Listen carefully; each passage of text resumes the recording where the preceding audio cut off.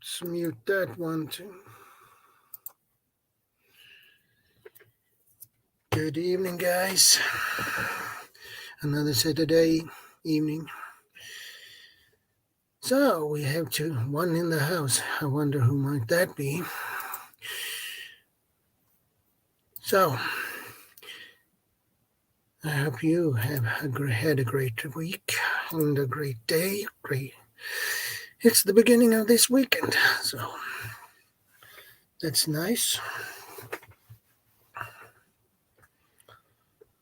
So we have two in the house. Awesome. How are you two guys doing?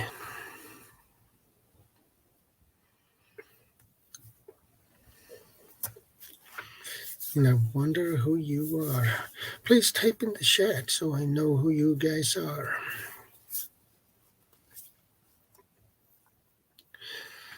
That makes everything much easier.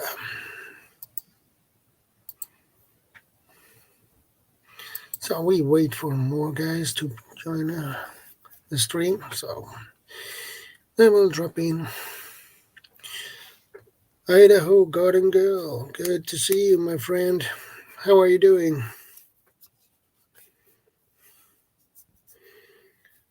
I hope everything is okay with you.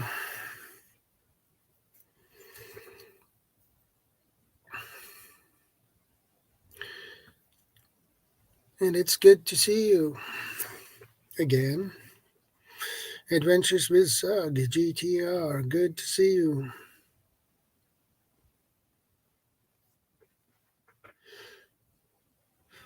How are you doing, Adventures? I hope everything is okay with you, my friend. I hope your week has been great.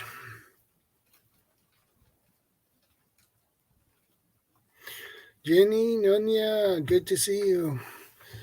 How are you doing, my friend?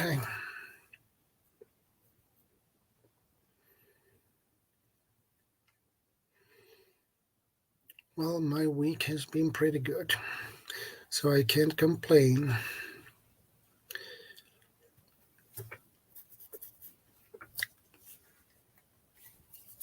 So, it's good to see every one of you guys here. It's always wonderful. Hey, Robert. Hey. How are you doing, buddy? Good. How you doing? I'm doing pretty good. I can't complain. That's good. Yeah, I'm doing good, Adventures.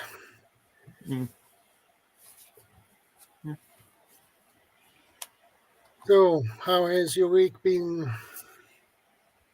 Me? Yeah. Pretty good, actually.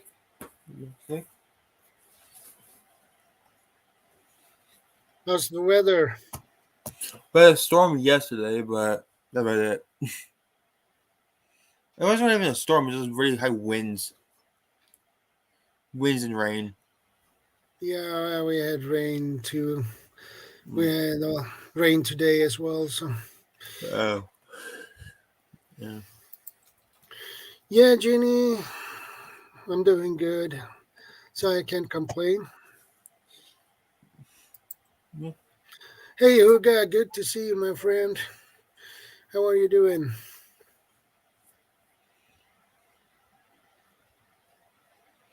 Jenny, is that your birthday today, my friend? Oh boy, happy birthday then. Yeah, happy birthday. Yeah, I'm feeling better, much better. Good. You're in the cross, I'm in the fire, sir.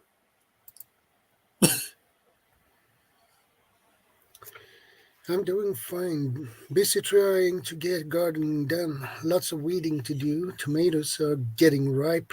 I've decided to dehydrate most of the tomatoes because it takes less space to store dehydrated. I agree. Yeah, that makes sense because it swells up into being smaller because the moisture's gone. I mean, yeah. What keeps it so big is the moisture. It keeps it so puffy. You're very welcome, Jenny. Also, I've always wondered how you dehydrate stuff. Like I've never known how to do it. Well, There's a lot of carbon going on too. you can dehydrate it in your regular oven, but you Really? need to, yeah, you need to set the temperature. I believe it's on low temperature, Uh, and you need to keep the the thing open a little bit. yeah the oven door or Yeah, hatch. yeah, You need to keep a little it open a little bit so you get the air circulate yeah. inside That the makes oven. sense. Because But it will that's what I do probably is cook it. take 24 hours to dehydrate it. It depends Uh, on, hmm. Depends what it is. yeah, How much what dehydrated watermelon will look like? Because that's mostly water. yeah, tomatoes contains mostly water, so Yeah, you probably need to have it in longer than 24 hours. yeah. And you don't want to burn it either, No, so you don't. So you don't be careful that way, I bet.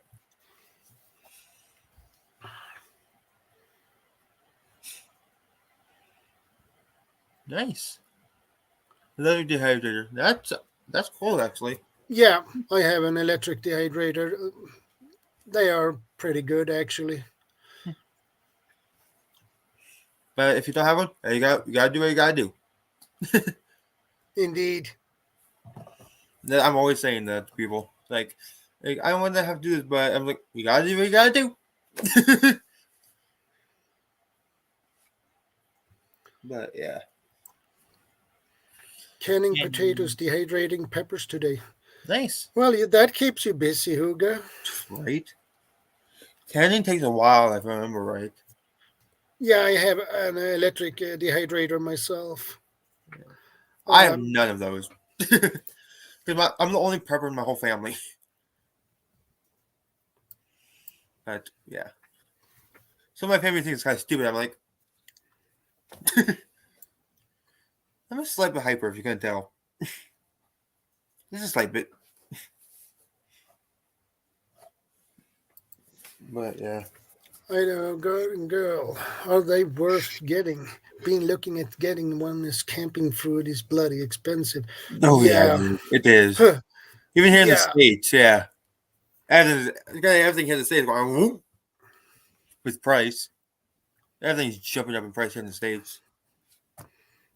indeed. You're in Sweden, right? Shadow? Yeah, You're in Sweden, right? yeah. How are the prices there doing that the same thing also? Like jumping up really bad?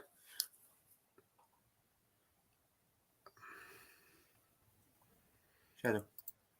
Yeah. Um, say that again. Okay. I didn't catch the whole Okay. question. Over in Sweden, so the prices here in the States are jumping up drastically. Is the same thing happening over in Sweden or no? Yeah, the food prices are going up too. Uh, Inflation sucks. Yeah, Idaho Garden Girl says I bought a very expensive Presto dehydrator and it works fine. Yeah, yeah, Nothing that like is a that in the good world. brand actually. Hmm. There's other things like that in the knife world too. Like inexpensive stuff working really good.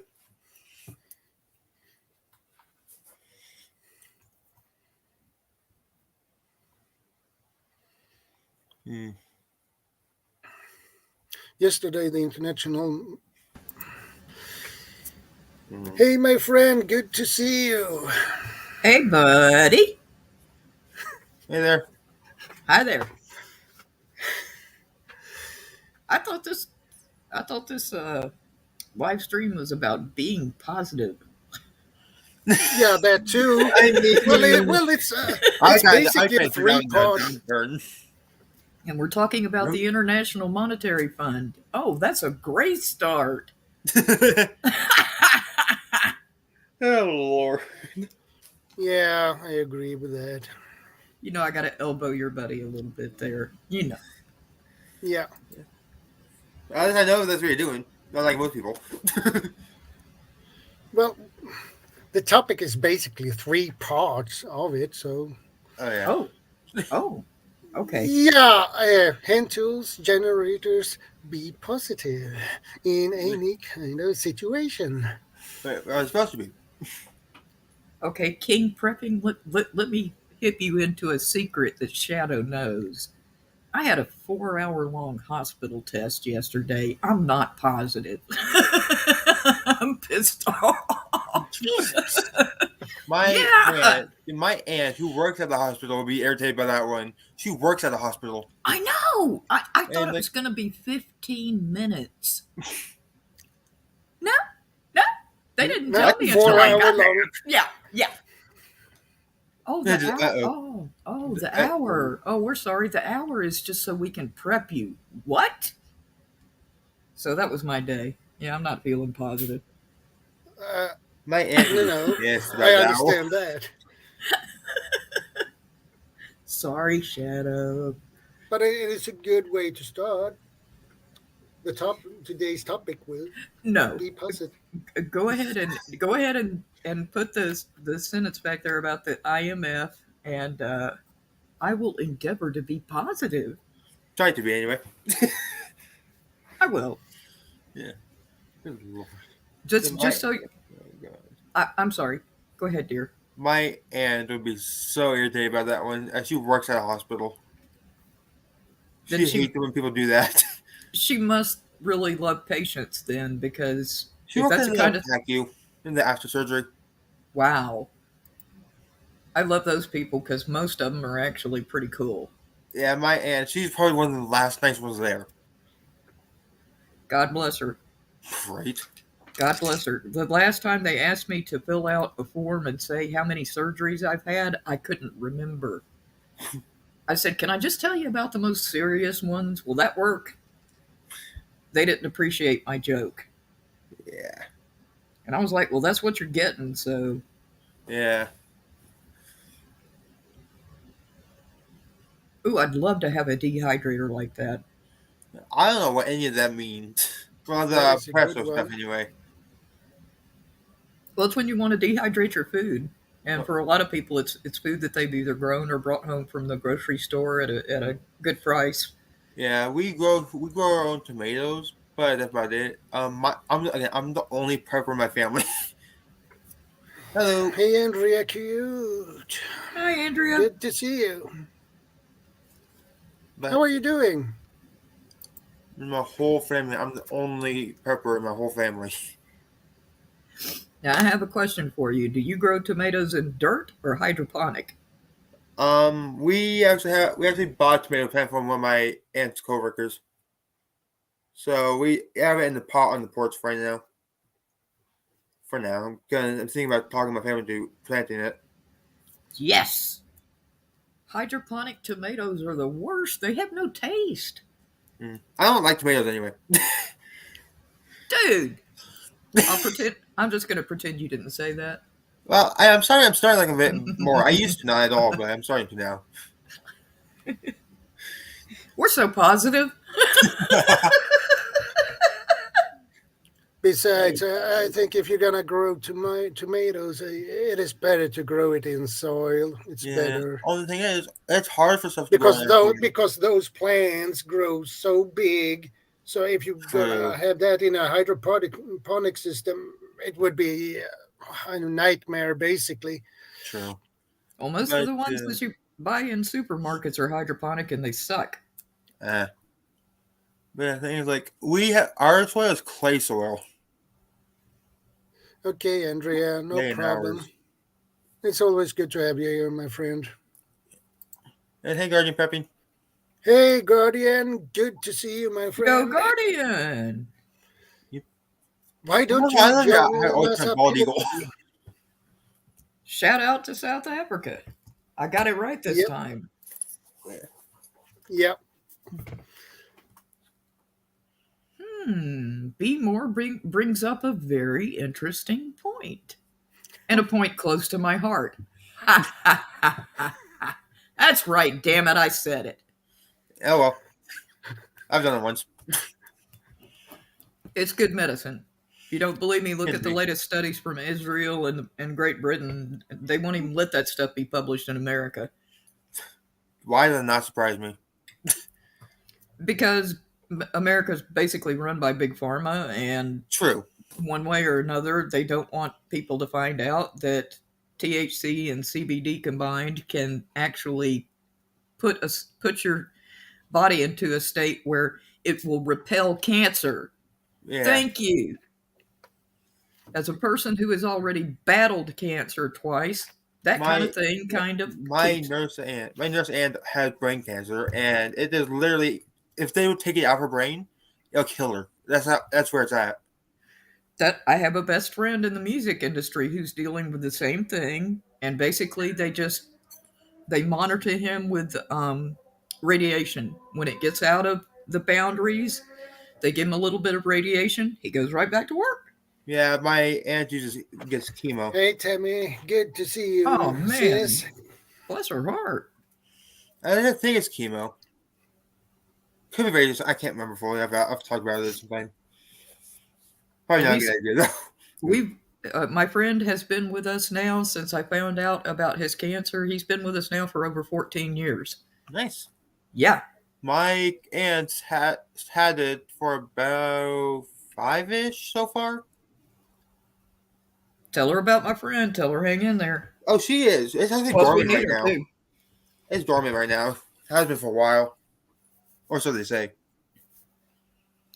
Well, my friend makes me look like a bit of a wuss when it comes up to the other things that he does to stay healthy and whatnot for the cancer and all. It just Yeah. One thing that when I was in high school, this is gonna sorry for not going on positive for a second. I used to hear people joke about cancer all the time. I got that close to beating the crap out of someone for it. Anyway, my computer just froze. I missed part of what you said. I'm sorry. you're fine. But like at the high school I went to, those kids who made jokes about cancer. That close to beating the fudge out of them. That close. Oh man. Anyway, Hey, Ann, good to see you. Homestead, That's four-time fun. survivor. You go. Jesus. I would say Jesus in a different tone of voice if you have beat cancer Yeah. 4 times. True.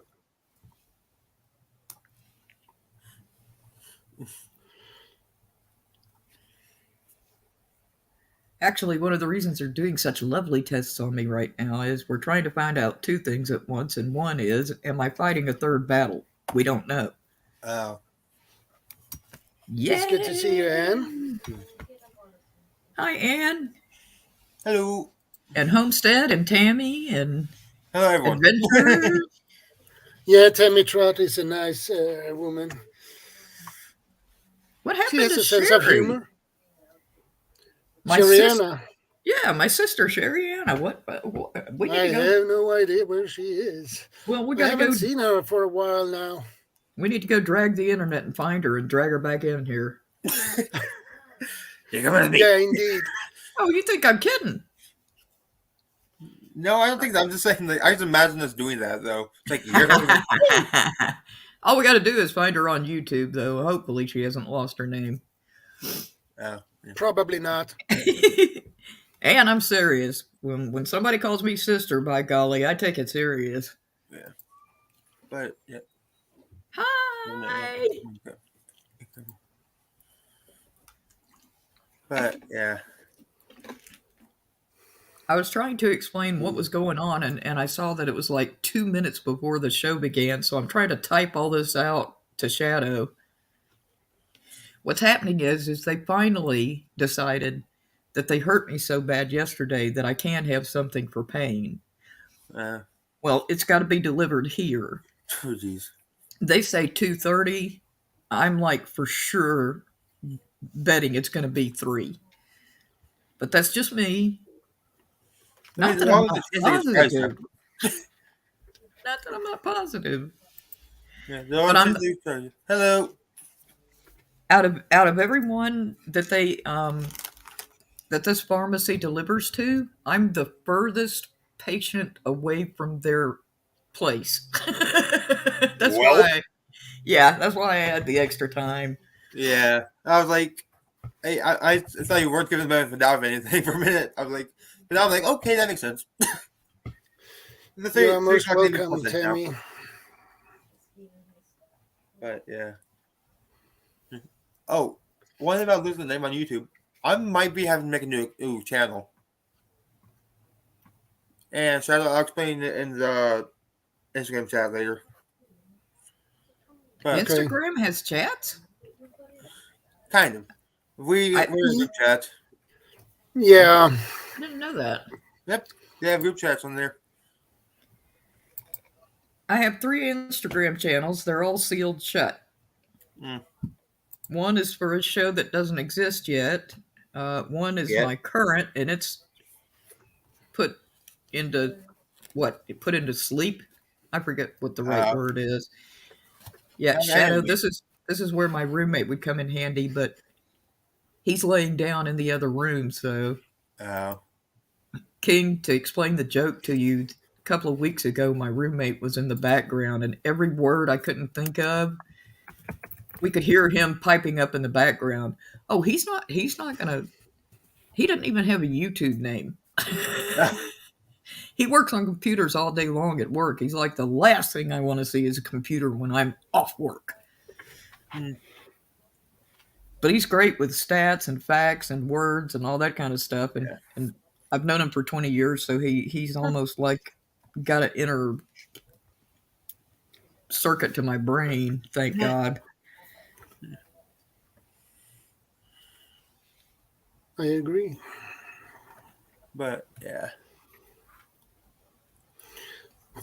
Oh, we have a naughty corner. It's just not for you, Tammy. You won't be in the naughty corner.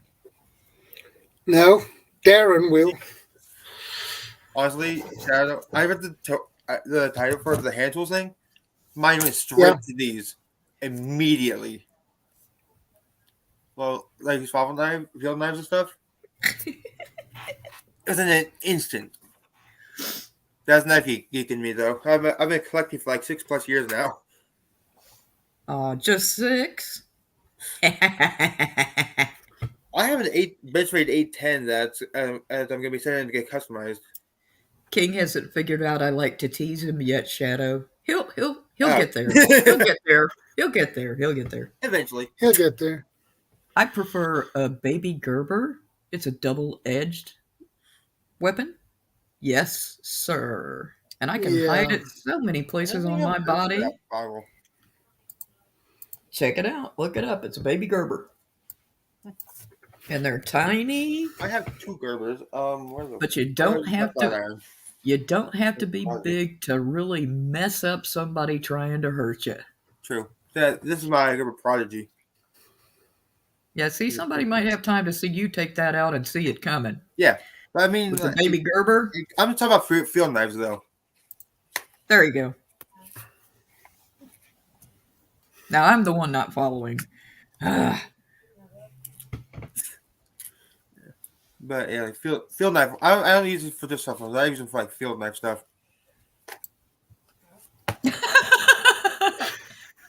Put that up there kind of quick, Shadow. I do have this though. Now there is a naughty corner, but there's only one person that's probably headed towards it, and I bet you they don't show up today. Oh wow, such a big package, such a small blade. Yeah, it's LG. Good to see you, brother. How are you doing? I bet it's functional though. Yeah. Mummy Jen's TV. Good to see you. And it's hi, LG. Minimalist Bowie. Probably because of the blade shape, the clip point blade. Mm-hmm. That's probably one of the smaller ones I have. That's actually my smallest fix I have. Normally I have now we are on the tools. Oh, great. Now the guys are going to start dragging out their knives. Woohoo. Yeah. Well, this is a nice tool, too. What's that one? What brand is that? Holy. Yeah. This is a 5mm thick blade. Jeez. Yeah, apparently it intends to sharpen it in the future. think the second blade I have was like 3 or 4. They're my 810. Contigo by Benchmade. I do have this thing though. I smack myself in the face with the sheath. Yeah, let's not do Good that. good hand tools when when the grid is down. This is See? probably one of the thicker ones I have. You always need a good knife for that. Yeah. See, ladies, what did I tell you? They're all going to drag out their knives now. I mean, you're not wrong. Oh, dog's going in. Yeah. Or just get up and... Good God, Shadow? What? That's a frightening Yeah. knife. This is a Colombian Oh, I have Raptor one of those. Where's survival machete. Good granny. Yeah. Nice teeth on this No. one. Good Lord. You This is guys a could good take saw. down a forest. I do have Yeah, like that's why it's called machetes. survival machete. I've got to clean this one up though. I've got to clean it. Yes, you do. Make it all shiny if it's going to be on the internet. Come on, dude. Yeah, I think I'm gonna be on this thing. Cookie boom. I didn't know we were going to be comparing knives today. We were discussing the IMF and now we're discussing knives. How the hell did we get there? I don't know. Blame it all on me. Cookie boom. Good to see you. Grab the water bottle.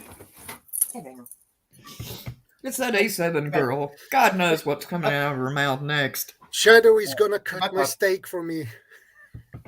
Yeah. Yeah. But the problem is Hey. it's hard to get the steak over here so I can cut it for you and send it back. It takes time. Yeah, Jeannie, it might be a little gamey by the time you get it back. I love that term, gamey.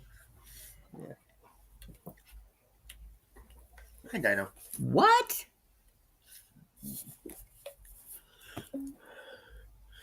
I forgot about that. Yeah, that's a huge thing over there. So the bobbies can't carry guns, and you can have a knife, but there's like a whole sheet of paper you got to follow to have the knife. Pretty much. That's Laws crazy. just suck. Yeah. Well, a decent folder is also nice to have. We have the same knife. What model? What brand is that? Only difference is mine is red. Yeah, this is orange and green. That does look kind of cool. Though. Camouflage. So we're going to argue fashion now. Okay. Okay then. It's not good enough. I've got a knife. We're going to argue fashion. Well, it's hand tools, so it's part of the topic. So Yeah, might as well. knives belong No. to tools, No, hand tools, and these are hand tools. hand tools is what you got your wife for her birthday. That was cool. Oh, That's a hand tool. Oh, he's going to pull it out. Wait till you see all the stuff that's in this thing. I mean, it's killer. This is the smaller one. No, that's not the one I'm talking about. You know the one I'm talking about. The one that has all the tools and it's folds together and it's got a bunch of tools hidden into it like a Swiss knife. Oh, that one. Oh, that one. Oh, I'm sorry. I've given my wife so many knives. I can't keep up with the knife that has all the tools in it. yeah. I have a sack. I have a sack also. Let's okay. Where the fudge is my autism knife at?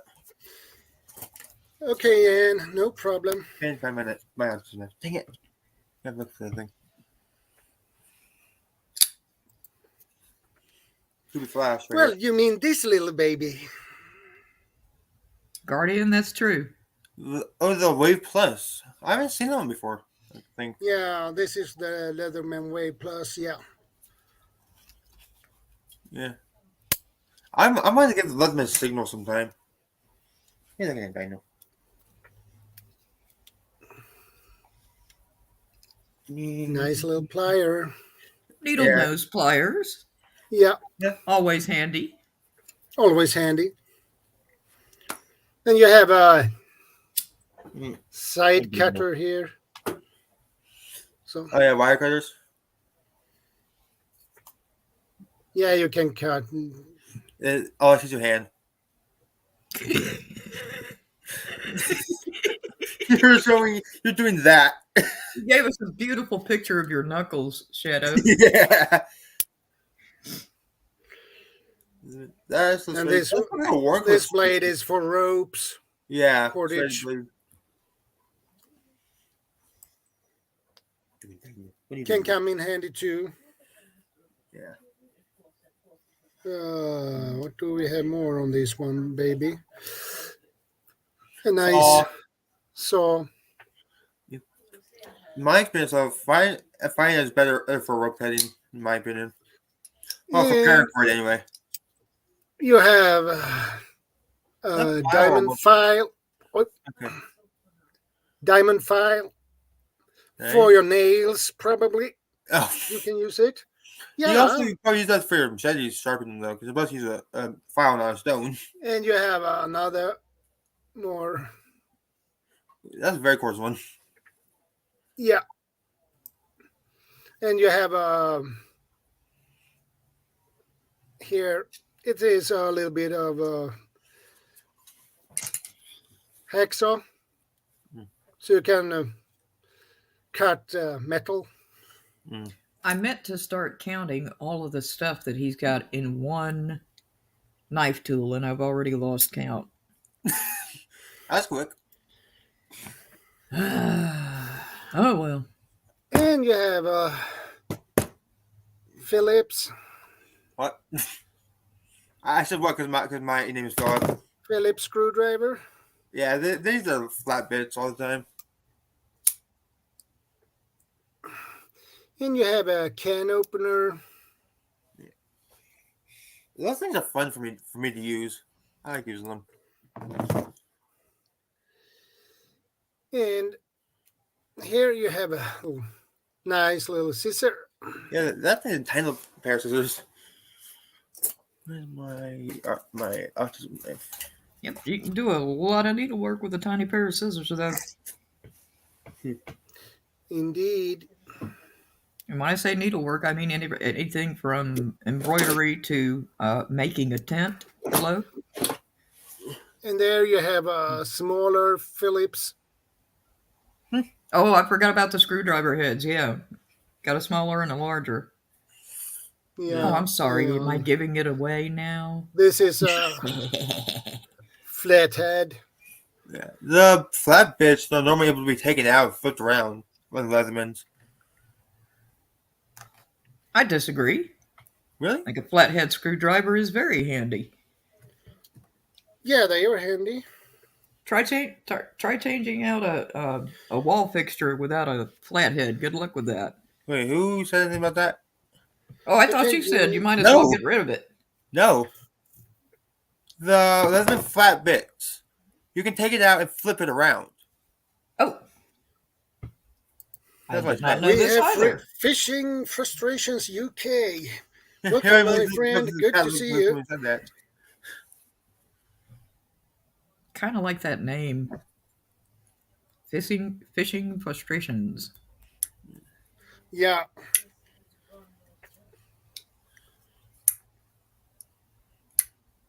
But, yeah. This is probably my favorite pocket field knives. Uh, I'm very curious. Leatherman actually made a multi-tool specifically for the UK market with a non-locking blade called the Bond. Really? Okay. I've never seen that model. Didn't know that. Yeah, I've never seen that model before. I've never heard of that model. Oh, Shadow, long story short, they're going to text me when they're in the parking lot, so when y'all see me cut my mic and whatever, that means that they're Yeah. here. It's going to take me a minute to hobble out there. I'm sure I'll move much better after they've done something to get these pain levels down, but but I'm positive that they'll arrive any minute now. Yeah, that's good. Yeah. Well, they said 2:30. It's 2:36 Okay. in Georgia. Georgia.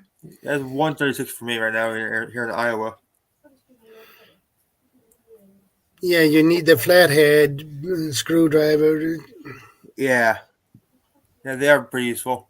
because if you have a flathead, the most of the screws are flatheads and Phillips, so Yeah. it's good to have both of them. Yeah. I keep making the joke that I'm named after a screwdriver, a TV brand, all kinds of things because my name is Philip. Philip telling us his secrets now. Alrighty. We're It's not a getting more secret. positive by the moment. And you thought you were telling us secrets about the IMF. That's great. Wait, what? That was a joke, honey. Oh. I was confused for a second. I was like, what? I didn't see who made the comment about the Interplanetary Monetary Fund. I'm just going to make up my own words today. Yeah. Anyway. I think IMF is easier, but whatever.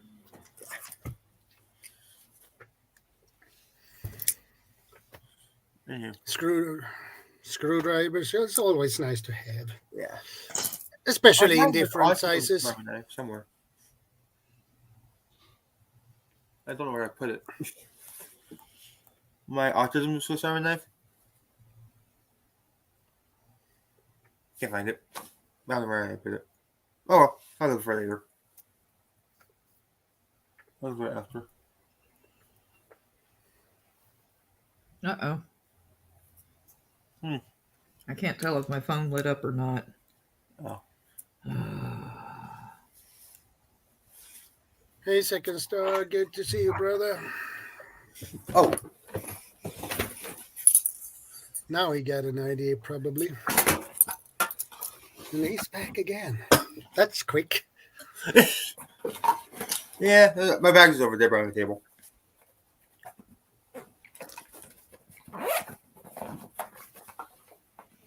Here's a hand tool. Yeah, that's nice. What brand is it? It's called Coronas. It's my saw. You gotta be kidding me. Nope. Oh, no, I wasn't saying that about you. I was looking at my telephone. I had it fully charged yesterday, and now no wonder the light's going off. It's at 18%. Well. Yeah, it's fixing to die. To... It's fixing to die. I'm going to be so glad when this phone dies. No, really, I am. Okay. I think so hacked I can't even reach the internet on it. It's a pain in the butt. Yeah, I bet it is.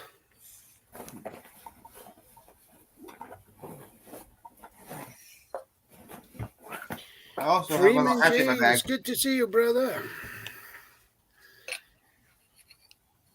How are you doing? There we go.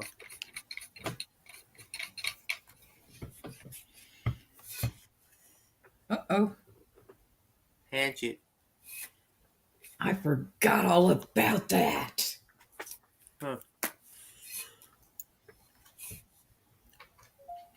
That's a nice tomahawk. Hatchet. Hatchet, okay. Close enough. But the head looks like a tomahawk, actually. Yeah, it's something There is different shapes on the tomahawks. Yeah, this one actually has a little hammer on the back. You got to watch out what country you're saying that in, though.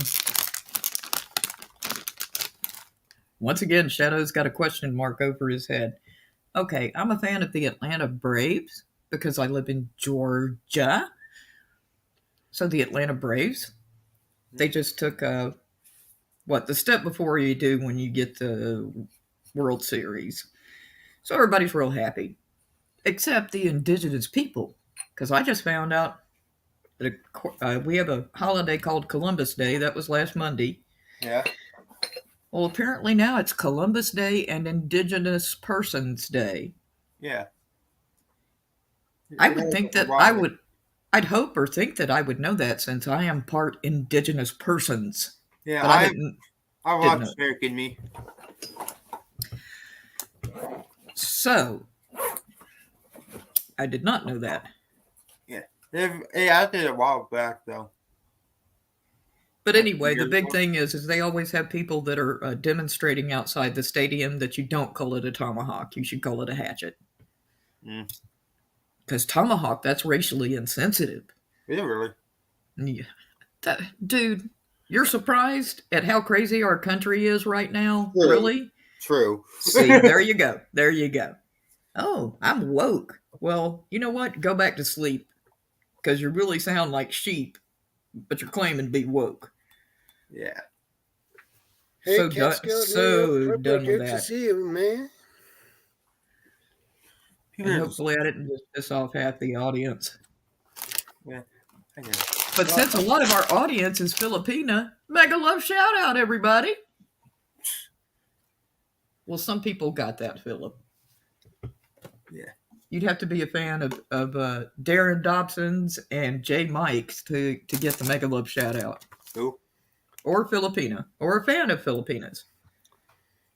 Dude, you're not going to believe this. I didn't know that, Second Star. Okay, that's good.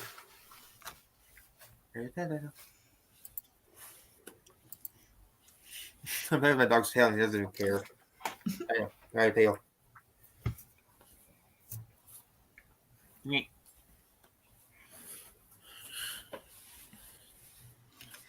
Second Star Survival, I have a well, it's actually thanks to my roommate, but I have a writing pen that the top of it is put out by the Swiss Knife Company. The top of the pen is a Swiss knife. By Victorinox? But it's a writing pen. My roommate made the mistake of winding up with two of them, and yes, I claimed one. That's awesome, Catskill. Making apple cider vinegar.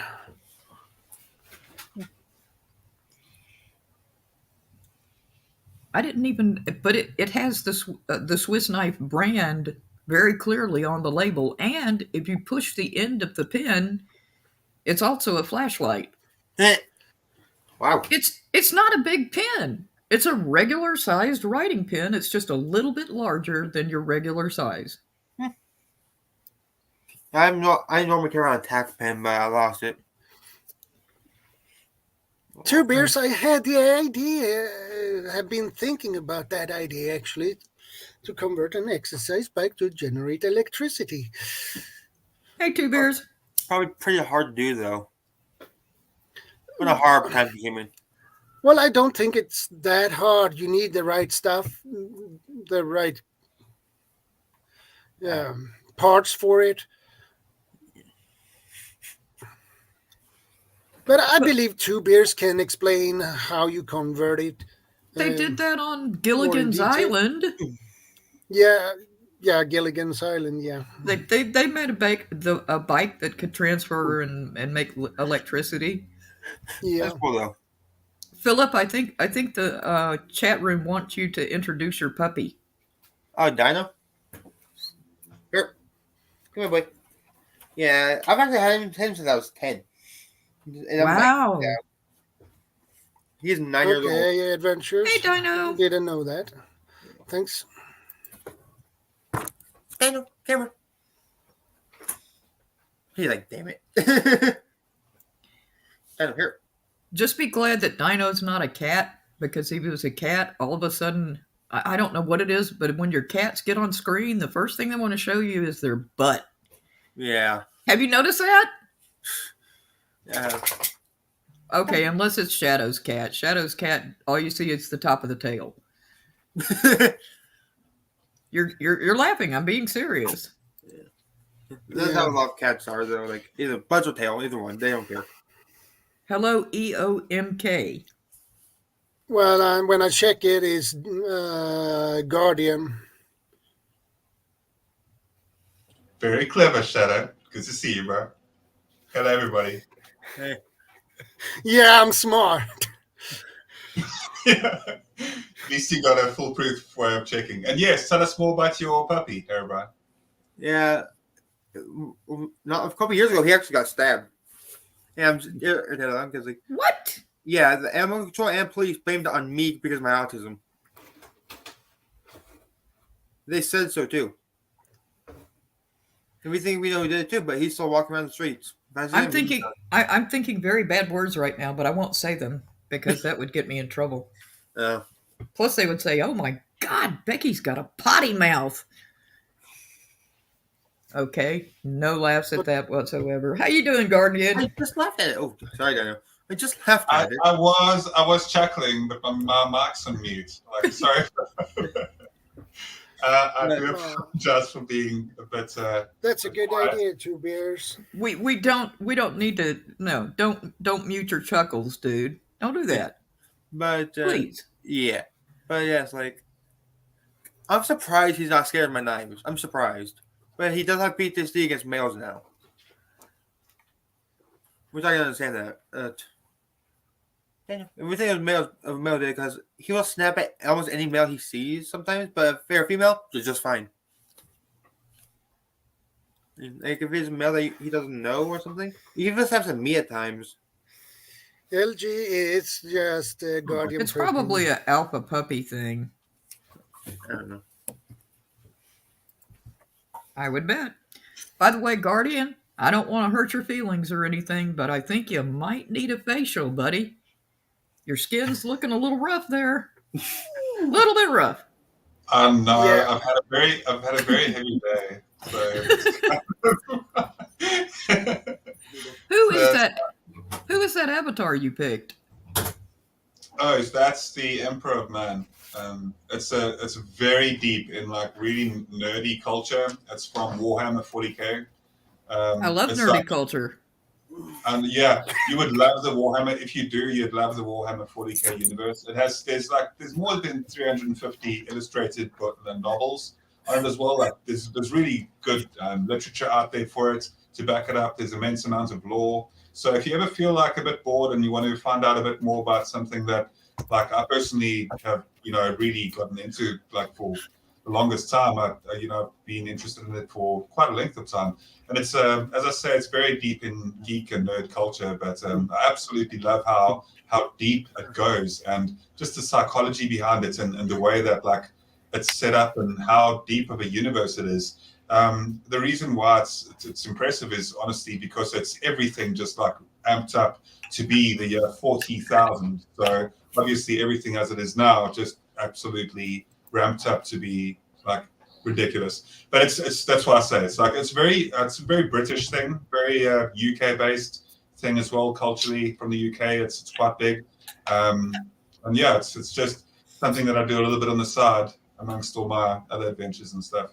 But if you're into nerd culture and that type of thing, absolutely look into it. So it's Warhammer 40k, and it's really nerdy though. I warn you, way ahead of advance. It's not. I'm just warning you. Nerdy, geeky, some of my favorite words, dude. I spent, something like an hour the other day with Shadow trying to convince him to watch Ghost in the Shell or Death Note. And I keep trying to tell him, no, this is not like anime. It has an actual story behind it. It will make you think. I don't think I succeeded. But that's okay, because I hated anime for most of my life and didn't get into it until I bumped into... They had showed Ghost in the Shell, the TV series, something like 3 times in a row before I picked up on it. I was waiting for the show after it and just had the TV on and would leave it on, do something else in the background. And then it finally occurred to me, hey, there's some deep stuff going on here. I like deep nerd. I don't like surface nerd. You will absolutely love the Warhammer universe then, I can guarantee you. And it's really great to see Second Star here. And it's also awesome to see Kat, a very amazing people that are in our chat this evening, and really nice panel that we've got. I just want to shout out and say hello to everybody that's joined us as well. And I think that your idea of the stream and the direction, handheld tools, is a brilliant stream to have as well. And I like your sword, Herobrine. I absolutely love swords. I'm a big fan of swords as well. Yeah, and I think my favorite one is katana. Yeah, absolutely. I'm the katana girl here. Yeah, you can see. Prop. I wish it was a katana. That's okay. It's still really it's more just the idea of it as well. Like it doesn't, you know what I mean? Like it doesn't need to be accurate like from Japan itself kind of thing. It's without, you know what I mean? And it can still be really awesome. I also have a Tanto, Wasabi, and a katana up there. Nice. That's very cool. Yeah, that's awesome. Yeah. The Tanto Wasabi. Nice. Whoever one of those things, I do not open those anymore. Whoever put oil on there, it's solidified, and it is. Oh my lord, it smells bad.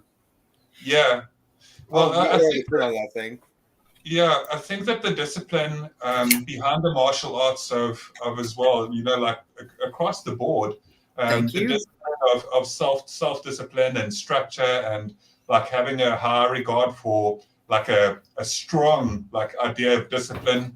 It all folds into itself with having like an amazing outlook when it comes to the martial arts overall. And I think that there's a lot of structure that. Fortunately, that can provide somebody, if specifically if they come from, you know, a bit of a heavier life before, like a bit of a rough life. Sometimes, like martial arts can genuinely. It's not only in the movies that it does that, but quite honestly, in real life, it can bring people like a lot of focus. If they learn. Oh, Second Star just mentioned something. I have the Space Wolves and Tyranid armies. That's amazing, Second Star. We can get lost in that sometime. Like on another time, we can so get like lost into the conversations of that, and I absolutely It's definitely. I would. We'll chat. That's all I'll say for now. I like Catskill's comment. Catskill said, "Nerdy is the new cool." Yeah. Yes. I think it can be. I think it is to a degree. I think that the fact that people like Henry Cavill did great favors for the nerdy Warhammer universe. The fact that Henry Cavill, who plays Superman, like obviously. Hey, quiet listener, good to see you, ma'am. Also, like a big Warhammer fan, and also the thing is, I paint the miniatures. I don't play the tabletop, but I paint the miniatures because I enjoy like the relaxation that it can provide. And painting miniatures and just painting in general, whatever it is that you're painting, but getting into art on the side. I'm absolutely in my core prepper in every way, right? Into emergency preparedness and all that, but there needs to be other things that you enjoy, you know? You can't just always focus on doom and gloom all the time. I'm into miniatures as well. I don't paint miniatures. I create miniatures that have something to do with something else. Okay. Are you a content creator on YouTube? LG? Not yet. I'm in the study process of learning to be a creator. Yeah, it's not too hard to be a creator. Well, that depends on what you're trying to create, though, doesn't it? True. Yeah, it depends on.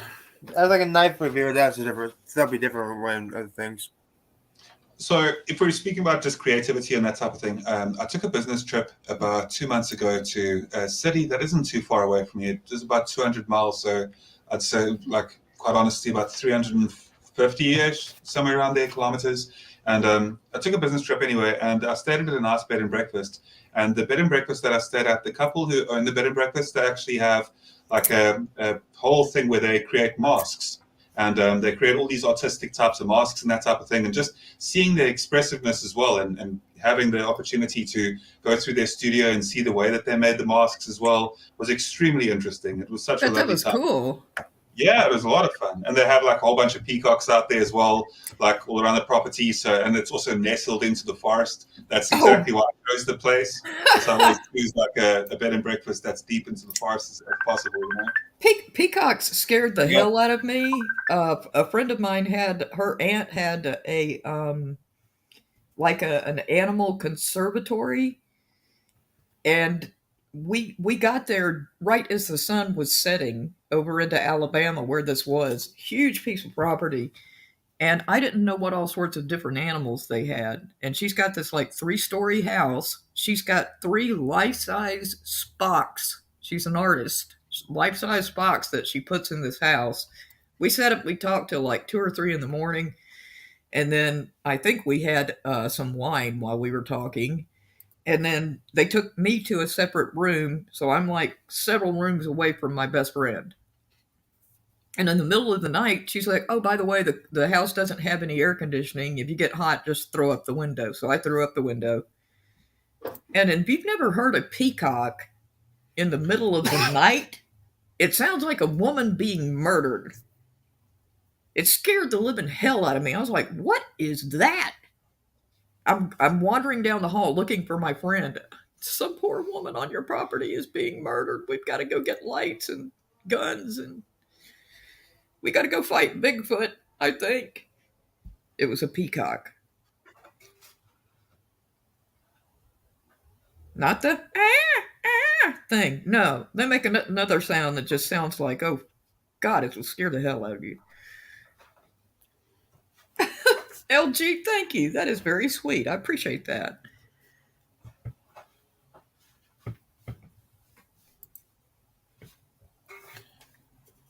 I'll give you a little hint, LG. I work in the music industry. I'm just on medical leave because of all this wonderful medical things that are happening. Sorry that I had to step away for a second. I had to go make the little one sandwich quick. And it's 9 p.m. here, so it's almost almost sleeping time, bedtime. So, just family always first, priorities and all. Of course. Speaking of being AFK, just give me 2 minutes real quick and I'll be right back. All right, Also- then. No problem. Yeah, thank you. Be right back. Yeah.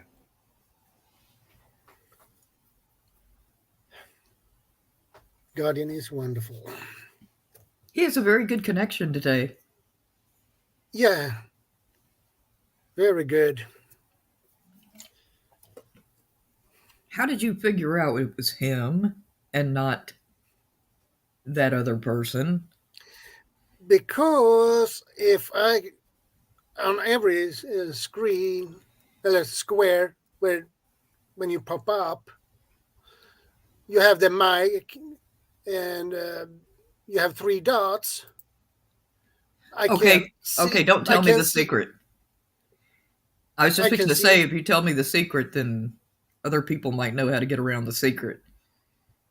No, I can see who is, because it says authenticated, so I can gotcha. see who is. Gotcha. So that's why I know. And So that's not a secret.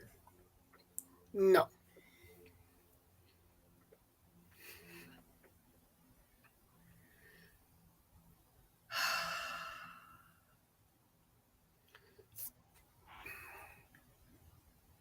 Now was you thinking see why about- Go ahead. I was okay, Idaho Garden Girl, no problem. Thanks for staying. I was thinking about the idea with positive, to be positive in any kind of situation, no matter if it's a grade down or the SHTF or anything like that. I was thinking martial arts teach you Discipline. discipline, Control. self control, and it teach you to think positive. So I was thinking that if you can apply that on a real situation, that would work. So, But you and I are fans of Master Lee, and not everybody follows the beliefs and teachings of Master Lee. yeah, Because I think the worst creation in the past 2 centuries has got to be mixed martial arts. I will not watch that crap. Because it's the exact opposite. It's all about finding your enemy's weakness, taking him down as soon as possible, yada, yada, yada. No Yeah, thanks. as quick as possible. No thanks. I'd been studying martial arts for like almost a decade before I ever had to defend myself against anybody. And they didn't just insult me or reach out and hit me or something like that. They grabbed me and had my arms pinned up against my body, so I had to think of something quick. And I did. It was Yeah, like a reflex. yeah. It's in your muscle memory. It When you is. practice it, when you practice something at least 1,000 times, your muscles will remember it. So that's why your muscles react before you think. So That is exactly true. Because they grabbed me from behind when they pinned my arms down, and all I could think of was, I can't see my attacker, I can't judge my attacker, and the next thing I thought was, bring your heel right up under his kneecap. That will make yeah, him let you go real quick. And I did, and sure enough, he did. And I turned around and got my balance under me, gave him a couple of kicks just in his thigh, not in a hurt place, but in his thigh, let's say very close to some place that might have hurt him real bad. And I said, if you don't think I can hit where I'm kicking, keep trying to hurt me. And then he claimed, this is just a joke. I was just playing a joke on you. And I was like, I'm in a huge parking lot. I don't even see your car. And I'm the only car in the lot. I've just closed up a huge skating rink. And this is your idea of a joke? I don't think so, dude. Be glad I'm not hurting you worse. Go home. yeah. That'd be a That's great a time good- for the police to drive by. They were like 2 blocks away from the skating rink, but no, they were busier somewhere else. I didn't say that sarcastically. They truly were. Yeah. I have trained judo, I have trained Baduru karate, I have trained Hapkido, Taekwondo, Wing Chun, Eskrima. So basically, you're the John Wick on the panel today. Nobody gets More the or less. joke. John Wick trained in multiple methods, folks. I guess you got to get into the John Wick universe to learn that. You're a really, Exactly. you're a really tough audience at the moment. I know. Tough crowd. Hey, Bob 942, good to see you, good. brother. Hey, Bob. I'll be joining more actively in a moment. I'm so sorry. Yeah, no problem. How's it going, Bob?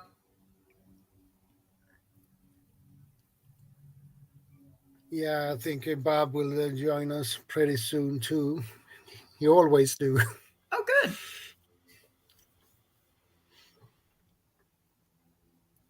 So, what I have learned from that is self-control, but you learn to look at things in a positive way. Believe it or not. Miss Verna's not here, Bob. And last time you ate on camera. Just saying. Just bringing that up. That's right. I'll tell on you, buddy.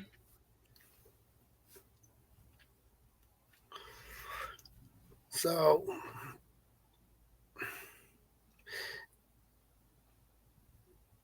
when you practice martial arts in general, they don't want you to think negative. You need to think positive. Oh, absolutely. So, when hard times and tough times just pops up, well, I know it's hard to see things positive when everything goes downhill, but you need to try to look at it on a positive way anyway, even if it's hard. I know. I'm guilty to that myself. So uh, it's Well, there's not two. Go ahead. it's not that easy to think positive when everything is against you. Well, It's not. that's when your discernment has to turn into super discernment, because I think that you will run into people that are very good liars and run into people that actually might wind up being a benefit to you. Yeah. Hey, Jessica Hicks, good to see you.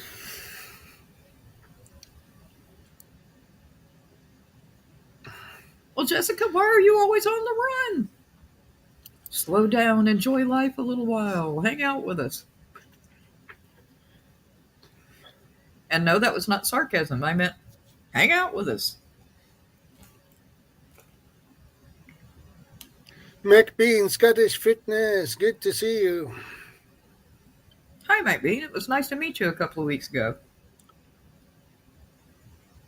And Jessica, thank you for the thumbs up, dear. I appreciate that too. The thumbs up, the thumbs up helps a lot.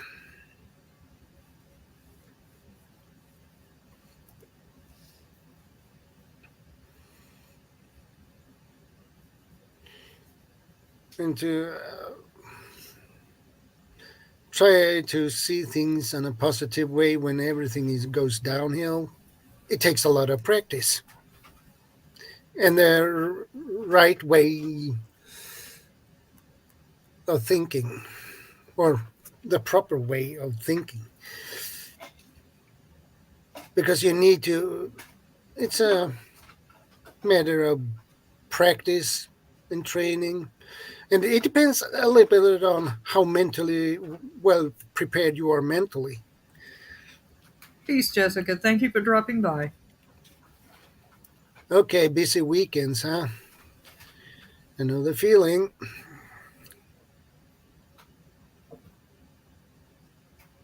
Give me 1 minute, I'll be right back.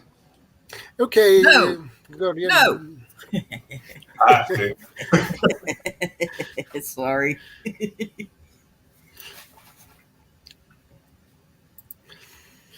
See you next time. Hopefully, I'll be chilling at home next time.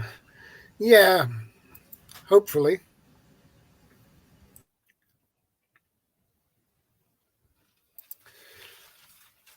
Yeah, adventure.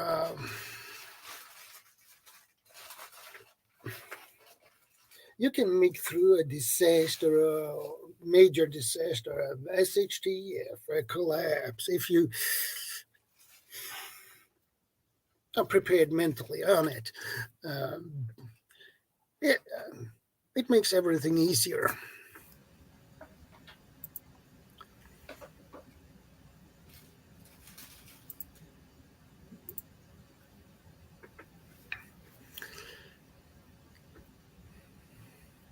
But as you say, adventure, it is a struggle.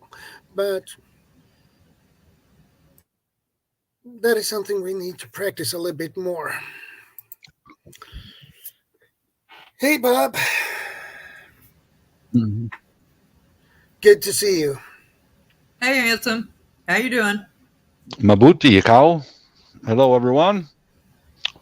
Almost finished with my peanut butter sandwich. Yep. Well, that works. Mm-hmm.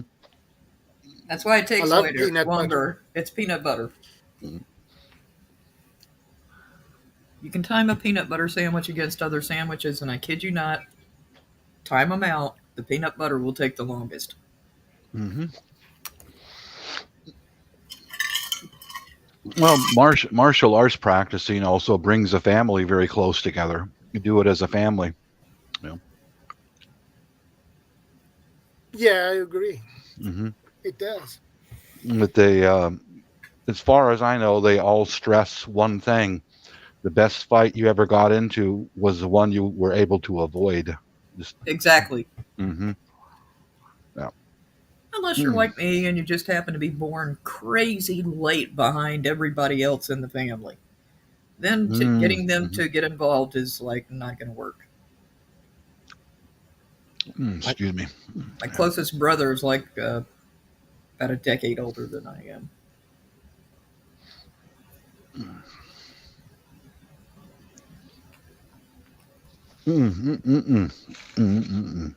Good peanut butter.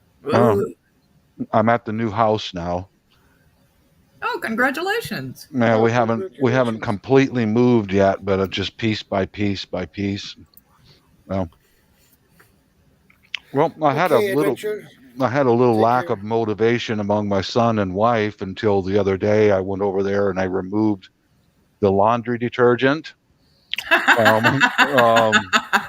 and most of the food was removed and brought over here. And suddenly, hey, we're moving, right? That's brilliant. Yeah, we're moving. I remember that. You use starvation as motivation. Yeah, indeed. That's awesome, though.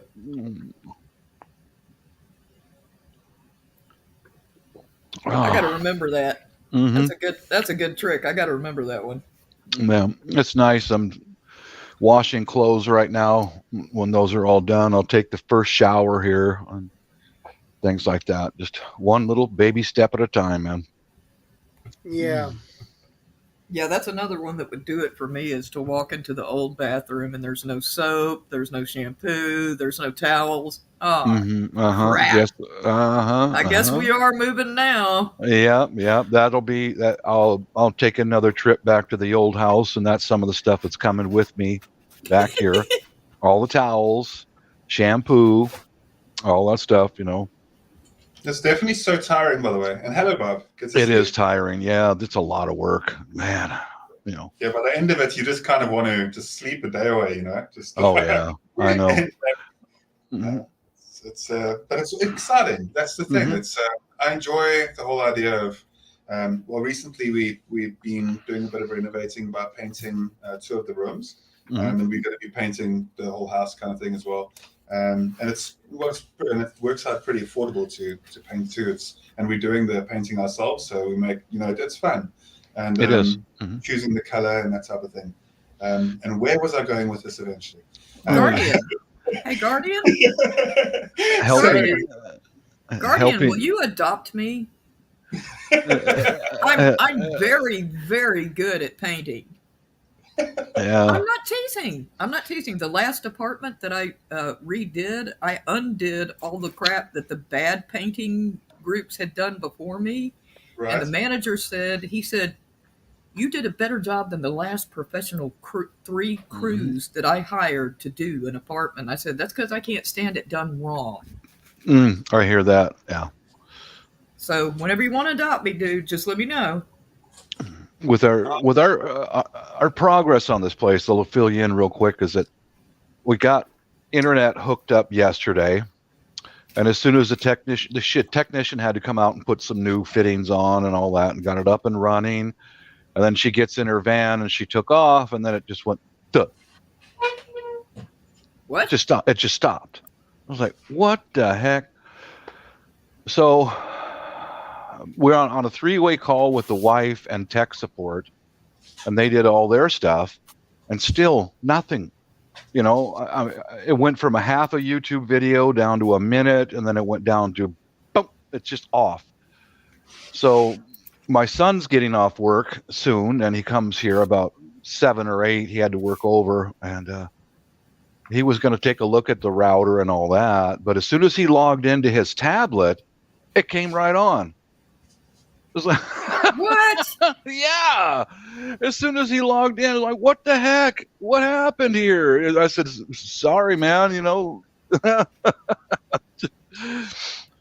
they ever figure out what it was? Congrats, McBean.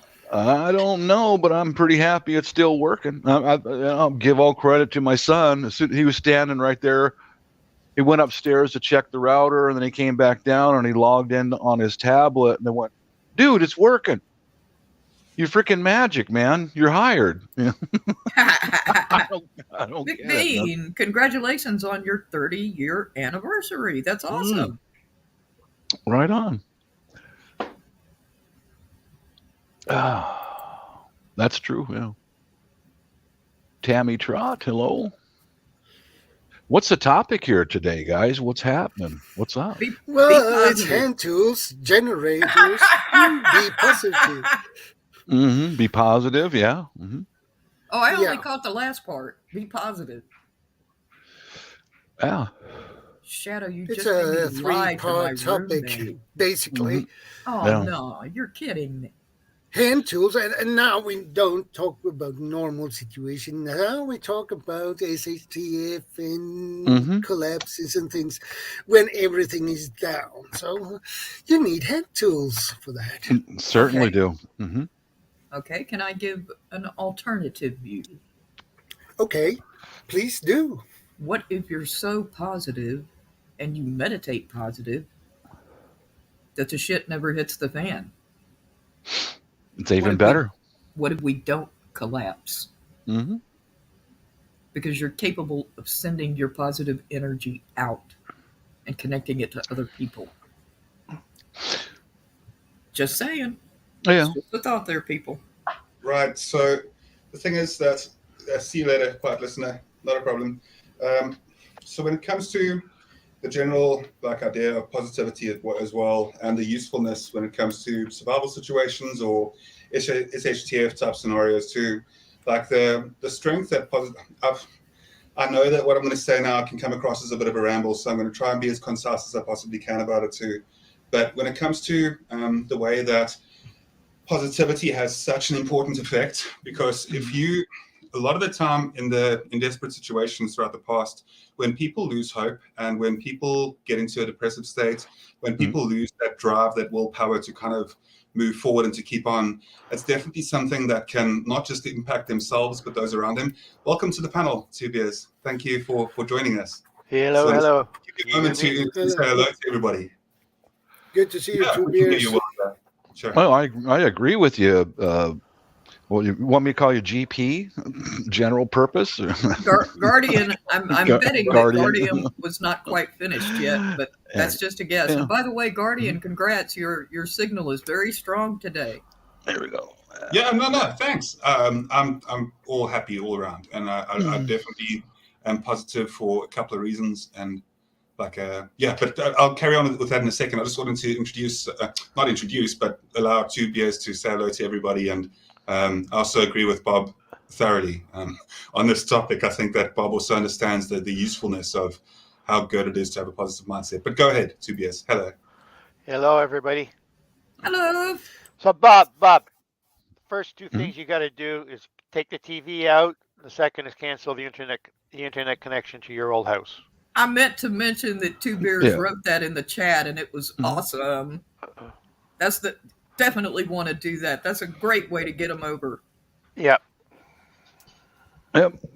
Already done.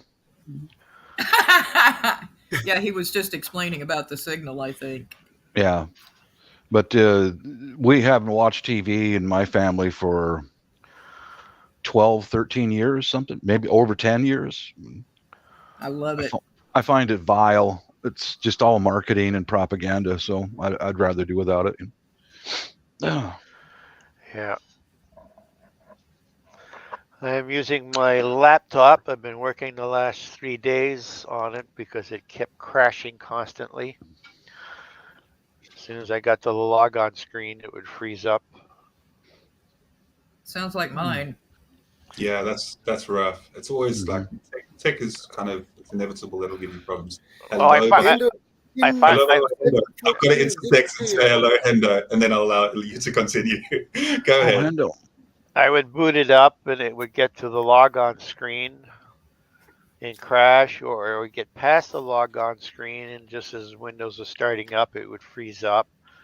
And then had to keep restarting it 4 or 5 times to finally get into it. And once I finally got into it, I went into MS config and disabled all non-Microsoft shit, and it works perfectly. I'm running Windows 11, and I was installing the 22H2 update, but as that was installing, I kept getting other pops up, and every other fucking software was all trying to update itself at the same time. So something conflicted somewhere.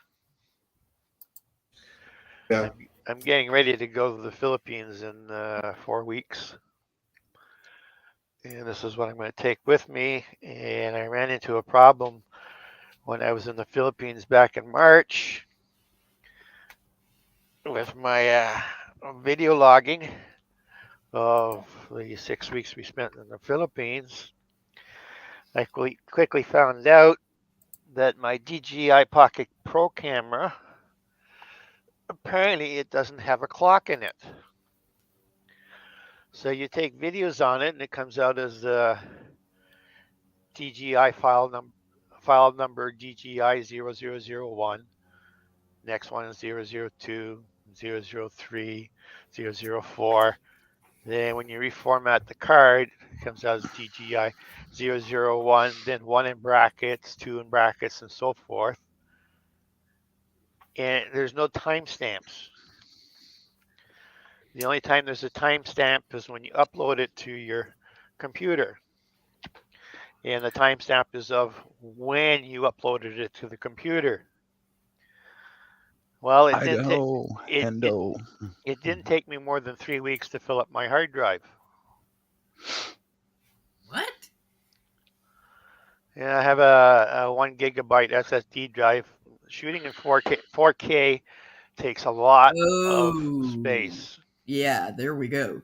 Mm. So I replaced that SSD drive with Hendo. a 2 terabyte.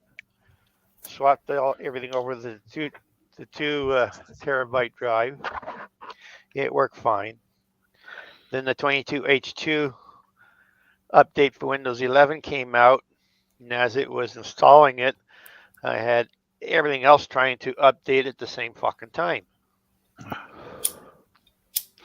Well, anyways, when the updates are finally finished, I reboot the computer, and that's when I started having all the problems.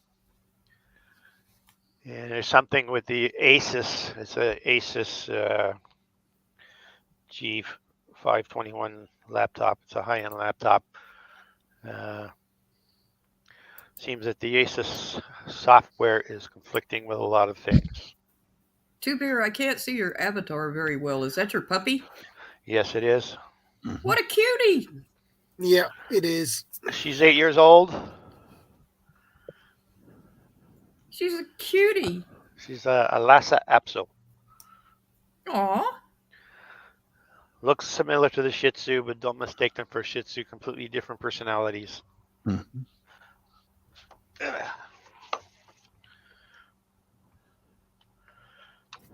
Yeah, I just wanted to say, Hendo was mentioning something about sports there real quick, and I just would love to mention, so when it comes to sports, I absolutely love your MotoGP. I'm a big fan of motor, like either when it comes to Formula One, MotoGP, Dakar, Enduro, motocross, those type of things. Also, like some of your more strange things like wingsuit flying, I love that.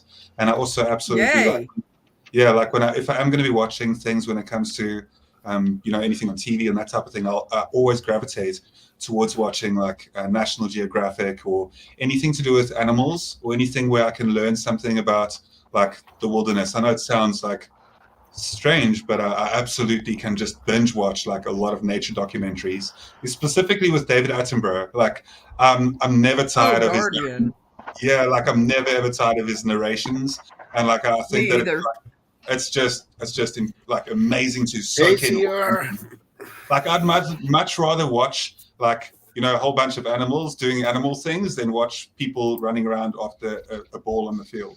You know what I mean? Like to me, yeah, I understand.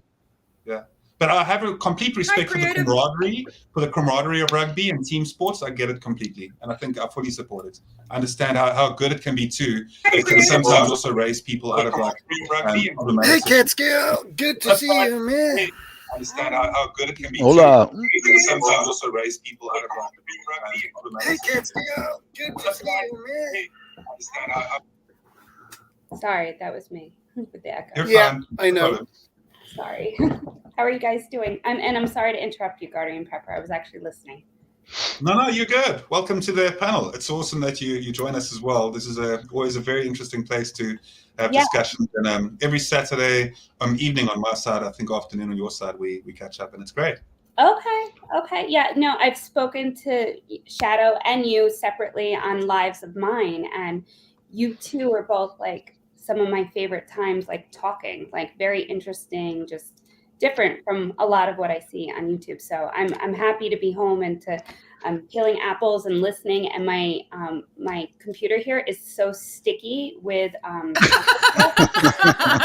I'm like, all right, I'm just gonna join in this way. I don't have Mine gets sticky sometimes too.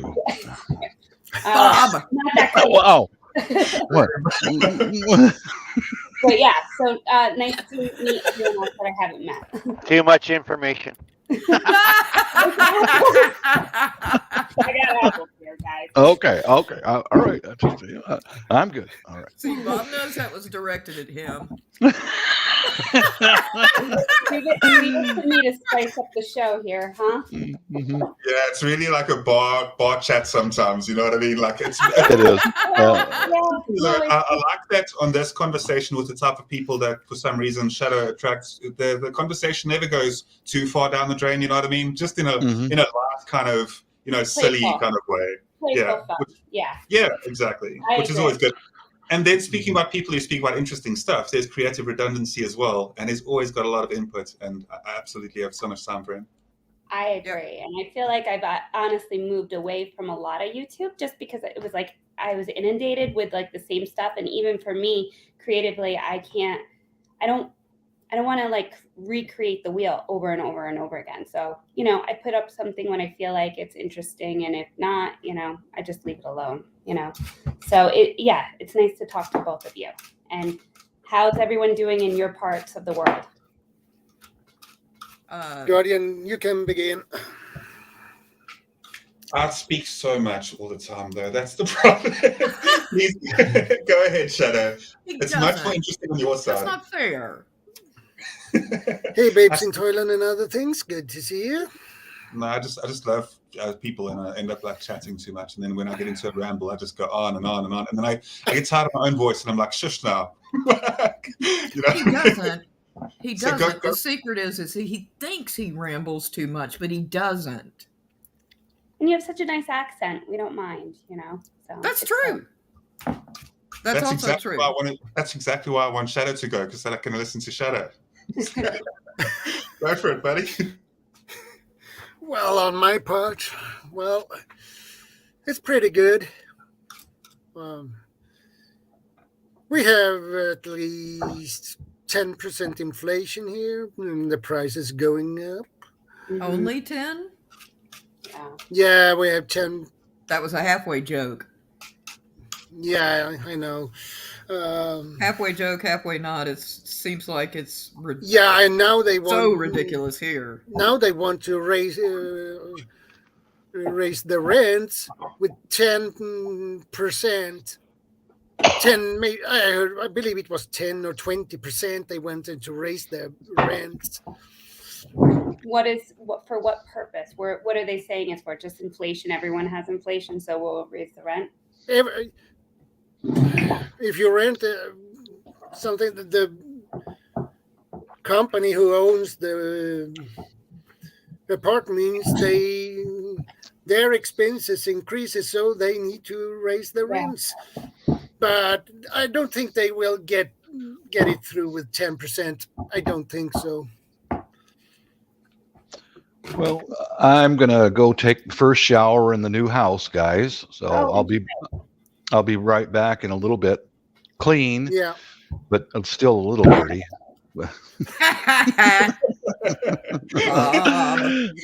Back. Maybe Miss Verna will be back when you I get hope here. so. All right. Back Take care, soon, guys. and with the new government, which is not formally done yet, but They're just getting started. Sucks. No, they haven't started yet. So probably we will have a new prime minister on Monday, but the left side the left wing will it will be no results from the right wing government. That it will be basically a stall, probably. Yeah. I just think that it's quite funny, right? So I'll be for the first time on any panel, I'll be quite open about my opinions on politics. I've never actually mentioned this on anywhere before. You said I don't really discuss it. Yeah, exactly. I don't touch that. But what I will say is that I'm extremely strong centrist, all right? And I know that it may sound like I'm being on the fence and everything about things, but it's just that, like, I've seen enough that I've seen the right and the left kind of use the same tactics against each other. Mm-hmm. And it's just like, I always want people to be encouraging of Hey, others, Billy. you know? And I don't want people to feel divided and that type of thing either. Yeah. It's counterproductive. Yeah, and it feels like we could be doing so much more with our time than worrying about, like, you know, which side of the fence somebody's on. And the thing is, if you have conversations with people on both sides, you'll find out how similar they all are and like how similar their points are, just painted in a different way. And it's weird how they use that to divide people. And yeah, it's the whole thing we know, divide and conquer. I agree 100%. In fact, I had this conversation with my dad this last weekend. We were debating about something silly, and I said, Dad, you know what? At the end of the day, when we talk, we have very similar beliefs, and I know who you are, you know who I am. And even if we differ on a couple topics, we still want the same things out of life, you know? So this whole like, oh, you're for this, I'm for that, you're over here, I'm there. Like, I don't play into that either. You know, I do identify on certain topics on one side, I guess, more than the other, but I don't identify to one side either. So I guess I'm very similar to you in that regard. I think it's a lot, in the modern world, it seems as though people are kind of catching on to the like way that they divide each other as well. And that's a brilliant thing that's happening. Yeah. It's like people are seeing through it. What I love saying about my country locally is that, look, there's a lot of ups and downs about South Africa and that type of thing too. But the greatest part about South Africa is that our politicians sometimes don't do things always they're not always the most efficient at what they do, right? And even when they're trying to divide people in the country, because that's what they try and do, they fail at that too. So unfortunately, like in a country where, you know, where we really have a lot of people on the ground that are trying to build up a better country, and I've got a lot of hope for the country. And even though it sounds like a really crazy thing to have, I am a prepper at the same time, but so I do say I hope for the best and prepare for the worst. That's all I'm pretty saying. Welcome back. Excellent saying. Yeah, So I think my in point. America, So my point with our new government is, yes, I don't think they will. The point I want to get to is that they need to get some results when it comes to our inflation. They need to stop it now before it gets worse. And the problem is, I don't think they will manage to do that. I think what they need to do is send out a check to everybody over 17 years old for $50,000. Oh, that won't create more. But I mean, I don't know about you guys. I mean, this is my belief. I mean, I don't think they want to stop the inflation. You know, we all know build back better. You can't build something back unless it's destroyed. So, you know, as much as I do remain positive, I do think the end goal of things is to destroy what we have in existence and build something new. Maybe building something new might be the elitist plan, but it could be something that we all bring to the table that people rise up and wake up and see. And maybe it is going to be a good thing. I don't know. But I don't, you know, my dad said to me, he goes, I don't understand like the energy crisis. Like they're not doing anything in America to fix it. I'm like, well, right. It doesn't make sense. So they're doing the opposite. They're destroying it. So there you go. You know what I mean? Like it doesn't make sense.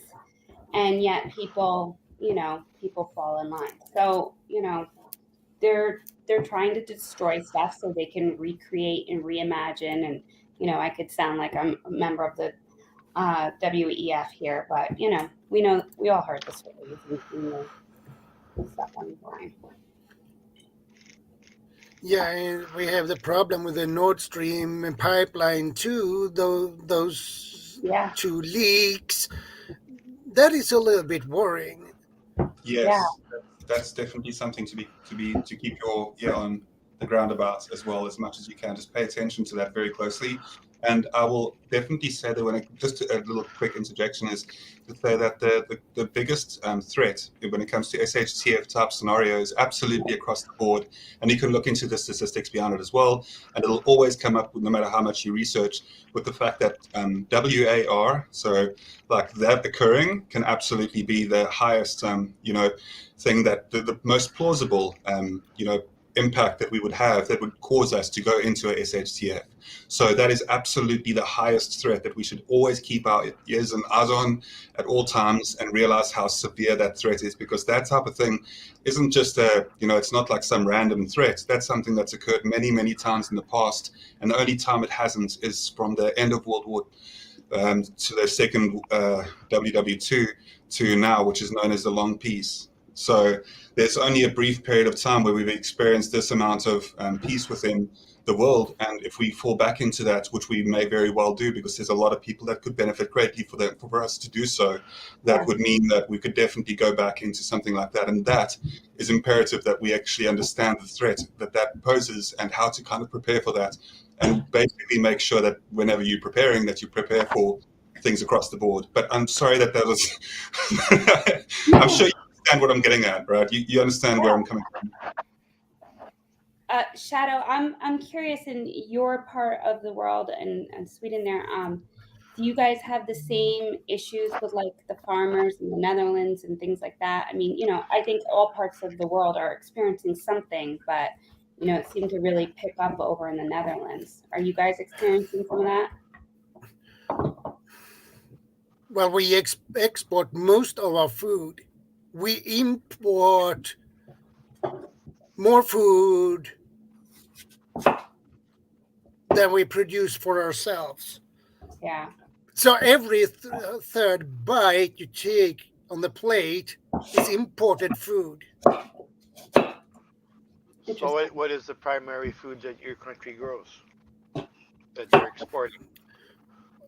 Well, it's a grain like oat, rye. So grain crops. Yeah, potatoes, sugar beets. Are they putting restrictions on the farmers the way they are in the Netherlands and all that? I haven't heard anything about any restrictions for our farmers here, but some farmers has huge problems, especially when the fuel price go up. Yeah. I mean, yeah, everybody is, right? Give them another 10 to 15 years and all their farm equipment will be battery operated. Yeah. Right. And what fuels the batteries? I mean, listen, I'm no genius in any of this stuff, but easily you can understand that none of it makes sense, right? It doesn't. These battery operated vehicles are not efficient enough at this point to correct whatever global warming they're saying is going on. Well, my gut feeling as far as motor vehicles go, I think hydrogen is the way to go rather than the EV. Mm-hmm. That's interesting. Yeah, and the problem here is also the electricity bills for the farmers as well. So I believe most of them cannot afford to pay that. Yeah. Yeah, it's not. Because where they keep their cows in the barn, Yeah.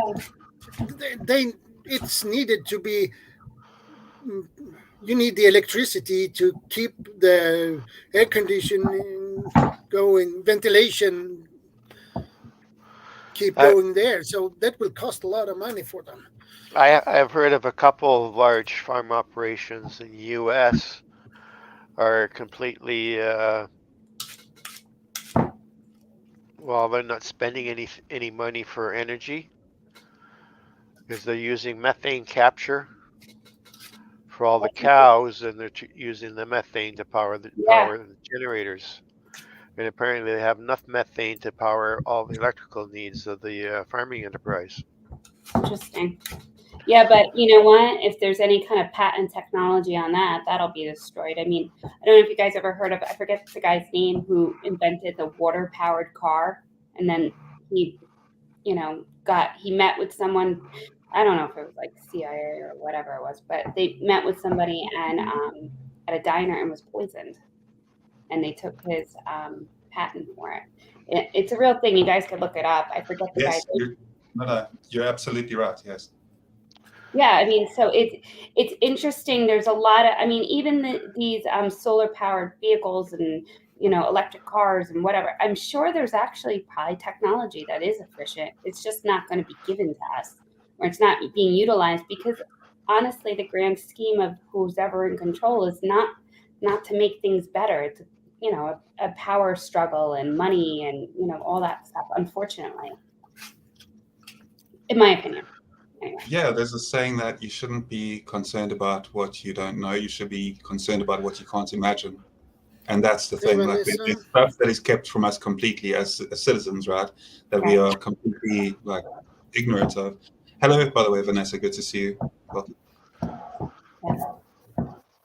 For sure, and it's I think the whole thing with prepping in this community, like we're all kind of aware. So when things come through the pipeline, we're like, okay, well, that's about right. I'll just keep peeling my apple. But for a lot of people out there, they're just floored because I'll have conversations and I keep it very light because I don't want to turn anybody off from anything. So I try to keep it light, and you just see the blank stare or I can't even, even my husband sometimes can't even listen to me because he's like, it's too overwhelming what I'm saying.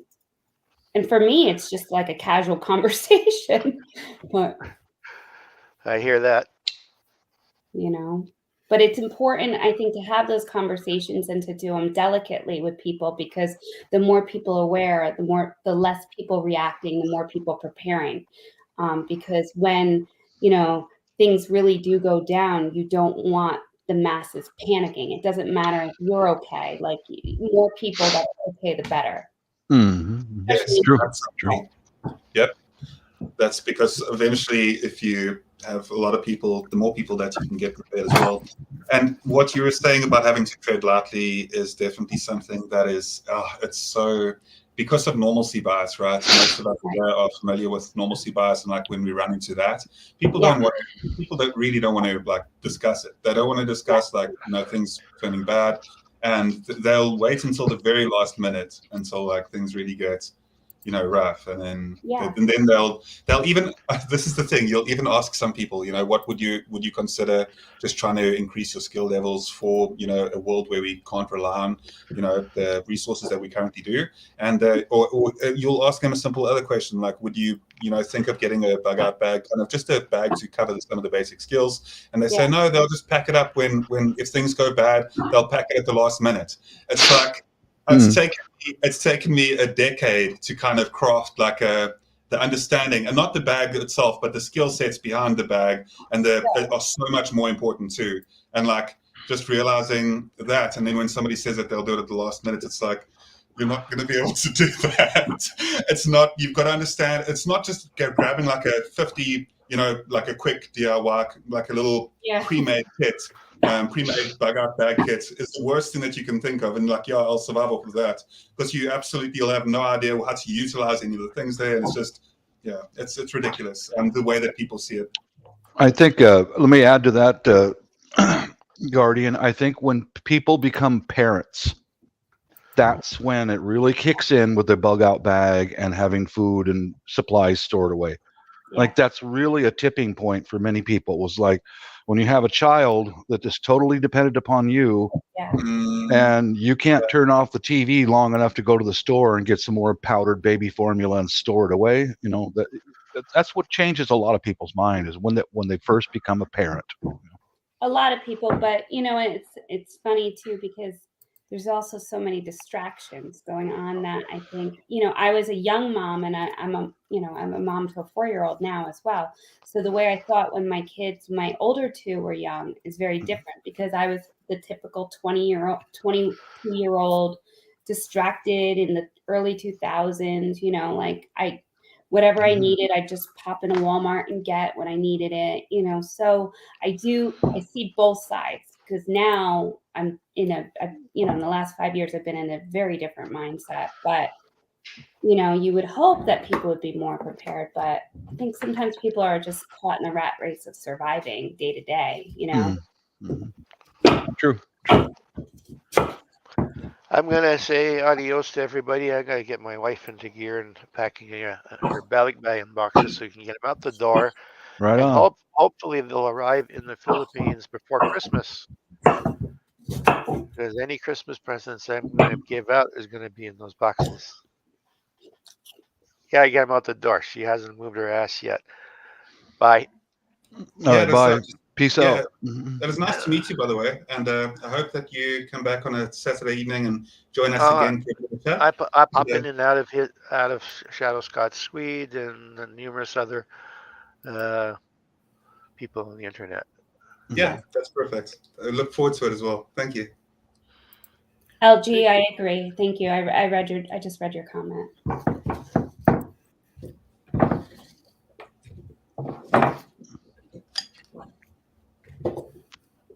I think it's important to just, I'm not saying you guys are, but I think it's important to just be past that. I was right, you were wrong, I'm prepared, you're not, I know this, you didn't know that. Like, we just got to end that negativity, and the people who are just not on the same page, we just kind of, engage them and slowly move them along and keep, dropping little gems. I try to do that personally in my own, like my Facebook. I think Guardian Prepper is on my Instagram, and I put out new stuff there because that's kind of where I always joke that's where I vomit information that I see that I find interesting, so I can just like get it out and get it out of my system. But on my personal Facebook, I put just little snippets every once in a blue mixed in with like toddler pictures and like, apple picking. So, just to keep people a little bit engaged, but also if I find something really important that maybe the average person might not know, I'm hoping they see it. And 9 times out of 10, no one comments. So I don't know if it's like I'm shadow banned or people just don't want to say anything anymore, So the way that it's worked is Instagram doesn't need us anymore, right? That's the whole thing. The way that like Instagram, I'm unfortunately extremely late to the Instagram party. Like I joined Instagram about 2 years ago, and by the time that I've joined, like Instagram already, I don't know if you've noticed, but if you scroll through Instagram in general and you go through search and stuff, you'll find so much like almost too good to be true fake kind of content with like a little sound or something where it's just a scenery that's just absolutely impossible. You're not even seeing things from your friends. What Instagram is doing is it's like not even feeding, like giving you for the most part, unless you like keep scrolling for like long, then you'll obviously see more things and stuff like that as well. But they don't really need us. Instagram's weird at the moment like that. And I think, I don't know, I'm telling you at some point, all of these are going to merge. And I don't know when it is, but it definitely seems like all of he'll merge them all somehow under whatever. Yeah, exactly. It's just a matter of time. Yeah, no, probably. I think you're right. I know even for myself with Instagram, I may go on and put on like a news article and then I click on a reel and the reel clicks me to something else. And then I realize 20 minutes went by and I'm like in some sort of psychosis. Austin. Yeah. And my husband's like, Allie, your brain is melting right now. Like, you realize that?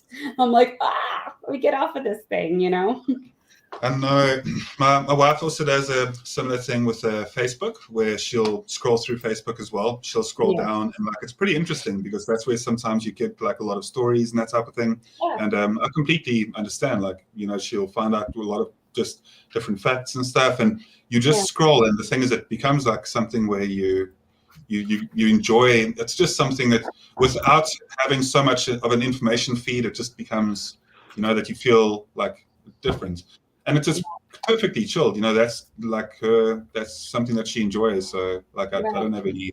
I completely understand why we're all different. Yeah. I see you, LG. Yeah, I see you. Hey, CR. Hi. Thank you for joining. Hi. Yeah, buddy.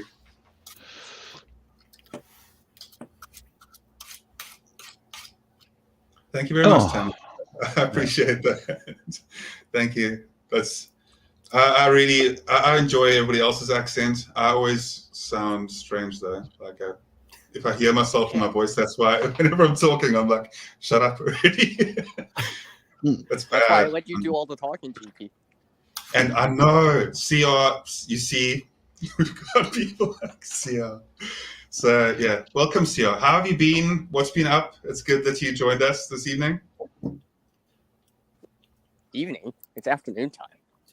It's evening. What's the time? You got 3 o'clock, 2 o'clock, somewhere around there? Yeah, it's afternoon time in North America right now. It's 3:50 here in New York. Yeah, so. Yeah.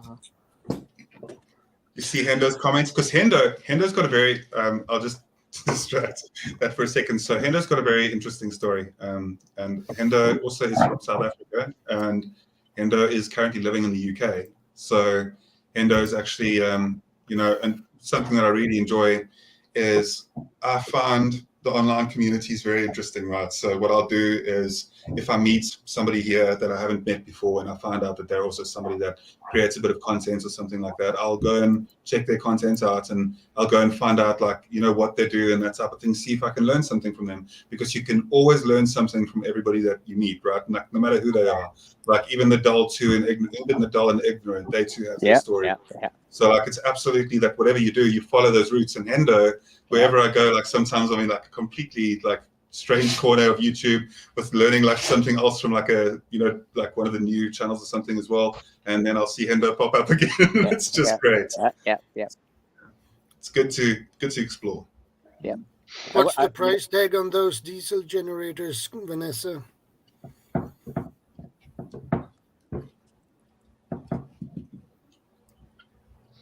What I think I'll do is I'll take the neighbor's black lab, put him on a treadmill, and put a cat in front of him, so he'll generate power for us. No, just take a horse and a carrot. It was funny this morning. I was just out the front of the house in the neighbor's lab. There was a cat came streaking across my front yard, and the Labrador was right behind that cat. It's like, I don't need a generator. I got the neighbor's dog. Yeah, just run it on a treadmill, right? Connect an alternator to it. You're good. Sounds good to me. You should do that, Bob. You should do that for real. Connect an alternator to a treadmill and just have an animal walk on it. Boy, that lab would power the whole block, man. Oh, you needed a battery bank charge? Okay. I'll just have power. I'll just have my dog just walk. There's a lot of alternatives to having the whole generator set up, because we were speaking about it earlier, and I know that in a bigger, larger community, having a big generator would absolutely be amazing. But for smaller communities to medium-sized communities, there's a lot of alternatives to the things that you would need generators for, if you know what I mean. Yeah. Well, generators should be just part of the solution. And diversify it. Yeah, multi-level layer. More options. Energy. Yeah. I'll go back into. My son bought a generator for us, and I'll go back into the conditions that I set using a generator. I'm in the suburbs, and I told him that we can power it up and recharge the refrigerator, maybe a space heater, a few things, but we're not going to wire it to the circuit breaker panel and light all the lights in the house. This is one of the neighbors where I used to live had that, and he was the only house for miles that all of the lights were on at nighttime. I went. I'm not going to be that guy in the suburbs. You're attracting problems. Well, Correct, not only yeah. that, you're using more fuel than necessary. Yeah. Mm-hmm. I mean, Yeah. do you really need? I need 5 lights on in this room right now. Mm-hmm. Mm-hmm. I mean, I want to show it's Bob. what Sorry, go ahead, Sia. it's one thing to like power or like charge up a phone, power up your fridge or freezer, but I mean, you probably could get by without the laptop if you got a phone. You could probably you could get by. Certainly. That's exactly No, because if you think about any natural disaster, let's say Ian, for example, right? Yeah, they can run on generators, but it's gonna be a short period of time. Fuel might have to be rationed, and stuff like that. So priorities. Maybe for so long. It's not a long-term solution. Yeah, it's not a long-term solution. Correct. Yeah. Even battery banks aren't a long-term solution. No. Battery banks take a long time to recharge. I just recharged one. It took 18 hours. Imagine trying to do that with a generator. I'd be like, okay, generator's back on for 2 hours. I gotta plug it back in.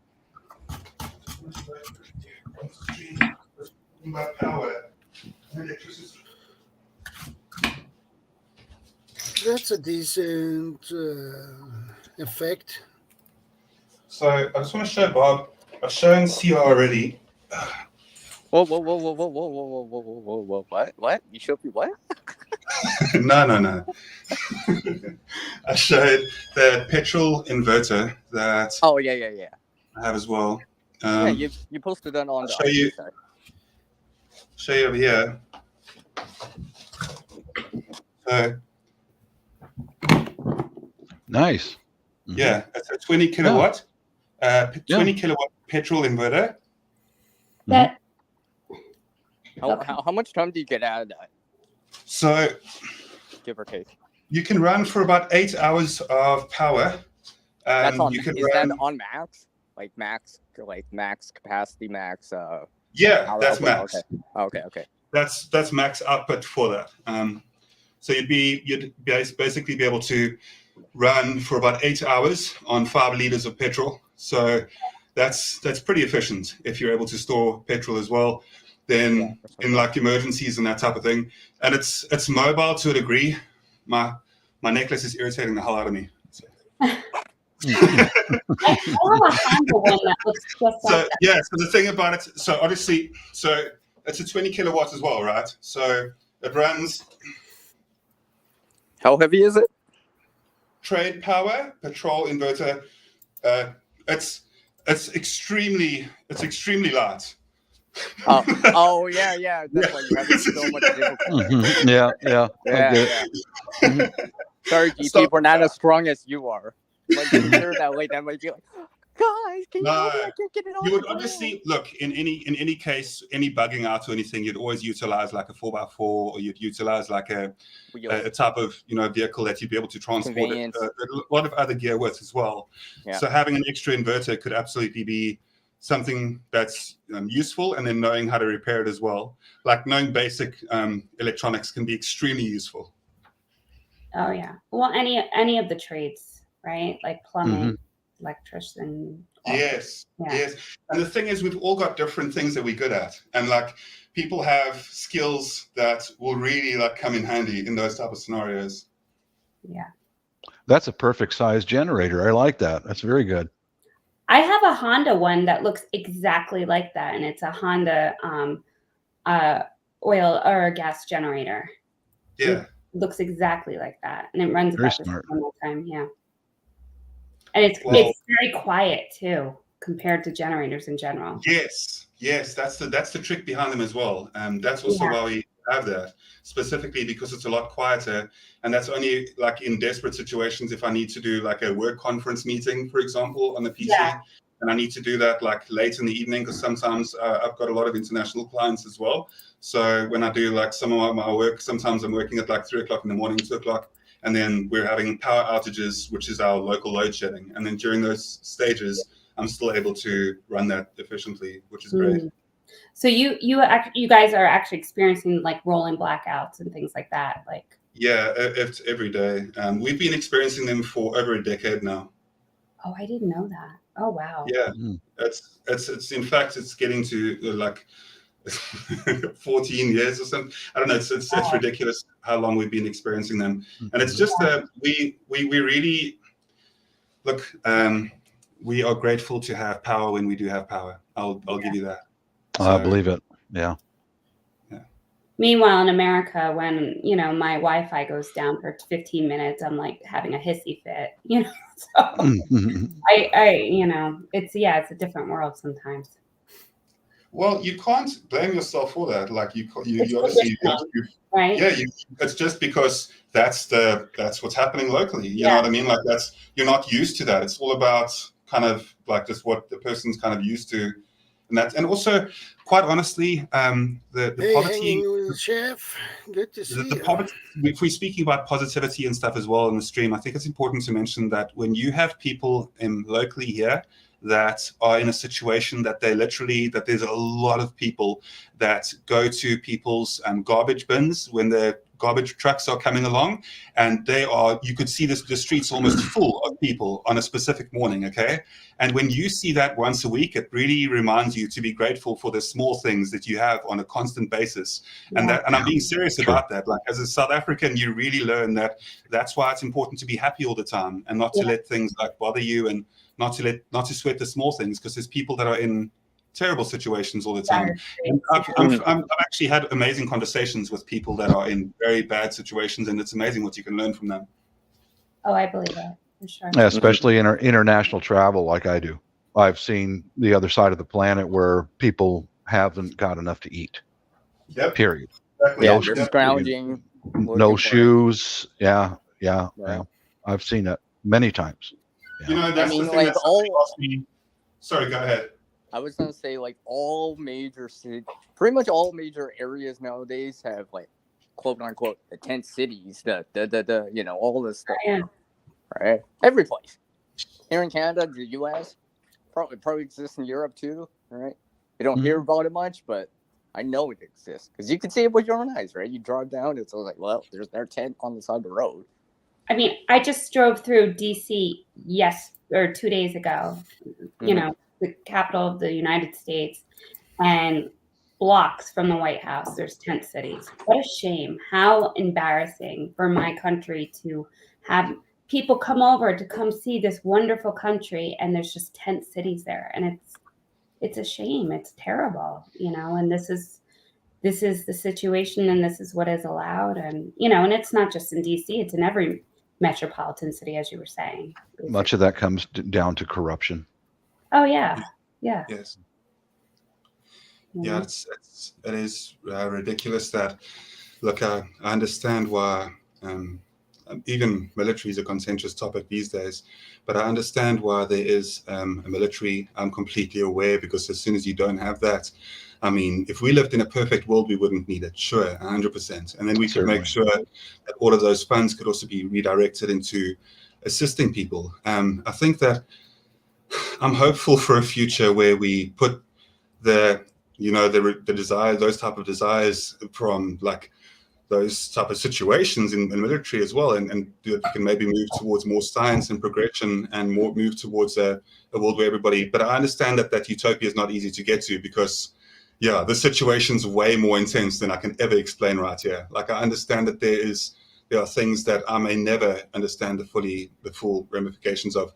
If we had to, like, if the world had to just go, okay, everybody put your guns, everybody puts any sort of thing that you can, any sort of military down, and let's focus completely on helping the poor. That'd be great, right? But that's not how things work, and it's way easy to say that idea, but obviously doing that in practice, and law enforcement and military are necessary because there are millions of people who cannot protect themselves. Yeah, they just can't. Yes. That's what they're there for. Yeah. And when they can't protect themselves too, and it becomes abundant, that's when it can become dangerous. So it's important to keep some sort of law and order. Yes. I feel like you saw the summer of love, as we all call it, the 2020 in the United States, where I live in Seattle. Yeah. Okay. And I've been to Mhm. Seattle, and it's a beautiful, beautiful city. I was in Portland, Oregon, like in 2018, and it's a beautiful city. What a shame. Like what goes on over there. What a shame. Mhm. And it's allowed. And why? Why? It's because of fear. Um, the radical elements out here on the West Coast can dox anyone, and Mm-hmm. then they send gangs of people outside of like the mayor of Portland, the mayor of Seattle, and I remember seeing this. These videos are all gone now off YouTube, Yeah. I but remember. you know who protected this the chief of police? She retired. She was a black lady, and she retired. And who protected her home was her neighbors. Protected her home. There was only one officer who could respond because everybody else was in downtown Seattle Yeah. and the other cities. But she lives farther out, and her neighbors blocked off the street and blocked off her home. Her neighbors protected her. There's some guy on it's like one of these people you guys might know on social media who's a more conservative, but he was down in Florida, like where in Tampa area where Ian hit, and actually my older son lives in Tampa, and he came in, and their area was upscale, but like some damage but nothing crazy, and he sees people sitting out on their front porch with Yeah. their protection. And he said, hey buddy, like what's going on today? And he's like, oh, we're just making sure no one's bothering my house or your house. And Yeah. and you know what, like whatever you want to think on DeSantis or not, he set a precedent in the media saying like people are not going to come here and get away with certain behavior. And, whether you like that or not, I mean, we have to look out for each other and, our fellow neighbors. And I'm 100% about that. And that's exactly what you were just saying. But I will give you that their radical narrative about everything is racist in the United States. Okay, that is pure BS. Oh, I Okay, agree. the 100%. people who guarded the chief of police for the city of Seattle, she's a black lady with a mixed blood family, and her neighbors were all white. So yeah, so those radicals, they're not selling their idea to us public. We're very well aware, but the news media grabs onto that and run with it. And that's half of the problem is the mass media lying and lying. They're doing what they're paid to do is lie.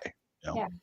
Well, I mean, if you even listen to Candace Owens for like a minute, you can, she spells that stuff out really real quick, real quick with zero tolerance. And absolutely. You know what? Like, I don't know. Some people think she's a pawn. I don't really know. But when I hear her speak, what she's saying to me makes total sense. Well, her and Andy Ngo. Andy Ngo is a Vietnamese American who was attacked by the Antifa in Portland, Oregon. He has a YouTube channel. He calls these folks out for what they are. Most of them are pedophiles. They're career criminals, and that's why they want to defund the police so they can go and rape your children if they want without punishment. That's their end goal, But Candace, I love and respect her. I saw a commercial from her on YouTube, and she followed the money. Where's all this money going? And it's So it's the BLM movement, and correct. I mean, I saw the writing on. I don't know, when I see massive groups of people. So this is just me personally, and I've been like this since I was a kid. When I see massive groups of people just turning right, like real quick, like a couple blurbs come out, everyone's going right. I kind of steer. Well, going left, I steer right, because I just see like, wait, everyone's going in one direction. I'm going to pause and just kind of like watch and maybe not follow the herd and then see. And I saw that and I was just like, this doesn't add up. Like, people got mad. I said, all lives matter. I got harassed about making that comment. And I'm just like, this doesn't add up. And here we see that whole thing was just nothing but nonsense. And you know, I'm not Hello, saying Lakota. Yeah, you're the same mindset as I am. When all that began in the summer of love, I remember all of it, and I had to keep my mouth shut because I was being attacked by people that I used to work with. yeah.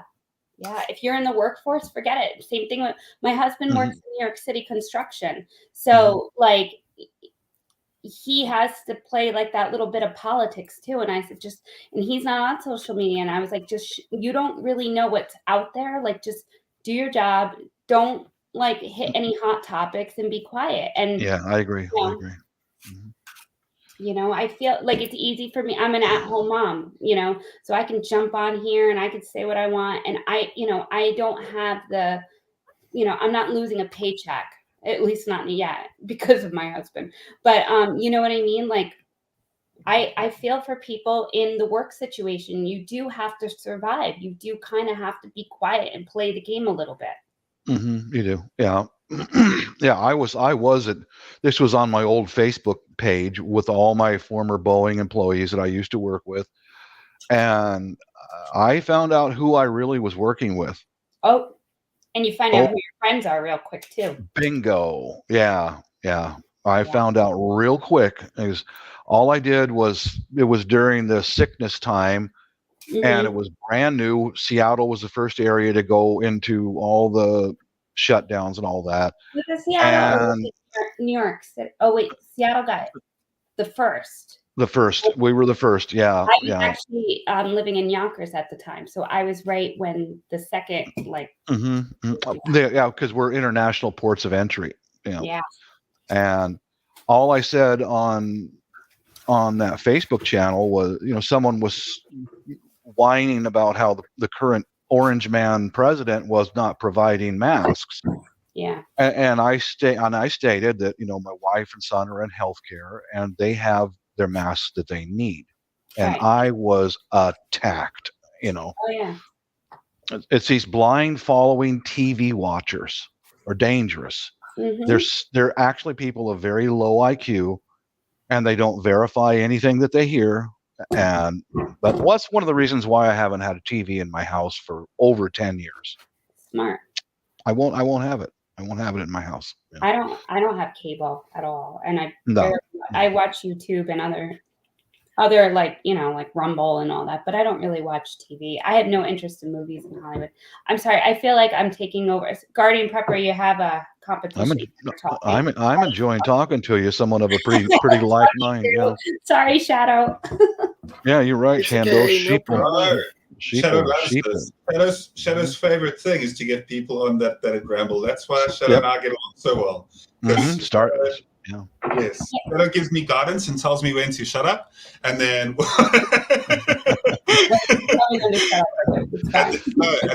was just listening into the conversation, and you guys are having a brilliant conversation there. There's no point to no need to apologize. It's just insane. Watch it. Everything that has occurred in the last, I would say, 3 years at least, or maybe more. It's definitely like the greatest psychological experiment. So when everything was going down for me, again, being that person that likes to step back and watch, already being prepared, I'm just watching it as like a psychological experiment. And I do live, I'm 2 hours north of New York City, so I'm very close to the city, but I'm also in the middle of the woods.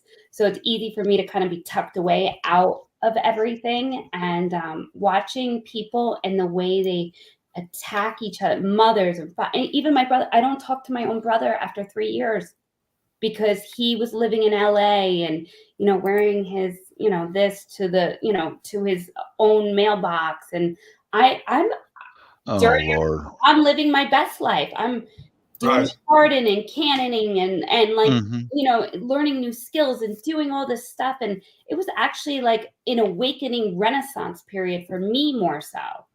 So, we had two very different experiences, and it caused a lot of unfortunate animosity, and he's just not over it, and that's how people are.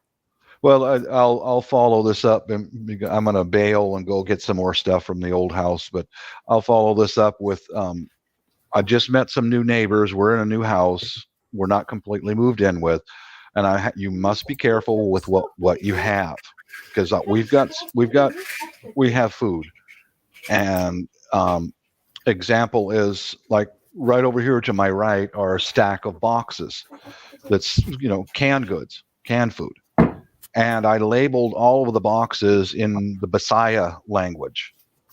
It's not English, because I had two neighbors standing at my garage door yesterday looking in here, and I will not talk to my neighbors about food storage and things like that, but they did see my pistol sitting on the table right here.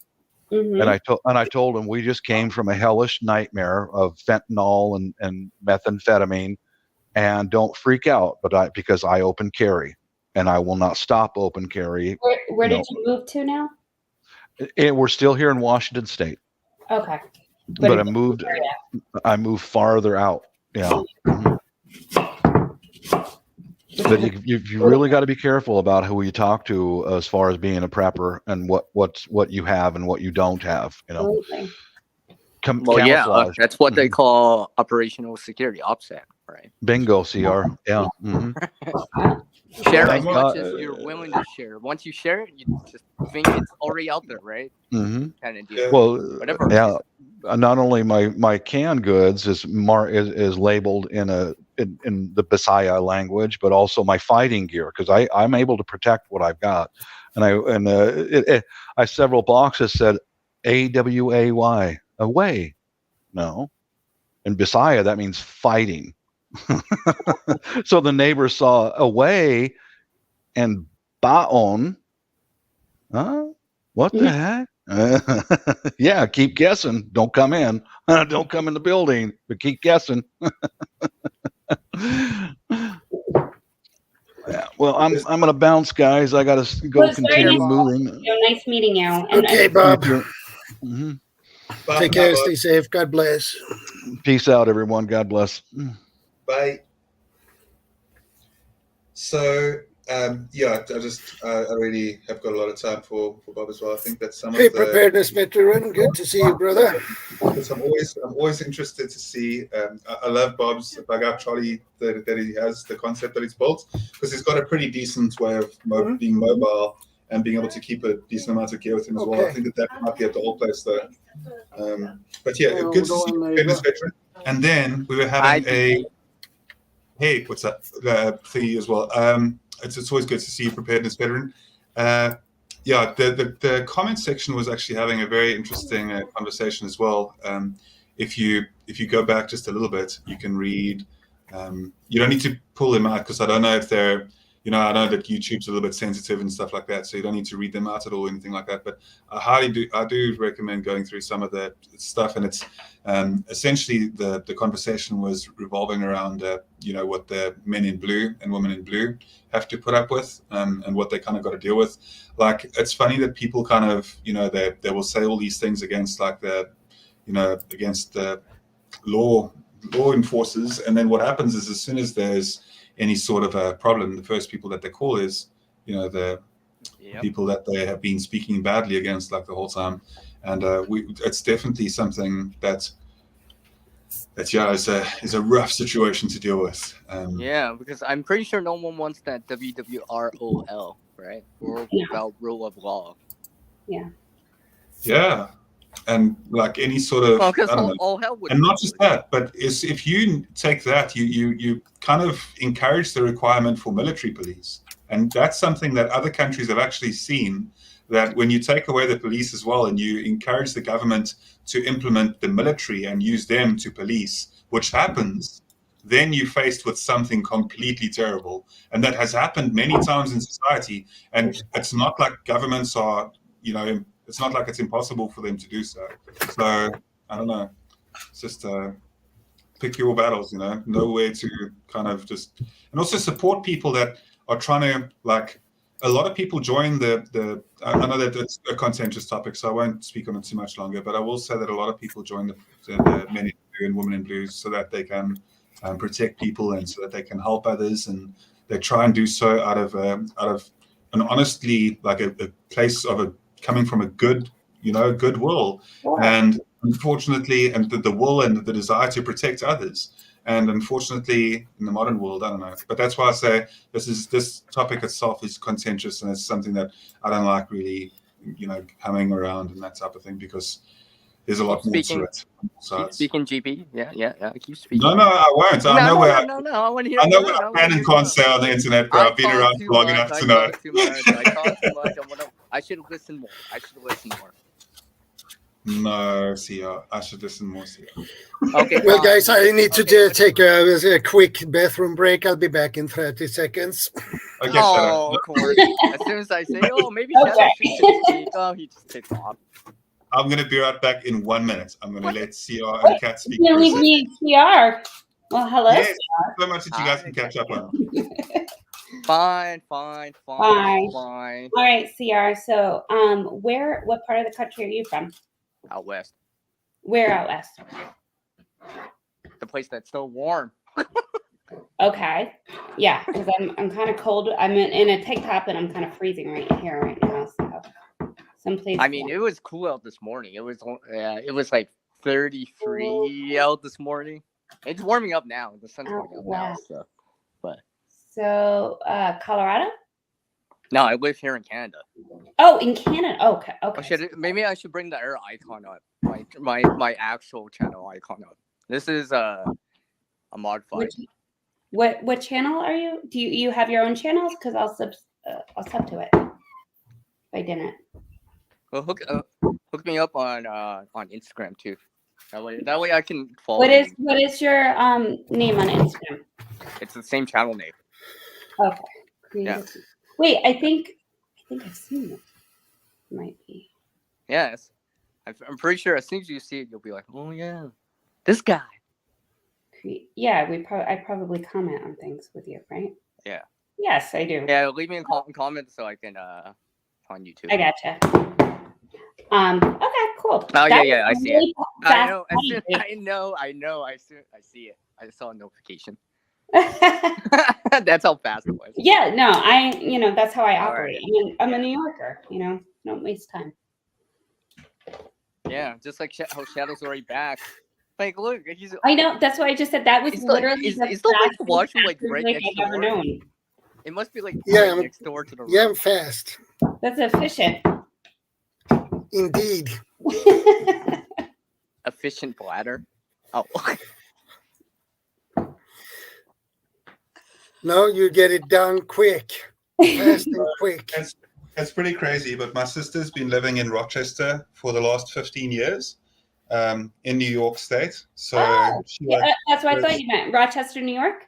Yeah. So it's pretty interesting that she lives out there, and she lives with her husband, and they're such a healthy and fitness kind of couple. My sister teaches she's a master Bikram yoga teacher, yoga instructor. Yeah. So she's like extremely into like yoga and health, and just as a sideline note, it's pretty interesting that that she's just been in Did you say yoga? Yeah, she's a yoga instructor. Well, I can do the tree pose. That's hot yoga. I can do the tree pose. Bikram yoga, yes, that's correct. I can do the tree pose. Really. I took Bikram yoga one time years ago, and I was like, "Oh, I got this. Like, I'm fit, and I've done yoga." And I go into the room, and they said, "Okay, it's like an hour and a half, 90-minute Bikram yoga." I'm like, "Okay." And there was a lot of women, some way heavier, and I start doing all the poses. Within like 20 minutes, I had to be escorted to the side with a glass of water because I almost threw up. Because no, it's not a joke. You have to pace yourself. Yeah. Yeah. And so I have a lot of respect for that now. Yeah, it ruined me completely. I'm not even joking. I'm pretty much hiking fit in a lot of ways, whatever, right? But when it comes to like the yoga that they do, like Bikram yoga, if you ever want to feel like beating yourself up physically and really like put yourself through like physical stress and strain, do that. I don't know how they do that as much as they do, but it's ridiculous. I was like, I paid $20 for this. This is like for punishment. Yeah. So did you ever visit her in Rochester? Do you ever come here? So I used to train downhill mountain biking and trail riding as well. I used to train mountain biking in Pennsylvania. Yeah. I did that in my early 20s for Okay. 3 consecutive years. So I'd go up in the summers to Pennsylvania and teach kids how to do downhill mountain biking and how to do trail riding. And Okay. then I've always been into mountain biking. I did locally, I did Eastern Province Colors as well. So I've done like a lot of competitive mountain biking too. And Right. I went from that and gave me the opportunity to travel a bit as well, and I got to see a bit of the US. And I've always been a fan of the US ever since I was like, even before I was a teenager, I loved America. I have a lot of reasoning why I love the US in the way that I do. Not just my sister being there for the last 15 years, but like the belief in myself as well, the fact that no matter how hard things get, and no matter what you look like, where you're from, as long as you work hard enough and as long as you are a good person and you try and spread positivity out into the world, that good things can come to you eventually. It might not be overnight, but eventually, like if you fight the hard fight and sacrifice enough and put in enough work, then you can, climb the social ladder if you work and put in enough effort. And that's what the US always stood for me. So like that's why I've always, always had a lot of respect for the US. That's, you know what, it's heartbreaking to me to hear you speak about the US like that, because it's so beautiful, and I do believe it's true, because then even my own daughter, who she's now 24, so my oldest is 24. She's a great girl, and she's definitely come into her own more, but really went through that, like, I hate the US type of attitude, like, like everything the regular school system like taught her. And it's hard to hear that, because it's like this is not what is being taught in this country right now. When you have maybe 3 kids in a class of 24 that will stand up for the Pledge of Allegiance. It's not taught here. It's not You like see, that. now what's happened, if you look at it from a geopolitical standpoint, I can guarantee you that if you understand the reasoning why that has been encouraged. So if you want to destroy, or if you want to take a country down a notch, right, the way that you'll do so is do so from the inside out. You always go from the inside out. Yeah, And the easiest way to do, the easiest way, absolutely, is to is to consistently attack, to go into social media and to try and like just provocate for people to have arguments. And you can do so with bots. That's the funny thing. You can literally send out bots to cause arguments, whether you want to believe it or not. And you can literally send, and you can, not just arguments, but you give people a certain disdain. And now what you've done is you've ramped it up, and now you put like the whole country. I don't think I've seen the US as divided and I'm just being absolutely honest. I've never seen the US as divided as I have in recent years. And I'm not saying because of anything specific. I'm just saying that that's genuinely how it's become. And it's a caution. It's not a good thing, because like if you look at the way that the whole like our entire world, we need to have progression, right? And we need to all move forward as a society and as a world all together. And if we are starting to really, the country that's like trying to lead in a lot of ways with technological innovations as well, when it comes to things, which is the US, like if the US is currently struggling, and if other places in the world are all currently facing the same kind of, this kind of internal strife as well, that's a big problem. The fact is that like we're supposed to be uniting more, and all we're seeing like is much more division, and that's not going to do anything. Like how are we going to like come up with the resolution for like old age and for the virus, for the diseases? We're not. No, I agree 1,000% with everything you're saying, and I see it. I'm in New York State, so New York State is obviously more I guess left Democratic, but I also come from like an area that's close enough to New York City, but also has a lot of like blue collared workers, tradespeople, firemen, policemen. I come from a family of law enforcement. My personal family has been in the country since like Civil War and before. I had family who fought on both sides of the Civil War. So I guess as I get older, I find more of a connection, even more so. But the thing is that now it's just like we were talking about before, it's like, it's what's the new hot topic? Oh, abortion, Roe versus Wade. Okay, where do you stand? Oh, you're this. So now you're on that side and I'm on this side. And it's always the divide. It used to be that people could have opinions on topics and still mingle. But now it's Yes. like, if your Yes. opinion's different than mine, we are on two totally different sides. And for me personally, I don't play by those rules with my friends, my family.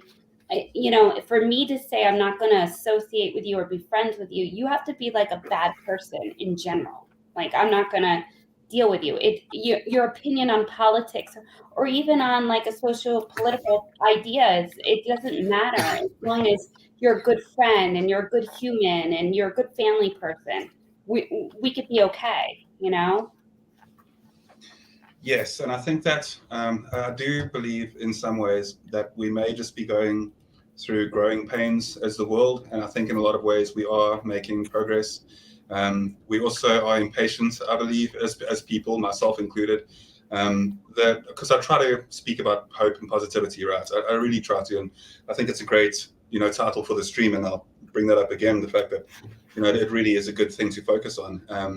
When we look at the way that things are right now, with people kind of being at each other's necks, and when we look at the divisions that are being created, I think in a lot of ways, if we are to look seriously at where we are compared to where we've been in, say, 100, 200, 300 years ago, humanity is moving forward at a vastly increased rate. The fact that if you look at the way that people are uniting, 100% so, like, and not even just that, but technology. Like I always lean like things a little bit towards technology, and it is still focusing on what you were speaking about as well. Sorry that it sounds a little bit diverted, but it isn't. The reason why I bring this up as well is because with prosperity and with the hope of technology and being able to resolve a lot of the current frustrations and situations that we have, I don't only speak about like technology in terms of gadgetry and that type of thing. I'm speaking about medical science as well. The fact that we are able to kind of move forward, and the world is in a lot of ways moving in a very bright and positive way. And unfortunately, the same thing that's happening in the US, where people speak badly about the US, it's not just happening about the US. It's happening everywhere. Like globally, wherever you look, people will be speaking negatively about wherever they are. And I'm in South Africa. It's very rare to find. I don't want to say it's very rare. I want to say you do find at least, I would say, I'd put it as a fair 50% of the population absolutely believes that we can have a positive and bright future. 30% maybe believes, within your country, you're saying? Yeah. So, sorry, go ahead. You're saying within your country they don't believe that, or you're saying outside? Yeah, internationally, and within my country as well, but internationally, like people just don't believe in where they're at, and that's one of the worst things that a country. Because if you can talk a country down, and you can ruin a country by not believing in it. Right.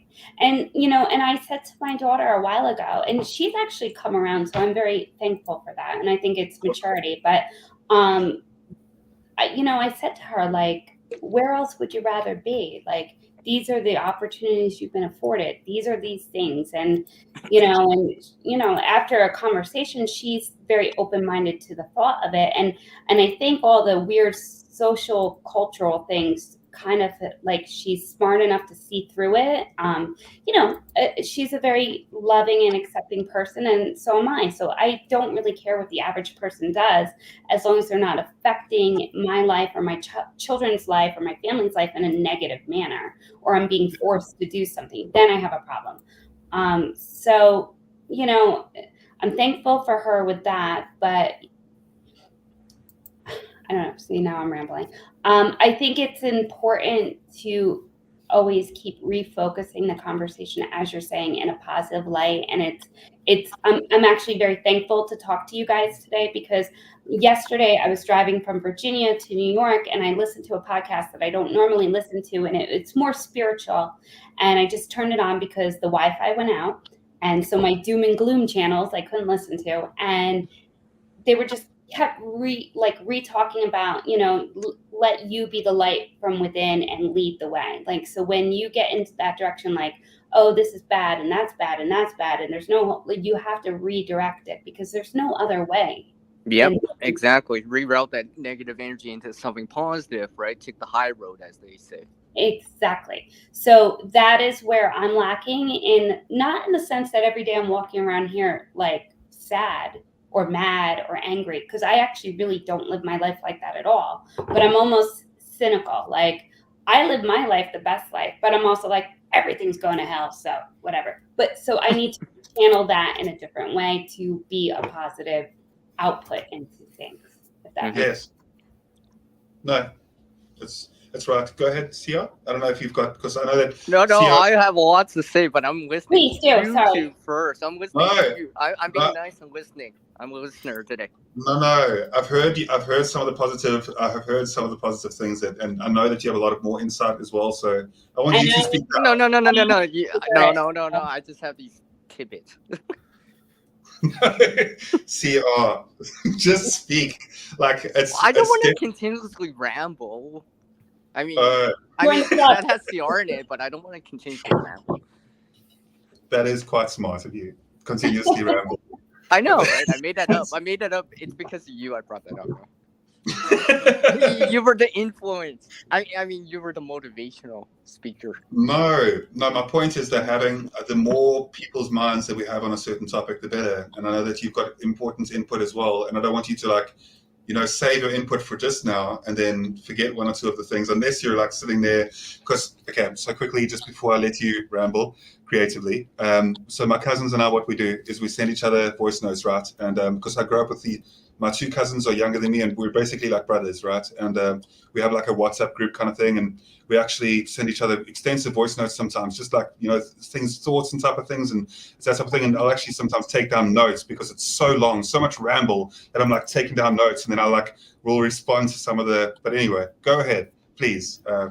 No. You continue. You were on. What to say? It's just tangent. No. That's perfectly fine. I'm done now. Like.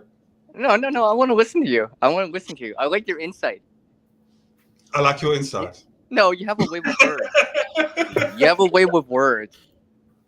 So do you, Sierra. No. I just you do it. No, you do it. No, you do it. I just paraphrase. I just paraphrase what GP says, right? Yes. I think it's important to take the stuff that we know that's reality, because I think it's important to live in reality and see things clearly, or try to do your best to. But I think to change that and turn it into something positive, because I know for me, in the very beginning of things with the sickness, it was like, I was right. I know I was right. And then it's like things come out and I'm like, see, I was right. But like that, see, I was right stuff, I know that that's just stupid behavior. That's ignorant. That's counterproductive. You're not getting people to lift up. You're shutting people down. So it's important to, bring yourself to a different level and have others come with you, if that makes sense. Yeah, it does. Well, it's just I was going to say, it's just like prepping, right? If you turn someone down on prepping, that's it. They won't come back, most likely. Right. But if you encourage them in a certain way, in a positive direction, right? To do it for love, not because of fear. Because you love and care, not because of fear. Yeah. I had someone on a stream one time that I was on, and there was a few people on, and a few like bigger prepping channels, and they were like, oh, well, he's not a real prepper. And, I'm kind of outspoken. Honestly, I don't really care about my channel one way or the other. I'm not trying to, be Miss Popularity. I was like, I'm sorry, hold on. What does that mean? A real prepper? Like, what does that mean? I'm sorry, is there a book, a prepping book I'm supposed to own that I could open to page 125 and tell you what a real prepper is? Like, what is that? Like, this isn't a popularity club. This isn't whatever. Like, for me, I mean, anyone who wants to learn and do things, and I am not the best and I'm not the worst. I'm dabbling somewhere in the middle, and I'm just still trying to learn. So anyone who wants to keep learning and sharing and learning and sharing, for me, that is what quote unquote real prepper is. And for anyone to act like that, like that seems like something that I dealt with in high school. I don't know. I've seen exactly what you're talking about. I've seen in the preparedness community, because obviously, like you kind of, you just float around at some points too, and you kind of like, you get to know the community as well. And there's definitely people, unfortunately, that are out there that view it in that aspect. And it's unfortunate that, the prepper mindset, right? If you take emergency type scenarios, I would much, much, much prefer somebody that has one or two skill sets that doesn't even need to be physically like in top fighting form in any way. They can absolutely just be good company. That's all I need. All I really need, honestly, and I'm not even like saying this. Yes, absolutely. It doesn't matter if you're the best, like, long shot or whatever. If you're gonna freak out and you're like, just stay away. Or you're just gonna make it extremely unpleasant. And when morale's already low, the last thing that you need is somebody to just be a complete somebody that's gonna be negative. and escalate it a little. However, there is a certain type of an authoritative kind of mentality that some people have that not myself particularly, for the most part, but there are people that are really good at like making sure that they are dominant, but in a nice way, and they can still keep keep structure, they can keep things straight, they can keep things organized, keep a level head, but still be like, leadership, objective, right? Yeah. Not let your emotions take over. And that's the thing. Yeah, it's important to have different. It takes a lot of different types of people too. Yes. Okay. And let's all say hi to Auslander Jack. Lola's here. Let's all say hi to them. Hi, Auslander. Before we forget, so they don't feel left out. I don't like to leave the side left out. I know, because we're just rambling, and Shadow's just listening again. Oh wait, did I say that out loud? Well, it's always nice to hear Guardian's opinions and even Catskill's opinions and yours too, CR. Sorry. Yeah, but you're supposed to chime in and say something. Get me chatting up your stream very much, so sorry. Oh, it's okay.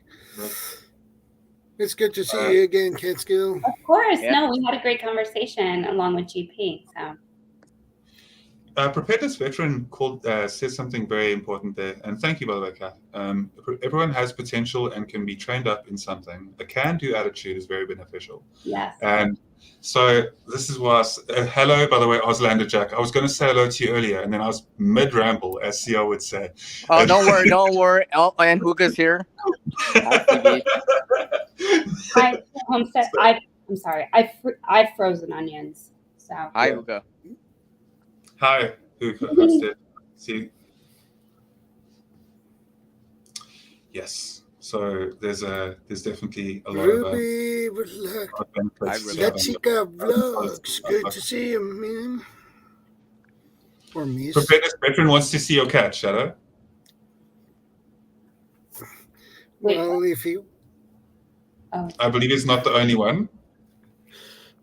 Oh. That's adorable. What's her name or his name? Albus. Albus. Yeah. Hello, kitty. Very cute. Very, very cute. My daughter also has a tabby. So she's also similar in pattern and coloring. Also really awesome. Yeah, it's there's something you see. What I find interesting is that there's actually you can look this up as well if you want to. So cats are good for your heart rate, right?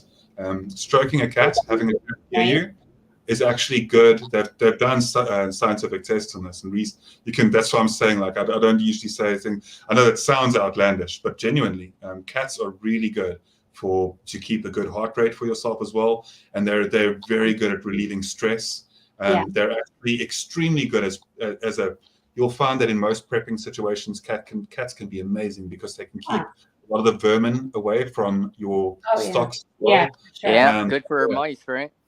Yeah, snakes as well. Cats will eliminate snakes, and sometimes snakes can be not something that you want to do. I don't know. I put it on my Instagram. Did you see that this summer? So my dad in North Carolina lives in like a townhouse, like small little whatever. Right. And I was cleaning up his garden and I grabbed a bunch of weeds and there was a copperhead snake right like a foot from me. My son was running around barefoot and I screamed, I told him to jump back and the snake was right there. I think I had hit him with the rake.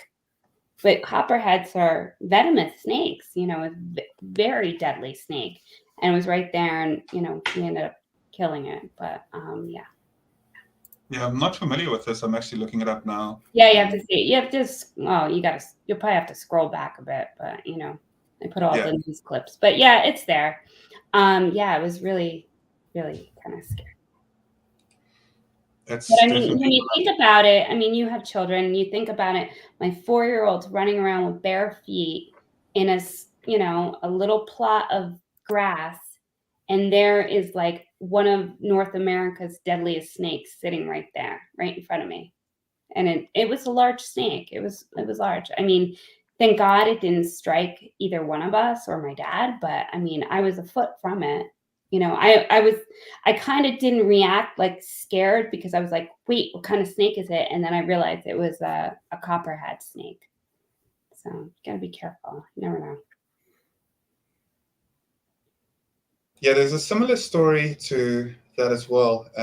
We get heavy rains sometimes, and we had heavy rains. I think it was about 2 years ago, 2 or 3 years back, and my wife was coming in from the garage, from the carport, and when she came through the house, she kicked a brick, and she said that she heard something, almost like a hissing sound or something like that when she kicked a brick, but she didn't take too much note of it because she was in a rush, and she was carrying something at the time as well. So she just quickly, I think she was carrying if I'm not mistaken, but long story. But she was, and then when she came back from that, she looked on the ground and she saw like a what is it? A rattlesnake? No, it is. I'll tell you now. What do you guys have over there? You don't have a cobra or anything, right? No. It's. I can't believe I can't remember the name right now. I'll remember the name in a second. This is such a regular snake around here. Rat snake, black snake. No. Just give me 1 second quickly. Okay. No problem. I'm actually going to ask you to tell you the story real quick. Give me a moment. Okay. He needs time to compose his thoughts again. It's all that continuous rambling. He's like, I know. I do the same thing. That's why I'm like, That's why I'm letting you guys do all the talking. I'll do all Sorry. the talking. Once you guys disappear and take off, I'll do all the talking. Shadow, I feel so bad. I normally, like, you and I, like, we talk. I feel like Oh, this is normal. he's just no, but I know he was on my stream and we spoke for quite some time. Yeah, we did. Yeah, what gives? He doesn't talk much on his streams. I don't know why. When he has to come on. Well, Oh yeah, I guess. Of course, I don't think anyone goes on my stream, so he was nice enough to jump on. I was like, please, someone join me. It was a few who were on that stream. If I remember correct. There was in the beginning, and I think they dwindled off, and it was just me and you. I'm really sorry for having such like a blank moment. I don't know why I couldn't remember. So the snake's called a puff adder, right? And it's one of the most regular snakes that's spoken about all the time here in South Africa, like locally. And I just had a complete like blank out. I don't know why. CR's right. It's from all my rambling, and then I just get to a point where it's just like there's no more air in the tire, and then it's just like, oh.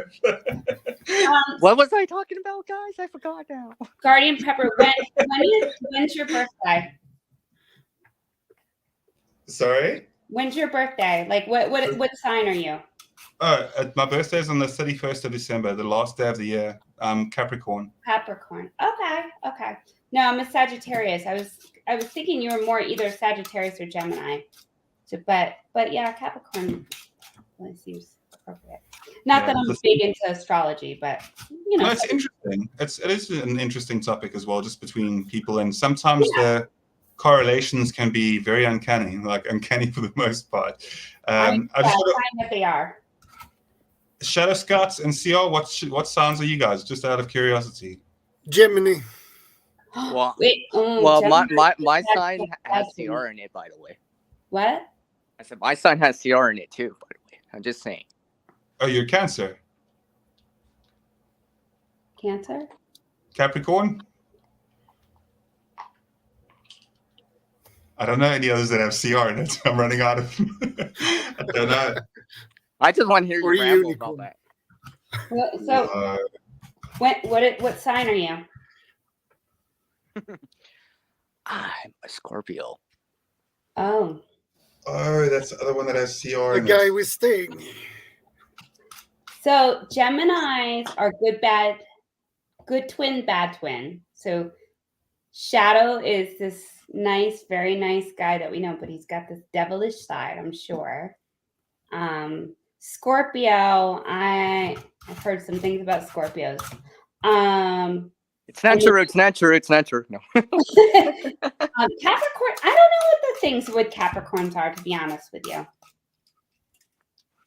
So Capricorns are like the thinkers. If you look up the general stats about these, like the general idea about Capricorns is like they're usually the thinkers, which I'm supposed to be, but instead I talk more than I think clearly. No, but you've thought about that. You've thought about the fact that you talk more than you think. You are. I truly have, though. I know. And look here, I've got an immense amount of delayed. A lot. You analyze yourself. So it's delayed interest. Yes, it's delayed introspection and rambling regret. That's what it is. So it's definitely something that comes up. Scorpio, I would never say that CR is a Scorpio because I don't need to be. I say this as kindly as I possibly can when I say the CR, but my run-ins with Scorpios. Okay, so I've got an older sister that's a Scorpio. My older sister I was speaking about, and she's an awesome person and everything like that as well. But she's very factual based, very straightforward. Like, you know what I mean? Like, doesn't beat around the mulberry bush. You know what I'm saying? I'm on the cusp of Scorpio, so I'm Scorpio Sagittarius, like on that cusp. And it's funny. My husband the other night said, "Allie, when you speak, you're very harsh." And I said, "I'm not harsh. I'm direct." Like, and I really don't. I actually try to think about being like respectful and not hurtful to anyone. But I guess, it's my husband. So when I have to tell him how I feel, I tell him how I feel. So I'm just like, I make it crystal clear my emotions. And I don't think he's quite like that. So it's funny that you said that. What's nice about having a partner is sometimes they can act as a mirror. Sometimes your partner can act as a mirror to you, and sometimes you can see like your own. They'll like, because they're if they spend so much time with each other, they'll be comfortable to kind of also call you out on your own BS, and that's the growth. Yeah, that's amazing that if you have that. If you have a comfortable enough relationship that you can just be open with each other. Hendo's got a question there on the screen. Kat? Wait, what? You said what? When's Catskill's birthday? November 25th. I was actually born on Thanksgiving I know I'm a prepper and I should be sharing all the info, but 1976. So that was Thanksgiving that year. So my mom always said I was a turkey baby. I think the info that you share as well, I think that if the people that want to find out more about you wanted to, they wouldn't have any problems. And even if you give out info like that, it wouldn't even make an impact on like how easy it would be for them to find you. You know what I mean? Like that type of thing. I've shared things early on, not just like in a live, but like in videos. And I was like, oh, that was kind of dumb, or maybe that didn't make sense. And then I've actually had closer friends that are better, who've been on YouTube longer, or like more of a real prepper, whatever you want to say that is. But they're like, you know what, you shouldn't do that. And I've removed things. So it's a learning experience. And, not to circle back to what we were saying, but I think not only like a leader, because in my profession, what I did for many years is I was always a manager. So I always managed groups of people. And I think I always thought it was like kind of like a funny hoax, because to manage people is just to recognize like good people who know what they're doing. And if you can recognize them, you let good people do what they do well, right? And then you don't have to worry about it. And then you're the great manager. Yes. So that is a really important skill that I think a lot of people don't have. I didn't really realize that, but now I do as I get older, because people have that, thing that's called an ego that gets in the way. And it's okay for me to step in. If I was in a room with you guys, I would say, guys, you know what? I can do the garden. I'm great at food preserving. I know about nutrition and wellness and health. And this is my skill set. And you're going to say, well, do you know something about X, Y, and Z? And I can say, I know something, but I'm not great at it. And I have no problem telling you I'm not great at something, because a confident person can say that. And you kind of want to deal with people that know what they're not good at, right? So then you can like manage and fill in. But a lot of people, I think, they have a problem saying like, oh, well, I know everything. Well, how could you know everything?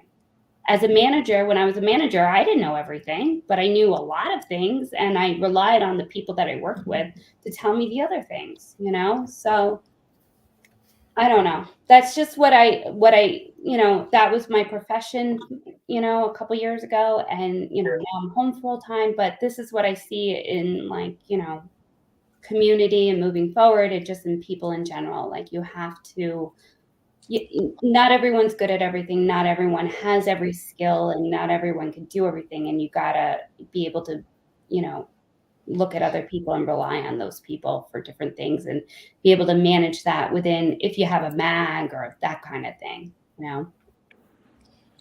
Yeah, so a lot of what I do on YouTube, surprisingly, in recent time, is actually just mostly outdoor hikes and that. Outdoor what? Hiking, like actual Walking? Like hiking. Walking? Hockey, like skating? Like what are you Walking. walking? Oh, sorry. No, hiking, like actual hikes. Hiking. Okay. Yes. Oh, you're walking. Right? You're hiking, you're It's walking. not walking. It's just walking through the forest. That's all. Yeah. I've caught a few of those videos. Yes. Yes, I've and seen it's some of actually, them too. yeah, the thing is, it's actually like that's such a light version of prepping while still being prepping in itself, though. And it's just doing things where you enjoy the outdoors more, and getting more engaged into like kind of just Reconnecting with the land, the air, and the water yes, around us. exactly. Just getting more used to and more comfortable with being out there. Like that's something that I really recommend to people if they're capable of doing so. It's just like, just go and spend a bit of time outdoors as much as you possibly can. And that's where, like, I find, that's where I can't even ramble SCR. That's the beautiful thing to it, is that I just turn off my own thoughts as well. And I just enjoy the scenery, I try not to think too much when I'm out there. Yep. Keyword there, he couldn't continuously ramble.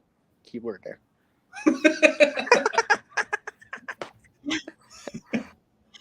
Yeah. No, Hendo, I can't get lost. It's impossible for me. But yes, get lost in the other version of that, absolutely. Yes.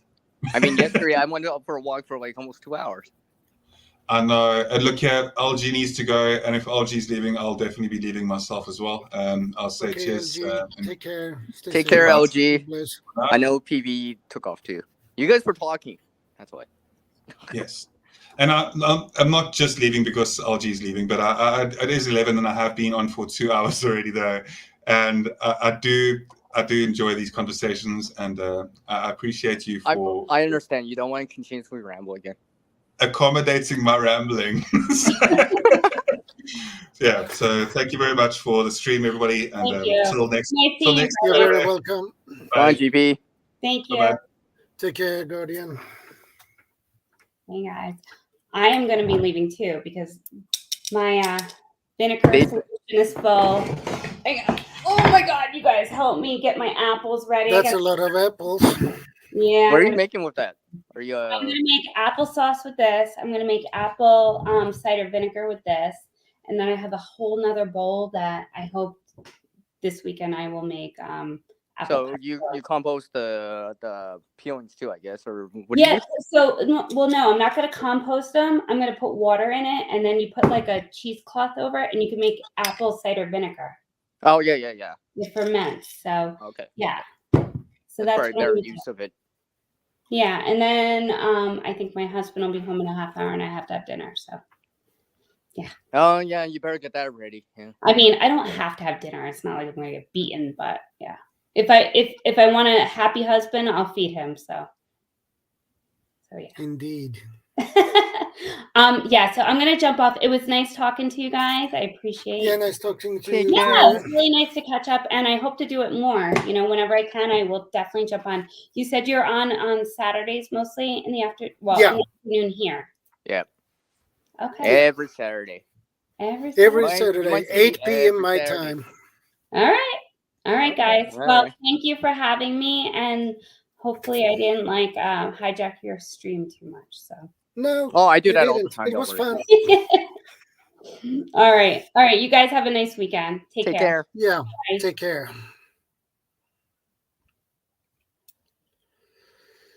Well, Okay, you do CR. all the talking now.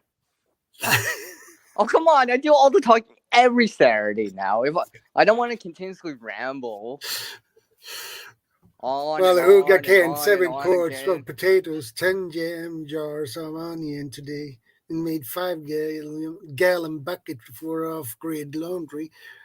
My prep for the day. Oh, that was That is what See- I call busy day. yeah. I had a busy day too. I had to remove some Charleses. That's why I was late. I actually had to deal with it. Yeah, From the peas and stuff like that. I have to remove the Charles. yeah.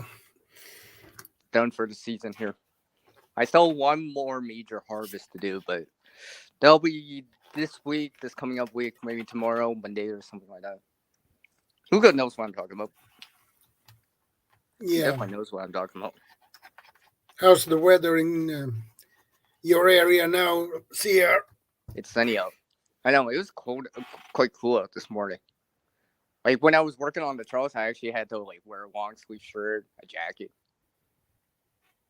I mean, it's Yeah, nicer out now. Well, the sun's out now. It's cool. Mostly sunny out now, so it's warm. Yeah, we had rain here today and yesterday too. Well, I showed you guys the jet stream map that's currently going on right now. In the central part of the country right now, there's this big dip of cold. So in the central time zones. Yeah. Yeah, so yeah. I got a taste of the coolness today. It's been generally warm here. Generally warm. I mean, I'm gonna see 20s later on in the week. Again, still in October. Yeah. And I live in Canada. Yeah. Right? It's warmer here than some places in the US. I'm like, what?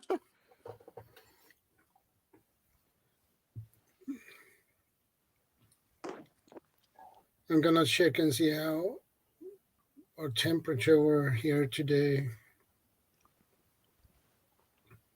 Today is probably the coolest day so far this week. But this is actually seasonal. It's actually supposed to be around this kind of temperature, coolness, or whatever you want to call it. Tomorrow, it's Sunday, we will have at least 10 degrees Celsius. 10 degrees. It's warmer here. Yeah. It's supposed to be 12 here today. That's actually seasonal. I've been seeing 18, 19s, 20s here the last 6 weeks. Yeah, very, and very nice. at Monday we will have a maximum 10 degrees. Yeah, because overnight, does it fall below freezing overnight now for you? It's above freezing. Yeah, because I think I saw +1 on for the weather early this morning, right around sunrise time. You definitely see your breath outside easily, right? Yeah. You don't even have to try, right? You're like, yep, it's cold or quite cool out.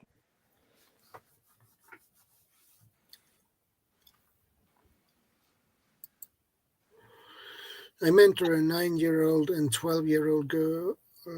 They helped. Okay, that's good. That's cool, CB.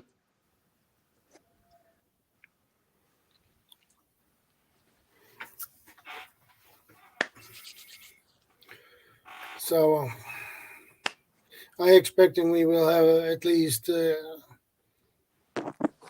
warm temperatures above sub-zero for a couple of more weeks, I guess. Yeah, like I said, it's been very nice out west here. But I know in time it will start. The jet stream's gonna drop in time. It's just a matter of time. Yeah. Like I think the beginning of November I'm gonna see that more cooling trend because we've actually haven't had a cooling trend for a while. Like like usually there's that level of it's above seasonal, average, and below seasonal. Well, we've been average and above seasonal, so there will be that trend for that period of time where it's below seasonal for a normal like daytime high or whatever, right? Because I know. Yeah. I know. Hugo says, I have peppers, carrots, turnips, and zucchini left in the garden. Have to cover it tonight. Okay. Yeah. Yeah, that sounds like a good idea to do.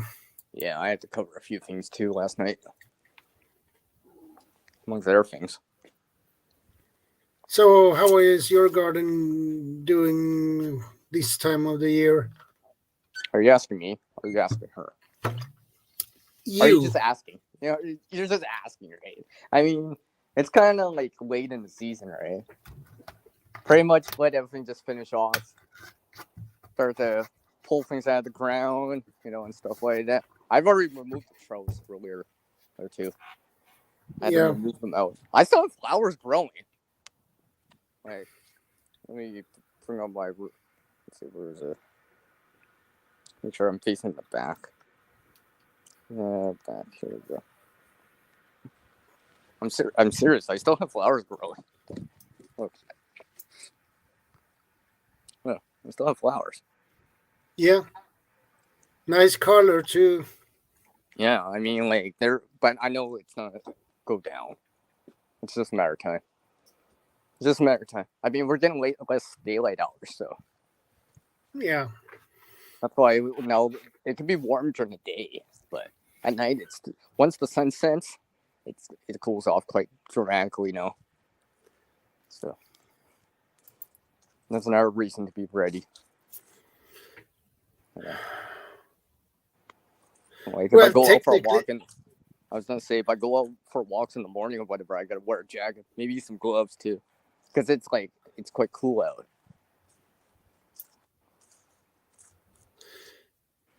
Well, you can prep coke, technically. Yeah, I was always. But it depends on what the expiring dates are. Well, you could always distill it out and get water out of it. Yeah. Because I was also always thinking about when the water is out. Let's just say you actually had to buy water or get water, and there's only pop on the shelves. Well, you could distill that out. You wouldn't get as much water compared to getting a full liter of water, but if it came down to it. The expiring date for this is 31/03/23, so March 31st next year it expires. Mm-hmm. So that is a little bit too short shelf life for it, but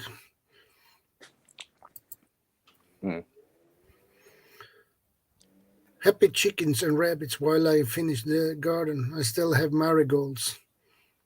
That's awesome. Mm-hmm.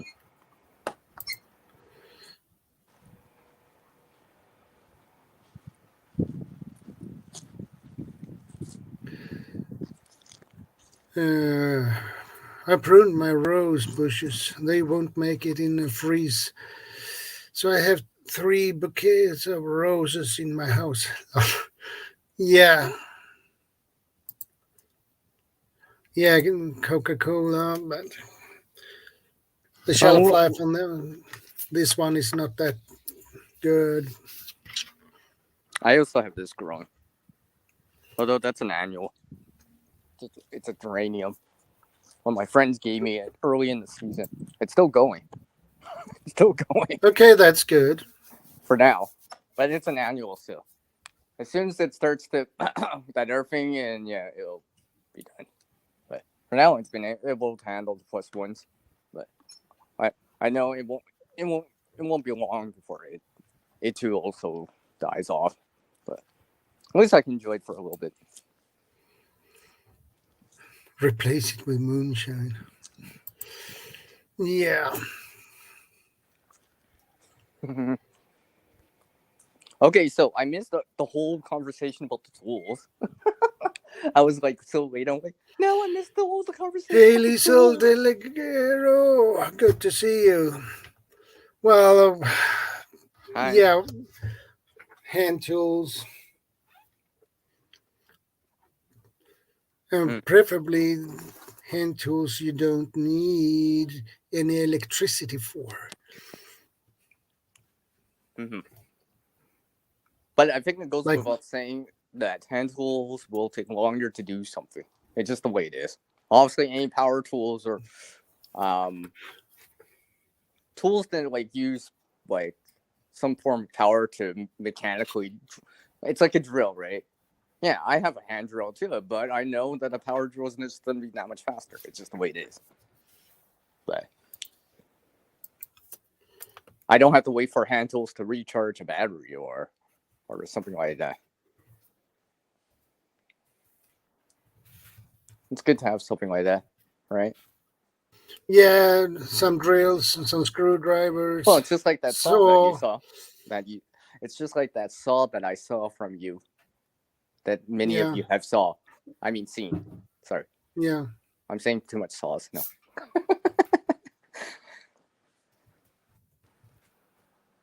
Oh, oh, and by the way, I have the same same saw that he does here. I have the same one. One's gently more used than yours, but I actually see it right now. Yeah, I've had that for a while. Something useful. Because obviously a chainsaw is gonna be faster, but you know, if you're at fuel yeah, power, well, then what? Or if you gotta conserve power or something like that, or fuel, it may come down to that. You may have to conserve power, or you may have to wait for a battery to recharge. So in the meantime, you got the hand tools to slightly do some more work, whatever it is. But then there's hand tools that are like hammers and stuff like that. Like, yeah.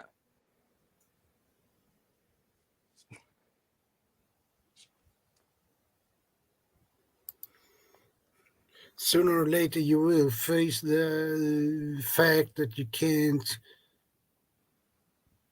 use your power tools anymore. So you need to have some good, decent hand tools for that job. Well, it might take longer to do things, but it's better to have the tools than not have them. Mm-hmm.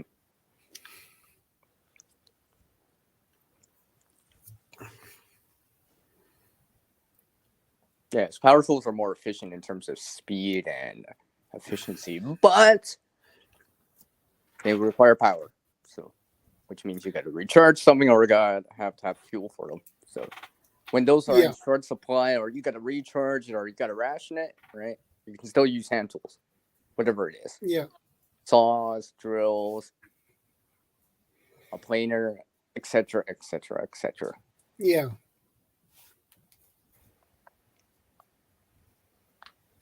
and Maybe you could be like Bob and run a treadmill for off an alternator, that has a dog on it running it for you. I don't know. Come on, Bob. You gotta do Yeah. that. You gotta do that, Bob. You gotta put that on video. Look, I'm recharging my battery bank with this dog and a treadmill and alternator, or something along the lines of that. Yeah. Yeah. So.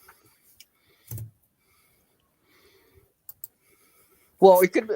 I also realized too. It's having hand tools means that people can use them too. Other people can use them too. So let's just say you Yeah. only have so many power tools, right? Let's say you got one drill. Well, if someone else has something else, they can do something too. Maybe not as Yeah. efficiently as the power tool, but they can still do something. So. Yeah, you can drill your hole. Oh, well, let's just say you have one chainsaw and one like normal bow saw. Well, the person with the bow saw can still do something. It can Yeah. still help you out, all right? It won't be as fast, but you would give them like, okay, you cut these smaller pieces. I'll cut the main trunk with the chainsaw, right? So you're efficient in doing the task at hand, all right? Let's just say like removing like branches and limbs off a road, right? Because you see that a lot in terms of like after storms, hurricanes, windstorms, and stuff like that. Chainsaws come out. Yeah, I get it because it's more efficient. But does every last person have a chainsaw to use? No, probably not. So, so. Neighbor down the street is felling 6 trees, clearing land to build a house. So I got some firewood, but I gotta cut it up. Yeah. Yeah, that goes with those wood splitters compared to an axe, right? Yeah. Those hydraulic wood splitters and stuff like that. So, I mean, one of my buddies got a hydraulic wood splitter. Yeah, it's gonna be more efficient. I mean, honestly, the older you get, you might not be able to wield that axe as easily as you want to, or it'd be more tiring. So, it's nice to have that, but they also have but you still need power for it. Yeah, of course. That goes without saying. So when power is in short supply or you got to ration it, you dip back into, the old school methods of hand tools. And besides, hand tools are still needed, one way or another.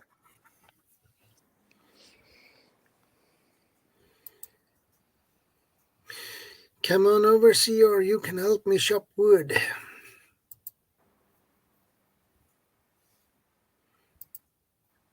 That is what Hugo says. Yeah, okay, CB. I might as well just call you chopping board. Right? Get it? CB, chopping board. Yeah. Drill bits in old they used heat to burn the holes, tongue and pin beams.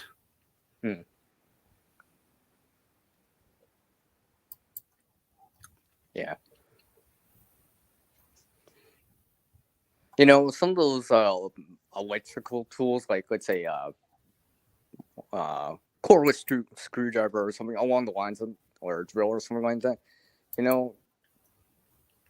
It takes a bit of time for it to recharge, anyways. Like whatever the battery it uses, anyways. All right, so you might still have to wait, anyways. So it'd be nice to know. Oh, hey, the drill's recharging. Well, I can still do some work in the meantime, right? You may maybe get another 25% of it done, waiting for the drill to recharge. Regardless if you have a 12, 24, 36 volt type of thing. And no matter how fast it recharges, it's not instantaneous. So you still have to wait, right? I mean, if you're using a generator to recharge it, you might have to wait till you cycle in that, oh, I'm using a generator now time to recharge it. So in the meantime, you could still probably get something done. A little bit more done. Kind of like Lincoln logs.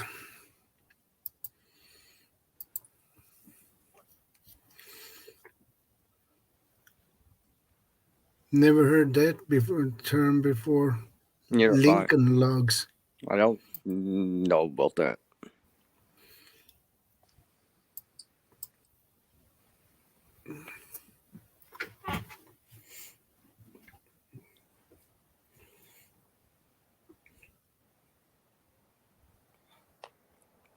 I have at least one manual drill, so that's nice.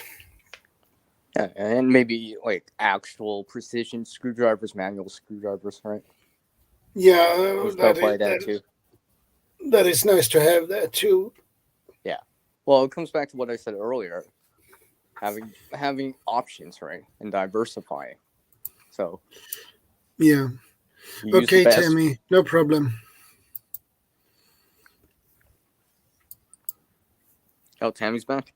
Oh, Yeah, well, she has internet welcome back, issues. Tammy. Yeah. Yeah. Yeah, she's back.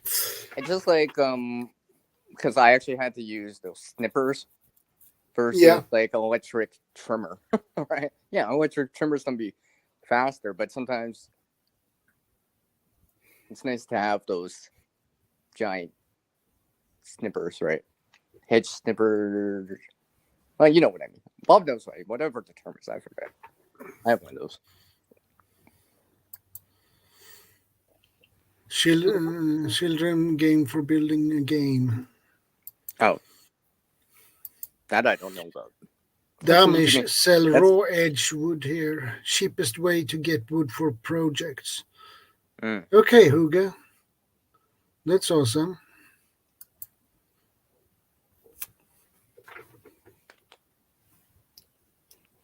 That's really awesome. I mean, I was just thinking, like, hand tools, if you only use hand tools, it's going to take a long time to create a shed in comparison to, like, power tools.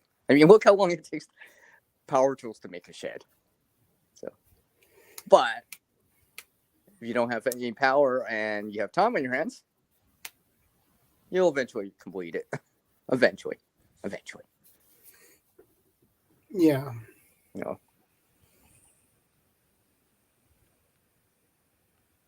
That's why I would say having both is nice.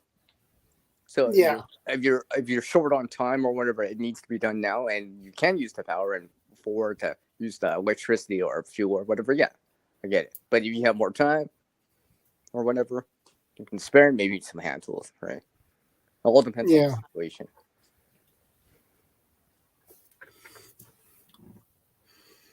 But then again, there's always that air option, right? I mean, I've used see, more people know about it in like the bushcrafting type of community about like using the V between like in a tree to break limbs, right? When you don't have an axe or something like that. All right, so I've done that before. Because usually it's just there anyway, so I'm just like, well, I don't even have to bring out a tool. I could just do this.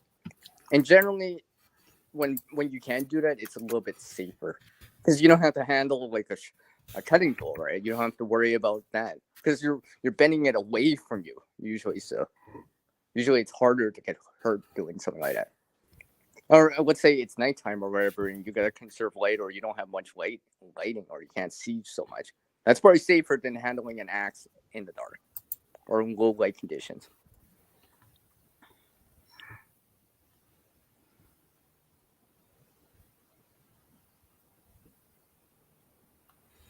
Mm-hmm. Yeah, hand tools takes more effort. I mean, yeah, with manual tools, it takes more effort. Yeah, no matter how good the manual saw is, right? No matter how good it is, it's not gonna be as fast as a chainsaw. It's just the way it is. Just the way it is, right? Yeah.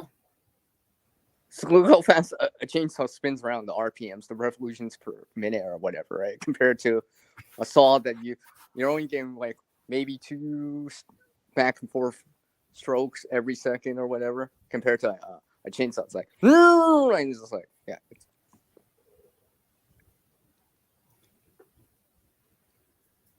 Like look at those lumberjack type of competitions or whatever that they have, like the really good hand tools specifically made for doing tasks like that. Look how long it even takes them, and they train for that too, right? And those are probably the best hand tools you can use for that kind of job, right? Like cutting logs and stuff like that.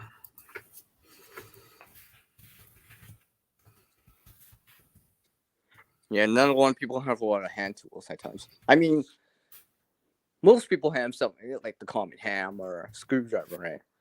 But then, or maybe even a pry bar or something like that. But then there's other hand tools that a lot of people don't have, like a manual drill.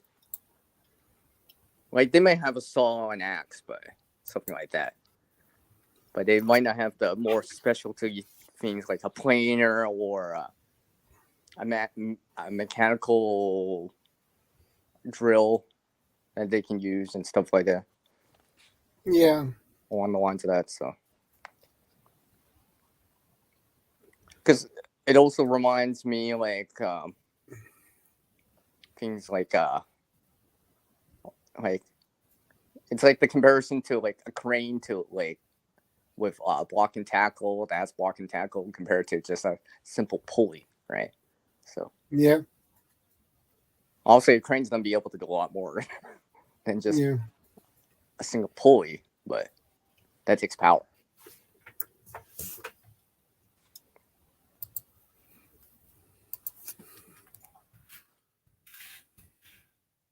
I mean, if you only had one crane or whatever, it might be or one chainsaw, it might be have to allocate that to something more important. So everyone else has to use hand tools or a handsaw. Yeah. Buy for a little bit, right, to get some of the work done.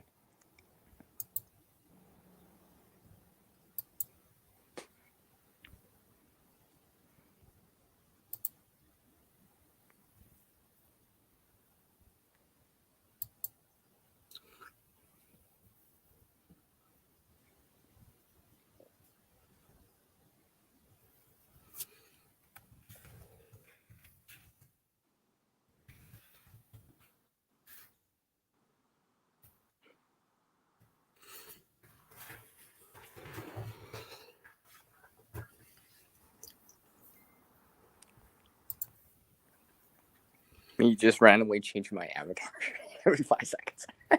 Yeah, I noticed.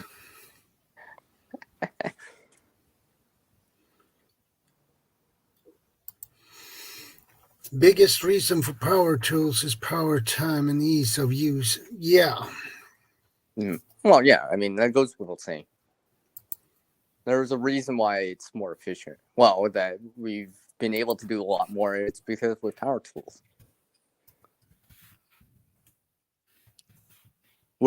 Regardless if they're run on electricity, fuel like gas, like like a chainsaw, battery operated, or maybe even with compressed air.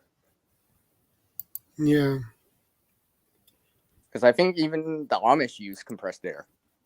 They don't use power tools, but they use compressed air. So.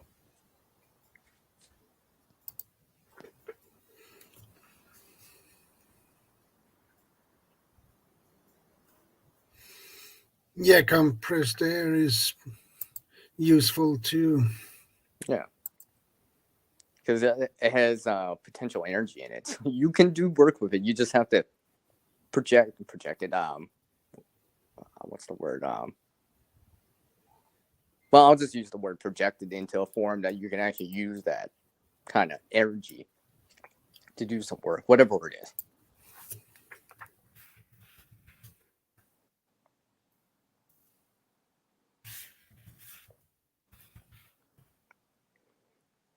Because I've been thinking about like it's like using a fan to wave your fire to get it hotter compared to like an more automated process where you're using wind or a stream going by to run the bellows, right? To increase the Yeah. because that's what happened in the past, right? It's just like and like natural inclines of the air, so air comes into your fire pit or whatever, right? Let's say you're trying to melt metal or whatever, right? Stuff like that.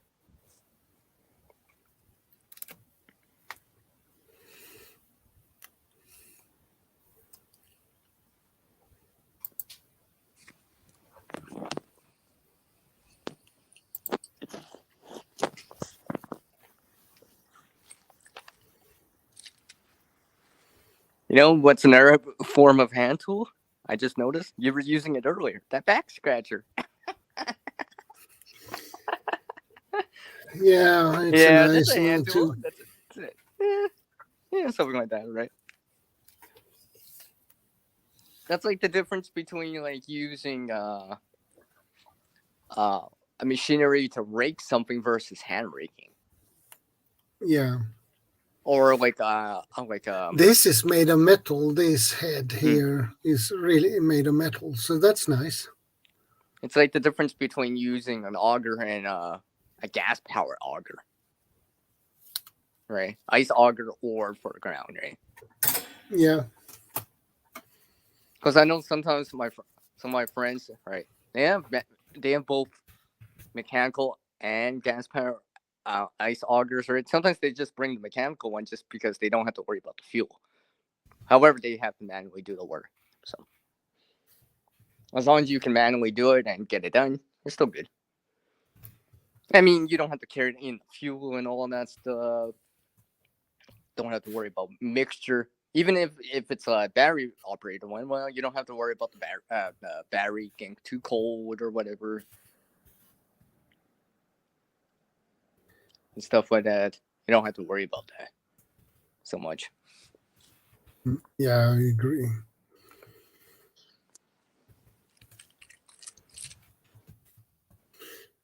What I was Really, thinking Tammy? about, Really, Tammy? Really, Tammy? I saw that comment, Tammy.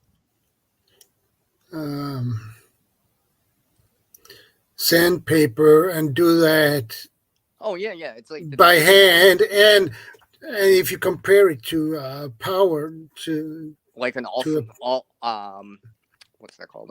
No, it was also oscillating ones or yeah belt sander.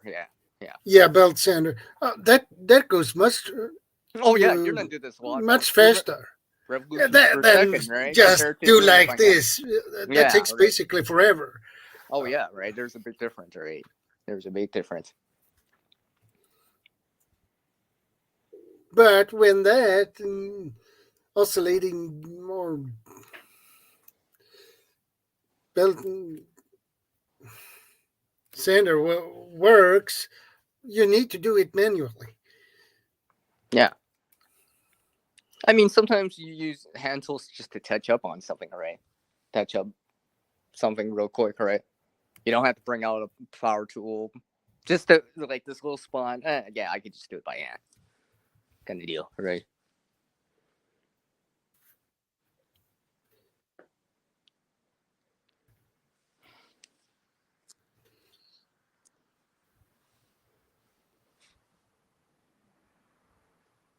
Yeah, that's what I mean, Jack. Yeah, something like that, right?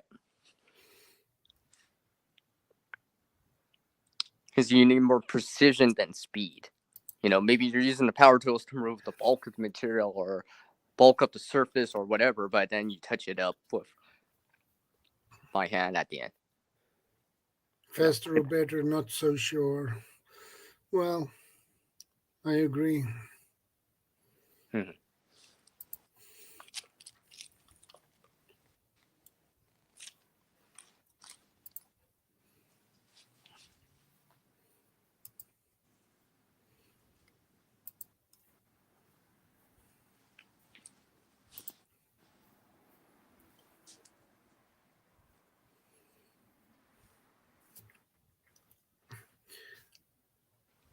I remember when I was a kid and we had to use sandpaper. We had to do it manually. But you could use a file to do The rough work. the rough work. Yeah. Then you go up on the grid on the sandpaper to like 2, 4, 800 and such, right? Yeah. And that took time. Oh yeah. But it worked. It took time, but eventually you'll get the work done. Eventually you'll get it done. With enough time, you can get any work done with hand tools within time. I mean, you can build a house by hand with hand tools. It'll take probably the whole year, but eventually you'll get it done. It depends on how complicated you want to build it. Mm-hmm. If you're gonna have ground floor and a second floor, well, that will take time. But if you build a simple log cabin, you can do it in a couple of days. Yeah. I mean, you look at any renovation job, usually one of the things you hear is like circular saws going and stuff like that. You hear, and all this other stuff, right? But sometimes certain things have to be done by hand. Yeah. Like if you're putting plaster on a wall, you're probably doing it by hand. If you're sanding it, yeah, you might use a powered sander to sand it down a little, but you might come after all that with by hand just to touch it up, right? Because you don't want to like usually like a sander you're removing a lot of material quickly, but when it comes down to it, sometimes you just want to touch it up, so you don't want to go too fast because you don't want to remove too much, so you just do it by hand. And yes, I've had to remove excess plaster off a wall before, so yeah, I know how much work that takes by hand. Power tools do help, but sometimes you don't want to overdo it with power tools because you can easily remove too much unnecessarily, right? And such. Yeah, indeed. And of course, any type of power tool you're gonna be careful with, like circular saw or something like that, right? Because it's fast, right? It's fast. You gotta be careful with that. I'm not saying like using a saw is not any more dangerous, but you're manually controlling it, so you can just stop your hand, right? Because even when you cut off the power to a circular saw, it's still spinning for a brief moment. So you gotta be careful about stuff like that. Yeah, unless you it depends on if you have a blade break on it, so it makes sometimes you use the push sticks and stuff like that. Yeah. Right. There to cut the wood, not you. Right. That's the reason why you have stuff like that, and would use something like that. Jairo Jaramillo, Harambas. Welcome, my friend. Good to see you. How are you doing? Hello. I appreciate that, Jairo. You saw that, Freeman, James? Okay, that's cool. That's cool. I mean, sometimes it's mechanical. I've seen someone replace a garage, right? So they had to tear it down. Yeah. There's hand tools and power tools, right? Power tools were used for the bulk of the work, the bigger stuff, but then hand tools like crowbars were used for stuff because they didn't have enough power tools for everyone, but there's enough hand tools for everyone. So more of the work's getting done because everyone can do something and such, right? Let's just say you only had one power tool to remove something. Well, now, and you have 4 or 5 hand tools. Well, 6 people or 5 people can do a lot of stuff in that time.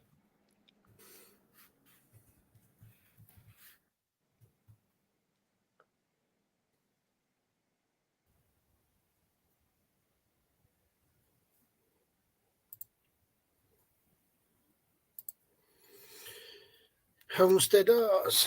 Wayne and Lynn have a few videos up in which Wayne made a nice barbecue in outdoor cooking area out of metal, no welding. I think all bolted together, etc. Great example of improvising. Yeah, you need to improvise sometimes to make it improvising work. is thinking on your feet, right? You're thinking on your feet, right? It's part of the problem solving, right? Using what you have at that time. Because certain situations you might not have what you absolutely would like, but sometimes you gotta try to make do. Try to make do. Maybe it's not always ideal, right? True. It's like, well, I don't have a tarp, but I got this garbage bag, contractor bag. You'll have to do, you know.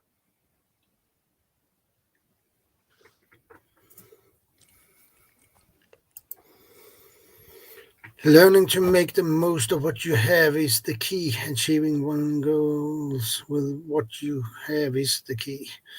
Yeah. Oh, you know what?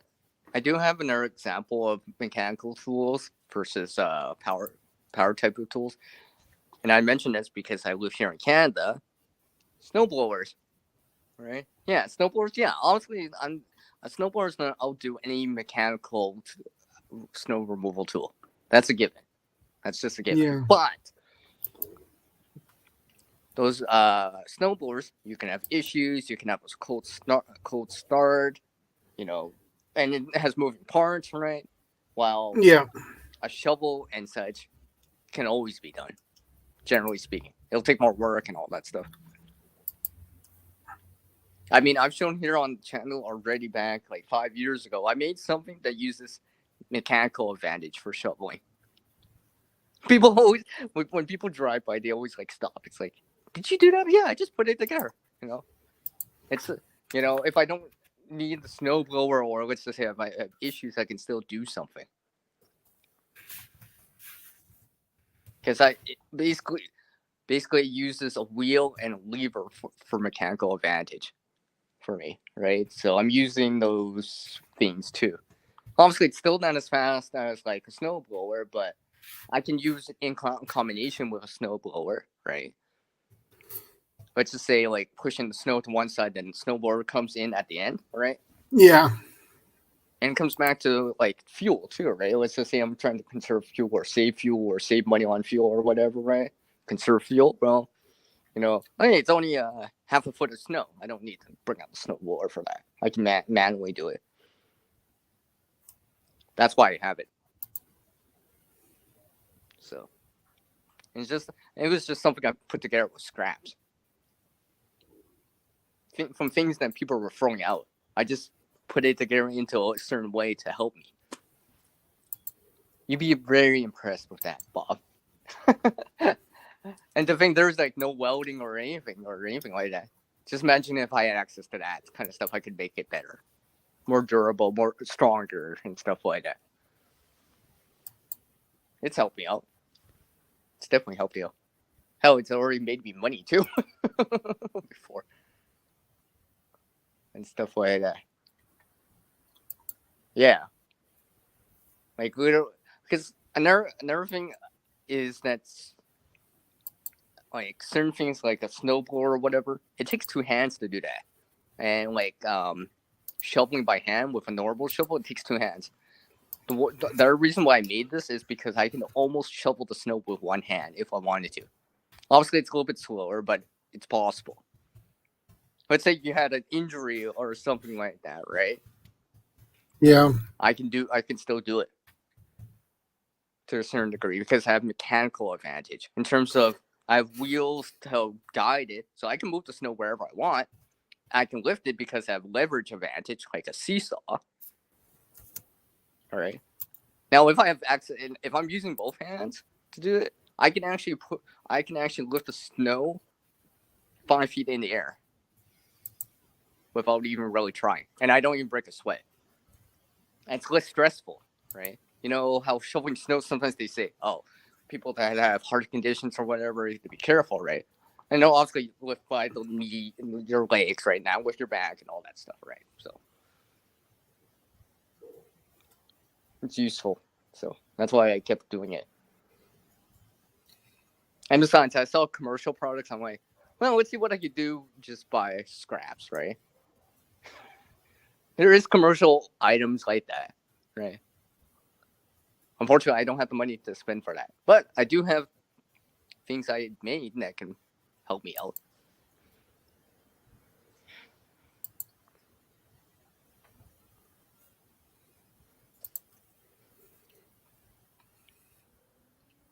Yeah, Jack, I agree with that. Learning to make the most of what you do have, right? Using what you do have to help you out.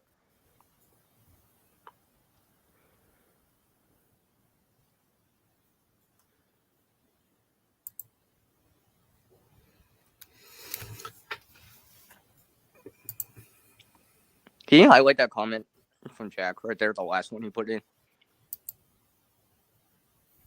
Not the last one, because it's actually the one previous.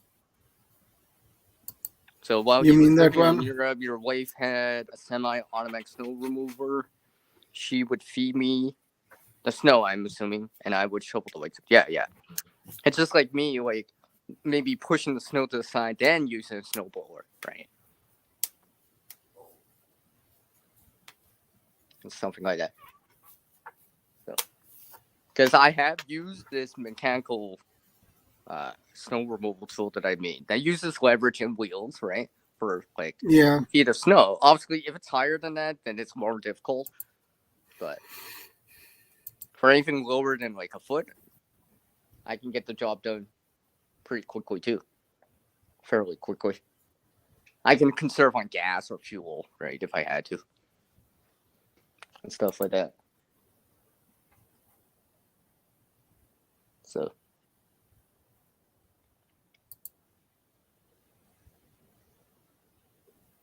because I've tried it before, because I brought us out a scale and I lifted the snow in the scoop that I have. It was like 20 pounds. Try lifting snow by hand, lifting it with your legs, 20 pounds of snow. That's going to be quite difficult to do over time and repeating the process, right? Because obviously you're not just shoveling once, like one scoop. You're shoveling a lot more, right? Especially if you got a driveway, along sidewalk, etc., etc. Yeah. So,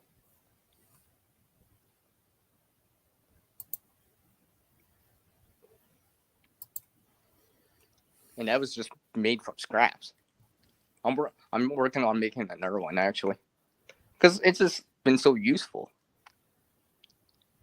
You know, I almost feel like it's been making me money. It actually feels like it's been making me money. You're helping other people and they pay me, or saving on fuel from using snowblower. Like I said, I have a 2-stage snowblower, right?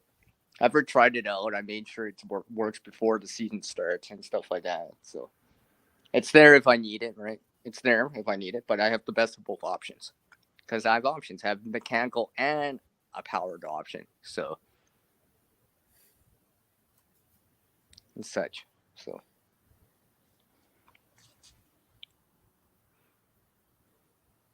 okay. No, of course. I think it goes without saying, like power tools and things like that obviously will do the job faster. But yeah, the fine cleaning and or something like that, right? Or you're coming in with a shovel or a broom or something like that, depending what it is.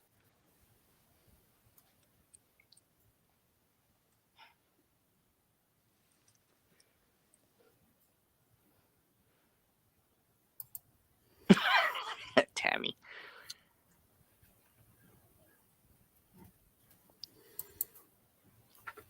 Yeah.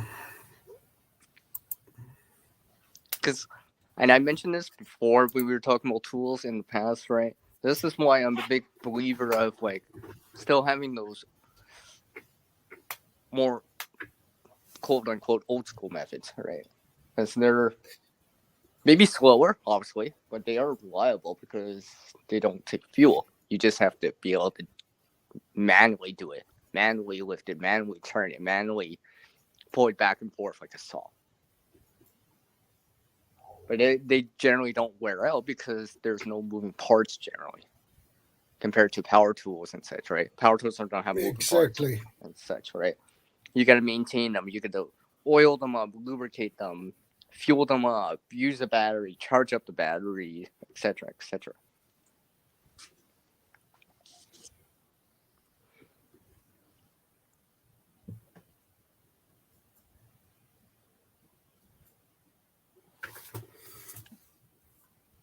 A lump hammer. The last time I used a lump hammer, I ended up breaking my thumb. I'm not familiar with a lump hammer. I mean, I know what a hammer is, but obviously, I'm not specifically familiar with that specific tool. I mean, I could picture it in my head, but yeah, that would probably hurt. Oh yeah, did I mention, Shadow? There was this one time in this one season, I'll mention this right after this. What Jack said. It reminds me of someone. Yeah, if you use a multi cultivator, you can make a snowboard for it. They are excellent for driving. I made one for a Honda, but still not easy. It takes a lot of upper body strength. Beats a shovel, right?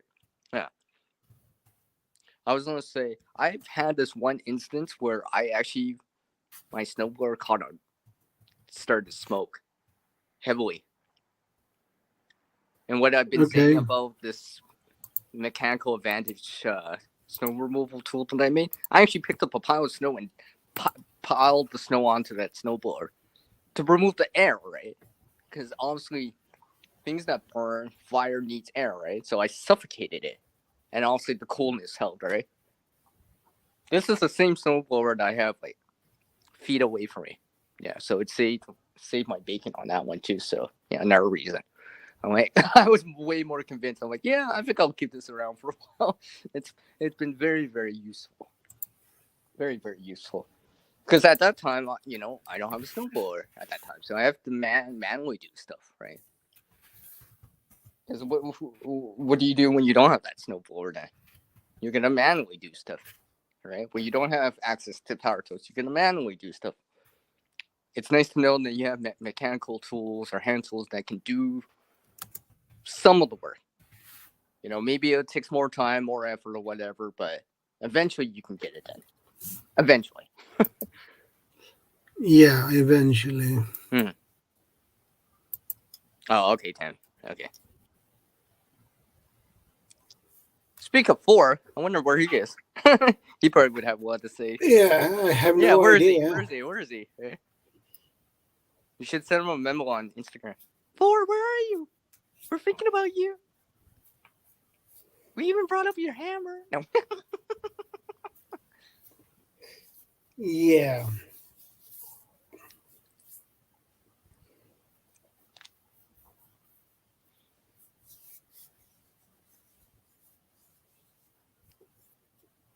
So yeah. Yeah, for me, it's nice to know that I can lift some snow up 10, 20 pounds with one hand. Because I have the mechanical advantage. So, things like, because you gotta remember old school things like, they're known as the six simple machines. Geez, spit it out here, right? And to a certain degree, we still use them because it's incorporated into everything we have now, right? Obviously, wheels and axles, your vehicles, right? Bicycle, pulleys, wedges, screws, and all that stuff. How you do stuff. We still use them. We just don't think about it. But a lot of things are built upon all that stuff. Everything around us. Everything. You'd be hard pressed to not see it in day-to-day activities, let alone in emergency situations or when you really need it. Yeah. So I always consider those, and levers too, and stuff like that, right? You go to a playground, you don't see that stuff like, oh, here's the seesaw, and all this stuff. Here's the thing that goes around and around like a wheel, right? Yeah, exactly. So your bicycles, right? Yeah. That's a wheel and axle right there. That helps you keep going, all right? Your wagon, all right? Stuff like that. Like a wagon or wheelbarrow to help you move logs, all right? With it around, right? That's nice to have too, right? Yeah, You don't I have to do agree. it by hand. Imagine carrying logs by hand, right? Right? If you had a wheelbarrow or a wagon, yeah, you're going to get a lot more work done with less effort, probably, right? Yeah, I agree. I mean, it's one thing to go a couple feet with it, but if you're going to go down the driveway or, hey, it's over here, we got to bring it back to the house or whatever, yeah, it'd be nice to just wheel it behind you, right? Because stuff like that allows someone, let's say, with less physical energy or physical strength to be able to do the same amount of work. It's like a wagon, right? A child or someone elderly can pull that behind them, right? Which means that if, let's say, it was like, for example, Shadow, if it was like let's say you and me and someone older or whatever, right?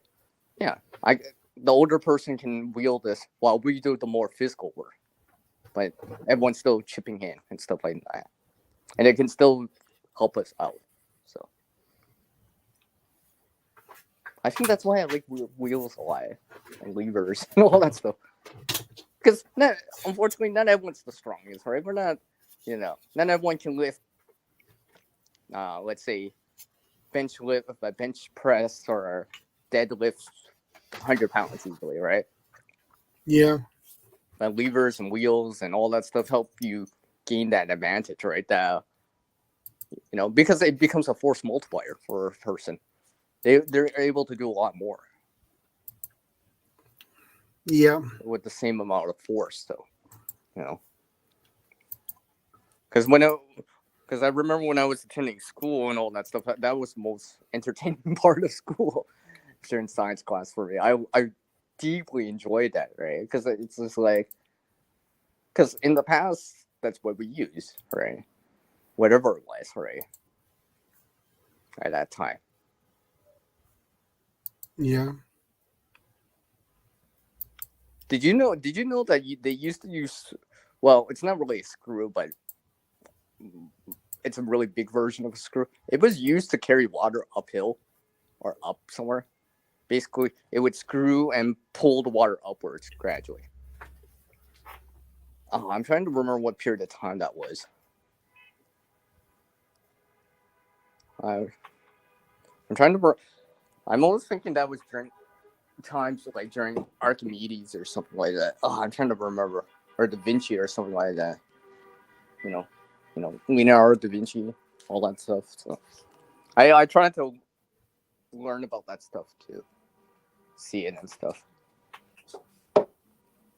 because that was the state of the art technology back then, right? It helped people, right? Allow people to do a lot more work with the same amount of effort, right? One person could do the same amount of work as like 10 people or 5 people or whatever, right?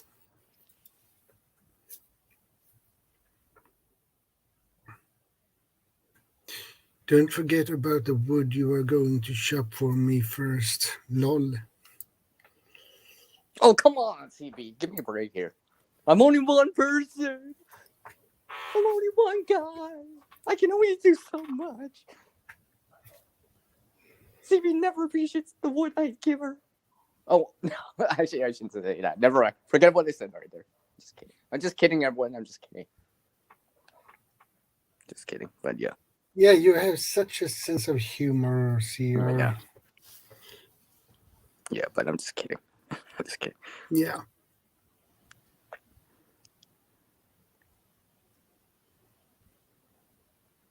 I'm just saying it.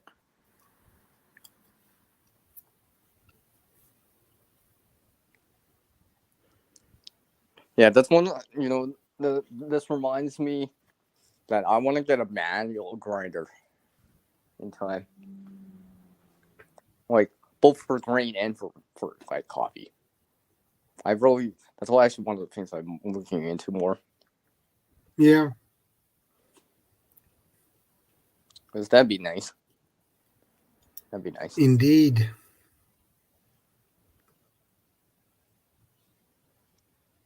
Imagine if, because I'm always, we're talking about power tools and hand tools and all this stuff.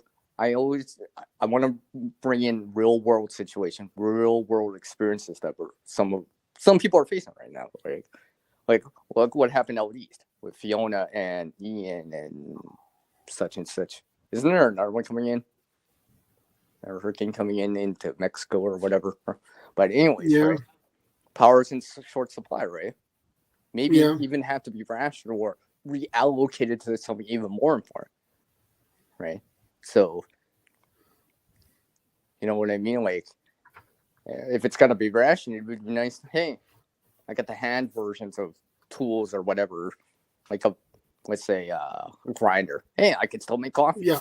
I can still make coffee with the beans I have, right? Indeed. I don't have to be like, can I borrow your generator so I can grind my coffee beans so I can have coffee, right?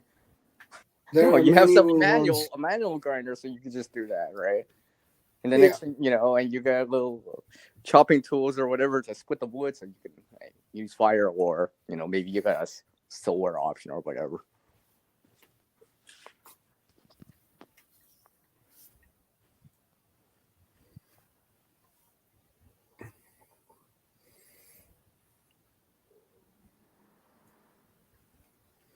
And it's nice to have those manual coffee grinders. Yeah, that's something I've been looking into.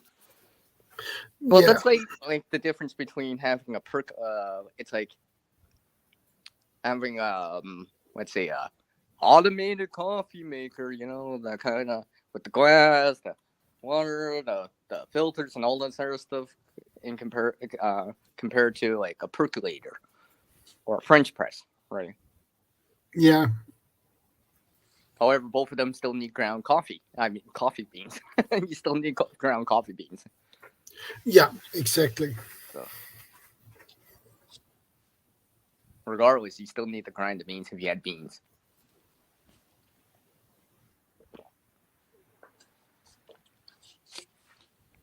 I mean, I got one of those percolators or French presses too, so just in case. So, I can't use that. Ooh, look at that easy to use coffee maker, right? Oh, no power. I can't use that. It runs on electricity. Let's say you don't have a generator or you got a ration fuel or whatever. Oh, that's okay. I got a percolator. I just have to find a way to heat up the water now, right? Okay, Alona.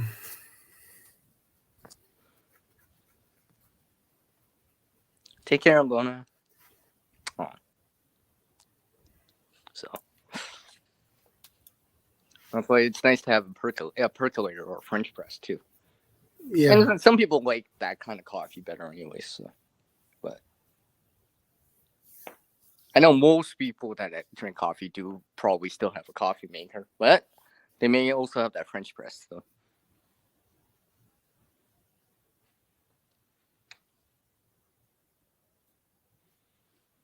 Or those percolators that are like metal, right? At the top and all that stuff. Like you would put them over a fire or a propane heater or heater.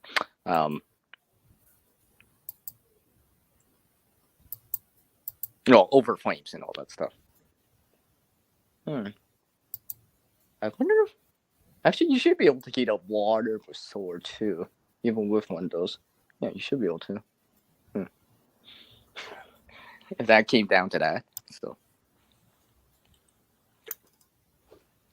I told you guys I had lots to talk about. That's why I let Cat and GP do all the talking earlier. That's why I was like, I'll let them do all the talking. I'll just talk after, like usual.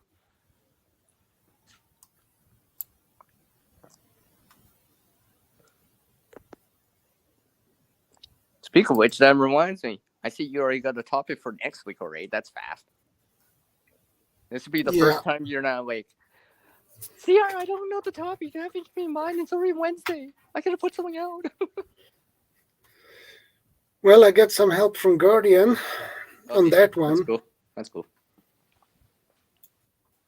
And I think it is a good topic for next week. So, so that's nice. Yeah, at least you'll have something you don't have to worry about for another week. And in time, you'll think of the topic for 2 weeks from now and such. Yeah. Yeah.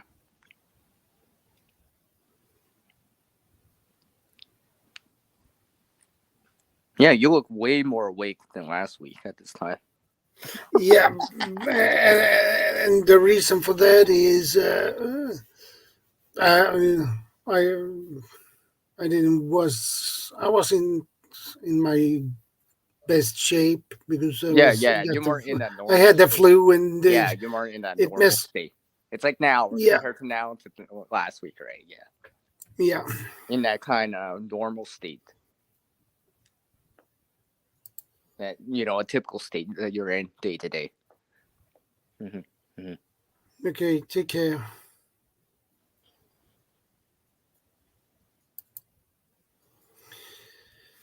Take care, Jack. Catch you around, Jack. It was Well, nice there to hear you from are. Welcome back. Why, thank you. Hi, Miss Blue. Hi. I know. I've been taking over until you showed up. How's that for timing? That's it. I've been taking over until you show up. And Creative, I just finished a little treat for you. You should see within the next 24 hours. But I'm also gonna send you the link. So Make sure, direct it to me. If I don't, it's gonna be on your channel, so you should get a notification, I think.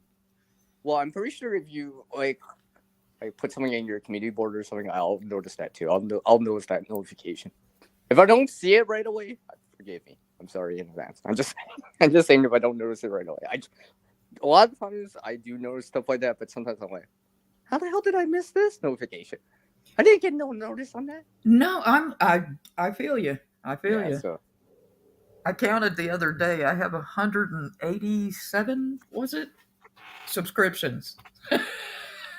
So I feel you, bro. I feel you. Yeah.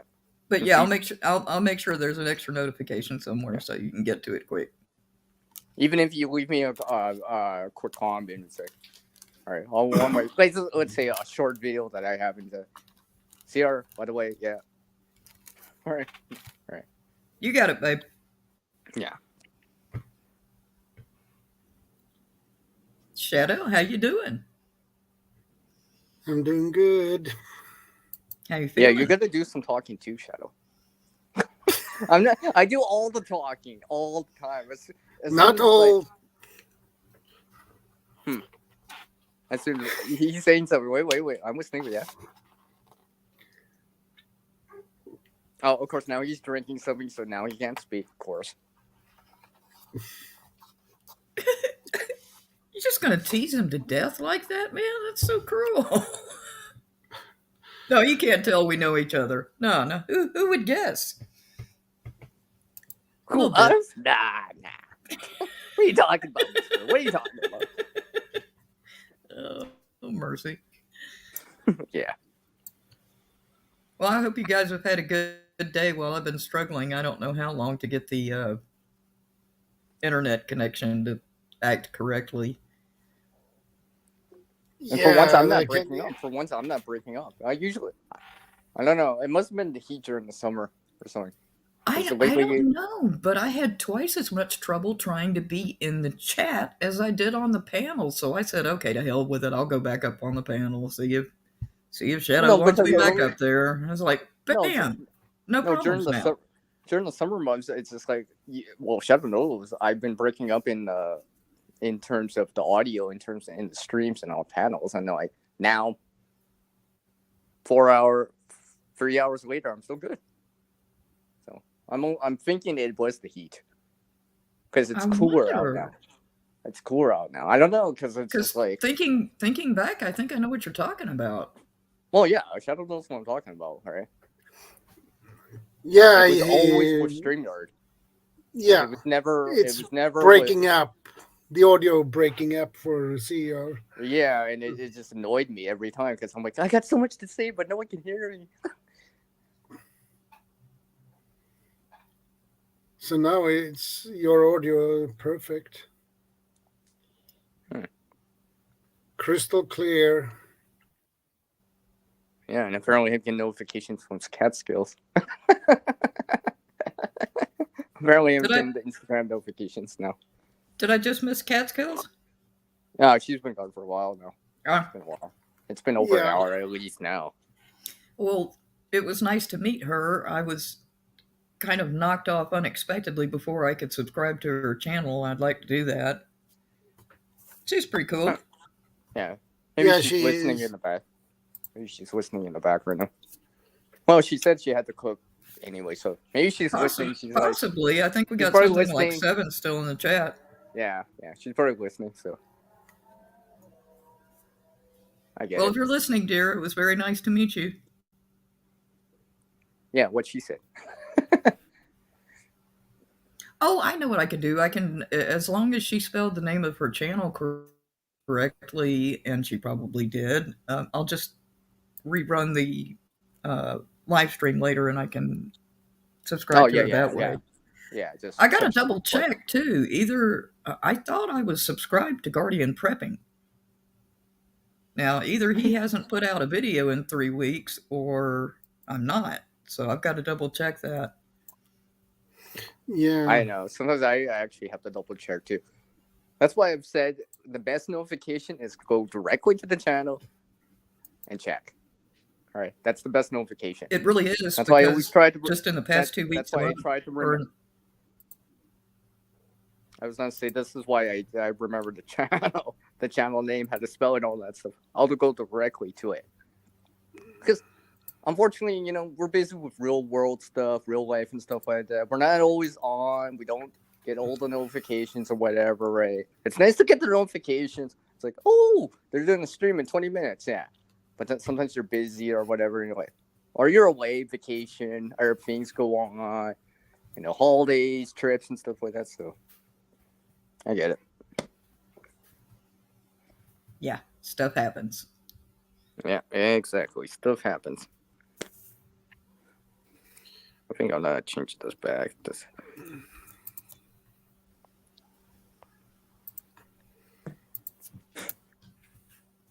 Shadow, you gonna drag out any more knives to show me? Are you gonna say anything else? Are you gonna add to the conversation here? That joke goes back 5 hours, by the way. Oh, I'm teasing, especially since the live stream's only 4 hours. But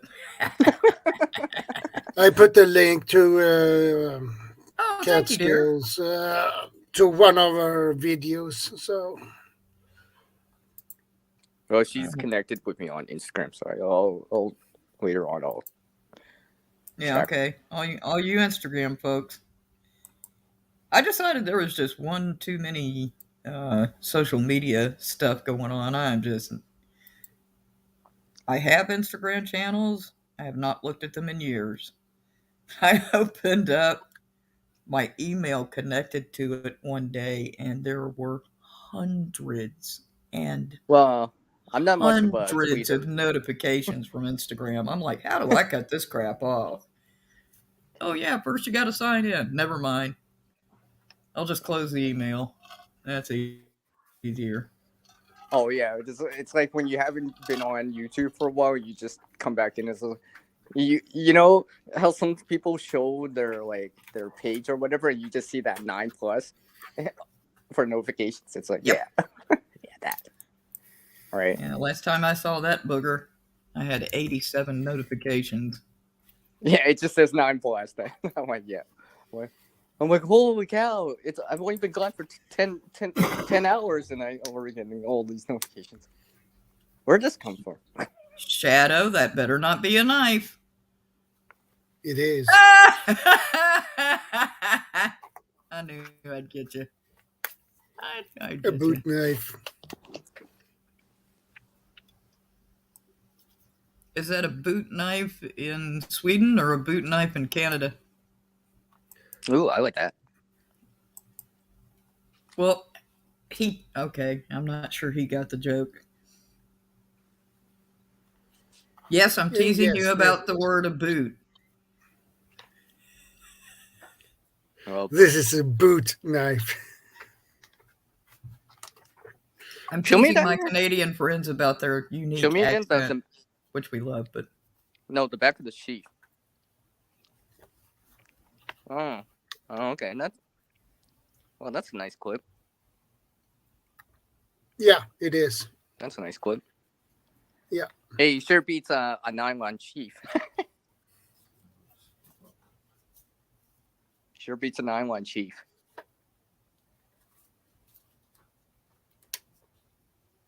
I mean, nylon sheaths work and all, but they wear down in time because it frays. It frays out. Unlike, metal and leather. Yeah. Those two things won't fray. This is thick leather, so... Yeah. Yeah, they'll hold up for a period. Longer period. Yeah. That's why, nylon sheaths are just, it's like stock. Like, it's just like in a vehicle, you have stock parts and stuff like that. Nylon sheaths are just a stock. compared to like leather sheep that's like aftermarket or something like that.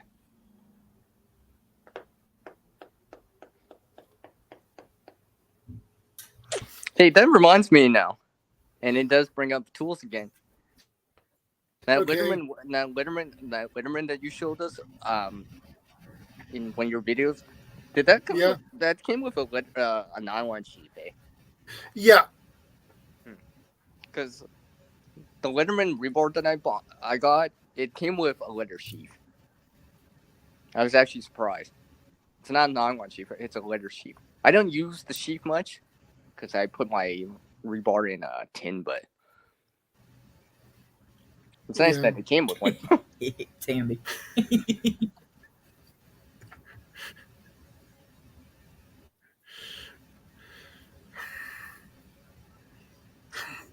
Well, I know most of the songs anyway, but I can't claim I know everyone, but yes, I do consider myself a ABBA fan as well. Yay! yay. Yay! I'm old. Yay! Yeah, me too. I would start singing, but I don't want to get copyright. I would. I know it would happen. That's why I don't do it. If we were doing a private chat, I would. Or Creative, earlier we were joking. Whatever. Yeah. Earlier we were joking about my roommate won't get on the panel. He won't even get on the internet. But because he said if I do that all day at work, there's no way in hell I want to do it when I come home. And I feel him. But Shadow and I were commenting one day in private that he comes up with these great lines behind me, and he said, "ABBA is everyone's guilty pleasure." I love that.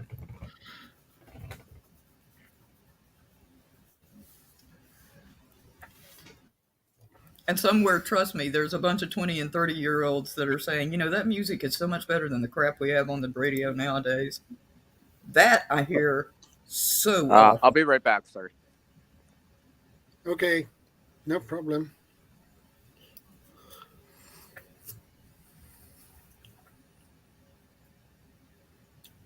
It's interesting that I showed up and someone else disappeared just like that. It was like magic. Yeah. I didn't even know I was signing in at this time.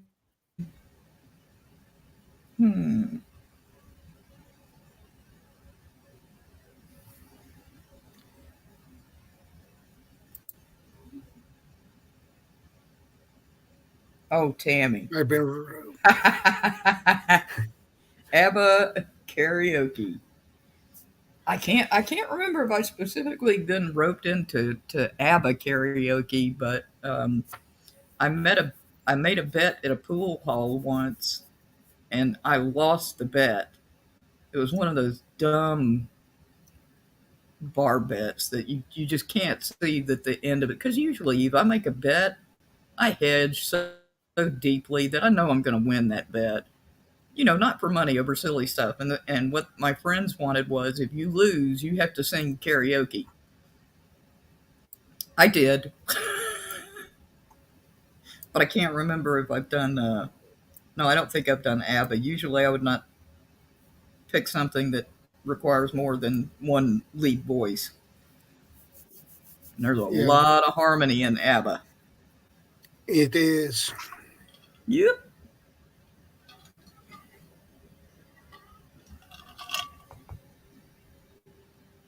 I grew up with them.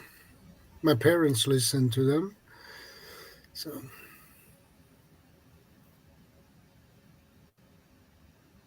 Every 2 to 10 years, there comes out a rumor that they've decided to take a huge amount of money and do a live concert.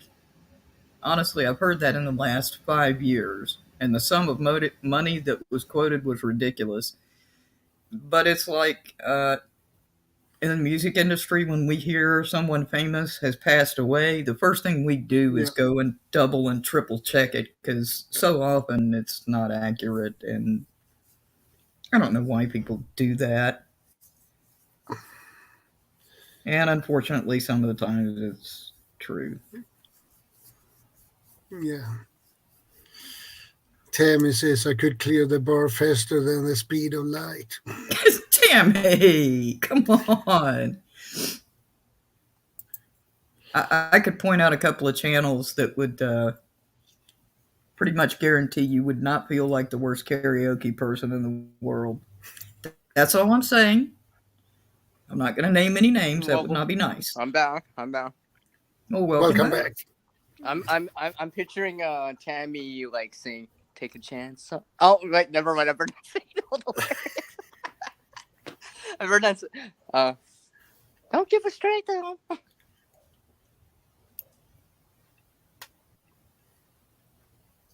I love the fact that Creative's just a wee bit of a scoundrel. I do believe he likes to cause a little bit. But I like people like that, so that's just me.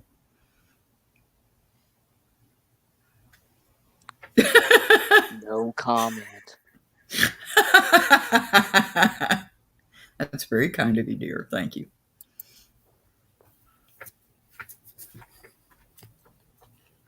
Before we started the live stream, I was explaining to Shadow that I had a medical test yesterday at a hospital. I thought the test was supposed to be 15 minutes. It turned out to be 4 hours. And the first hour is just prep for the test.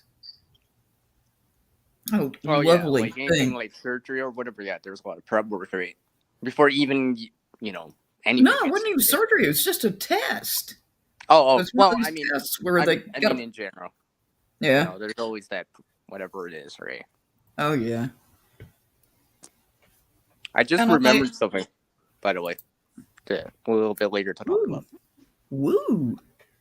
Oh, it's for later? Well, I could mention it right now. I just remembered something. Well, because we were talking about hand tools and like power tools and something like that. There is something else too that I meant. Sewing, hand sewing compared to using a sewing machine, right? Because it comes back to a sewing machine's don't do work a lot faster compared to hand sewing, but hand sewing I can do anywhere, virtually anywhere. I can do it in a vehicle. I can do it under the covers. I can do it. Right? Takes longer, yeah, and you need skill for that, right? Yeah. The Shadow, you don't know how you don't do much sewing or something like that. You told me this before. Well, do you know how long it takes me to sew on a patch on my scout shirt? It takes me 8 hours. It takes me 8 hours to sew that on my shirt.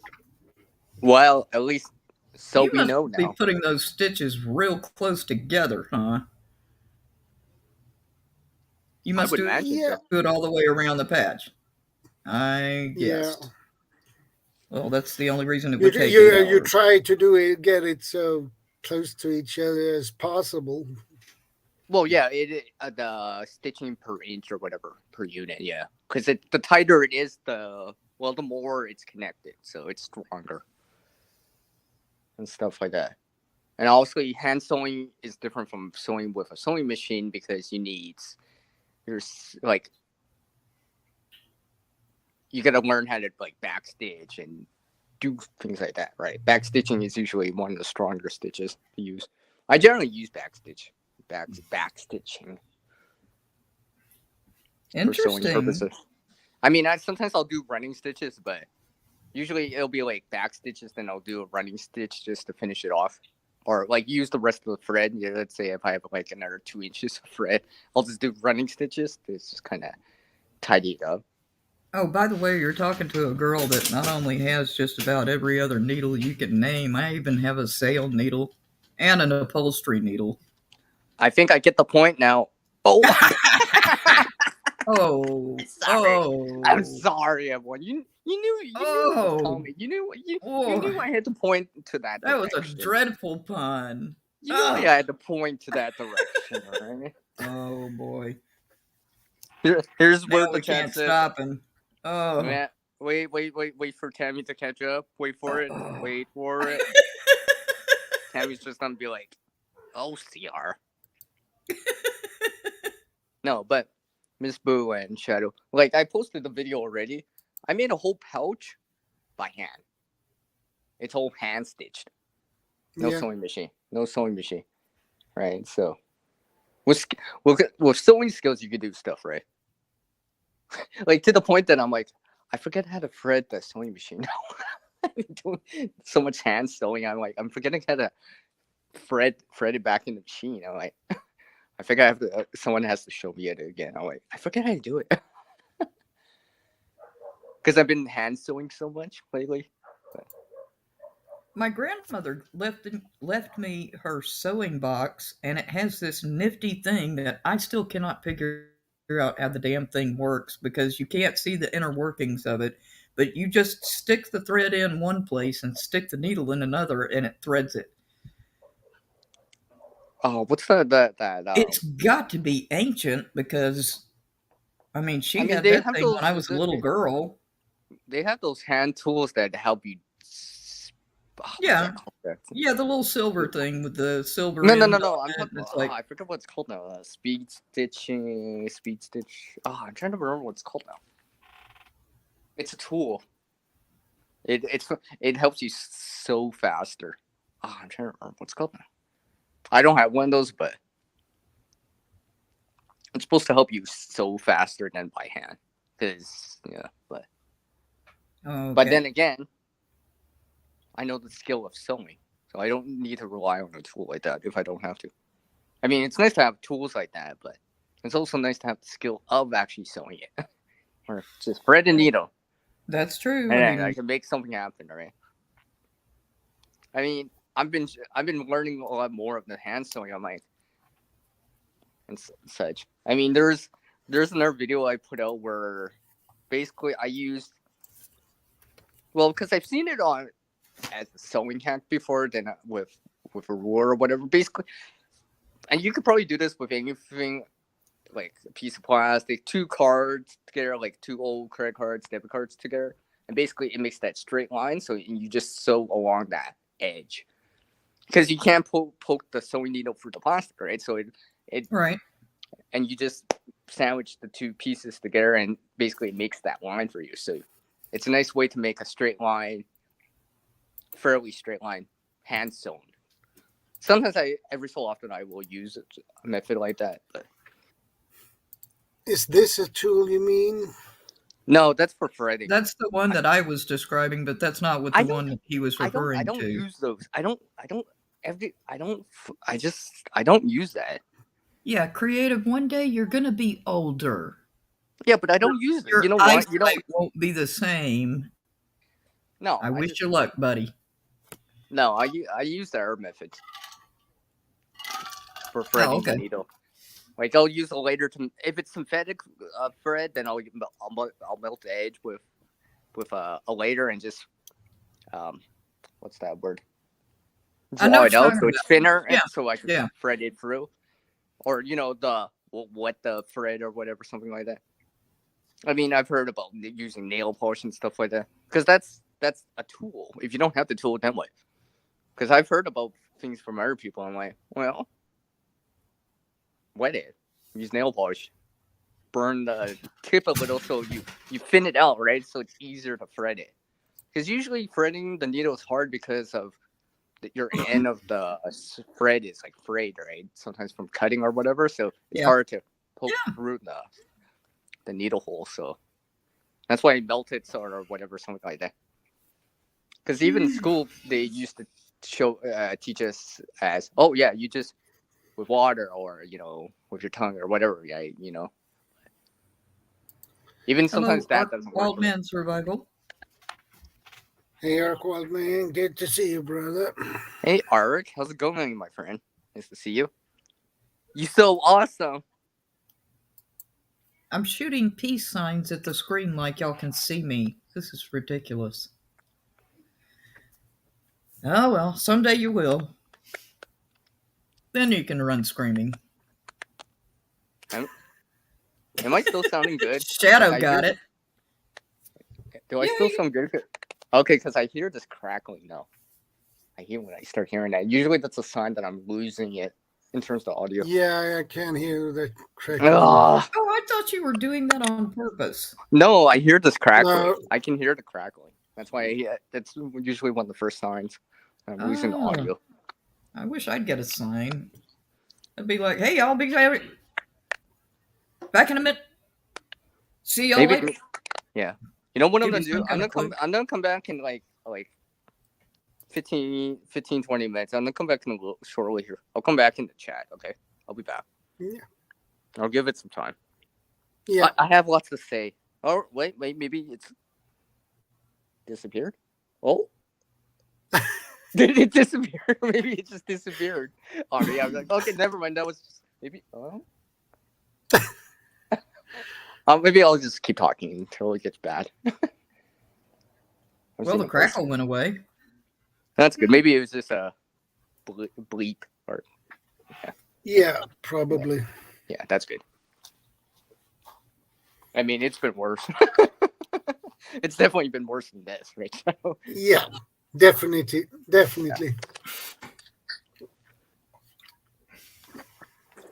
Yeah, I'm really glad I've gone back into the hand sewing. It just feels like I have no excuse now. You know, it's funny. I've done and the thing is, I've done hand sewing at my friends' places, in a vehicle, waiting in a vehicle, on the road trip. I'm just like, you know. Those would be people some like- great times to waste some. I mean, because you're already, I don't know if you're like me, you're already feeling like, especially if you're not the driver in a long trip, you just feel like, No, don't get me wrong. I'm still careful of how I'm doing it because we're driving or whatever. I mean, but if you're parked or whatever, right? Like, I'm good. yeah. Or stationary or whatever, right? I mean, sometimes I'm watching videos and I'm sewing in the back. Okay, how long does it take me to get to Canada? I'll just you make need a it. passport. Go ahead. You Go need ahead. a passport. No, y'all go ahead. Okay. Get You my need a passport. passport updated. Get my plane ticket. Okay, a couple weeks. Arrive to Canada. 6 hours later, time zone difference. Bitch slap pick you up at the creative when I get airport. there. Gonna pick you up at the airport. Okay. Factor all that He's in. not going to want to pick me up after I slap him and then return home because there's nobody to pick me up. She's gonna need cab fare to get here. No. Oh, don't forget about packing. We almost forgot about packing. Ah, screw that. Where's the fun in I'll that? just buy all the clothes here in Canada. Yeah. I'll just bring American money. Yeah. In my dreams, by the way.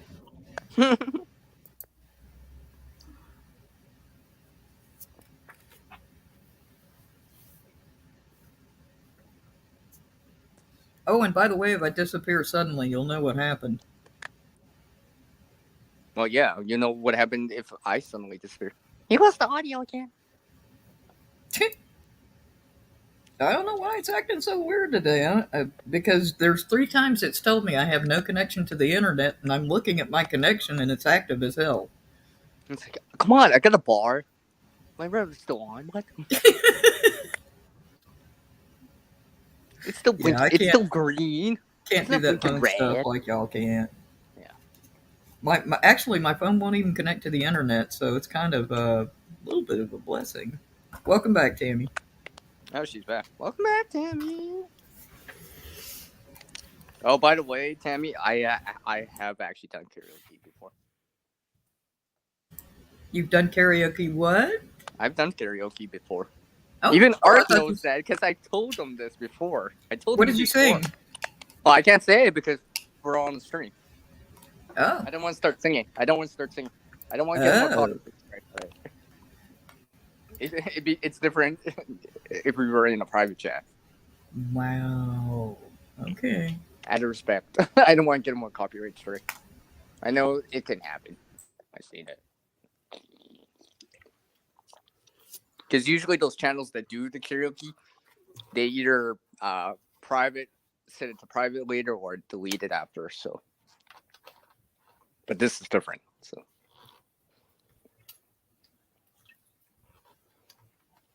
I mean, I probably can't even hum it.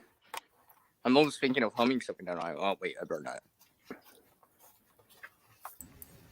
By any chance, did you drink like a couple of pots of coffee before you came on tonight? I'm just curious. I can shake the coffee next to me. I could tell you're drinking, and my guess was coffee. Yeah, right. Yeah, You just hear that. CR always has coffee. But do you know why It's I my guessed motivation. It's my motivational speaker. it? That's what I was going to say. Your speech speeds up later in the live stream. I did not make that up. And I did not tell her to say that. Please, no more than the $20 we agreed on. Man, tough crowd. Tough crowd. Indeed. Oh, you know what? I just realized something too. You know how I think Jack said it earlier, sort of like how you would still have to use a hand tool or hand sand to finish it off. There are certain things you can't, like let's say if you're mending or something like that. Sometimes you can't even use a sewing machine because the way that it's in the material, you can't get it into the sewing machine or onto the sewing machine or lay it on the sewing machine. So you got to do it by hand. If that makes any sense, right? Sometimes, Yeah, that makes sense. right? Like a pocket or inside a pocket, so you have to do it by hand. You can't do it with a sewing machine because you can't get access into it in the first place. If that makes any sense. So It does. So there's a reason right there where sometimes you still need the hand methods or the hand tools or whatever and do it by hand because you can't do it with a machine just simply because you can't get it in there. So I was just thinking about that. I'm just like, because I've been doing some mending. See, usually I don't do the sewing during the summer because I'm doing other things, but as fall, winter comes along, I tend to sew more for some reason. Probably because I have more time to do that kind of sewing. So during the spring and summer, I do that kind of sewing, SOW. And then in the fall and winter, I do SEW sewing. Cool. So Well, I can only do the SEW. yeah. I have been trying so hard so many times in my life to be better with having a green thumb. And what is it? I don't I'm get still it. working I on just mine. don't seem to be, I'm still There's working on mine. there's that one kind of ivy that doesn't even need sunlight to grow. That's usually the kind of ivy you see in hospitals and whatnot, where you'll be in a hospital office that has no windows whatsoever, so it can grow just by the light of the the overhead light. Mm-hmm. Yeah, That's some the sort one of ivy. herbs or what- something like that. Herbs. That's the one ivy on the planet that I can't kill. Mm. Yep. We once had a backyard that was over an acre.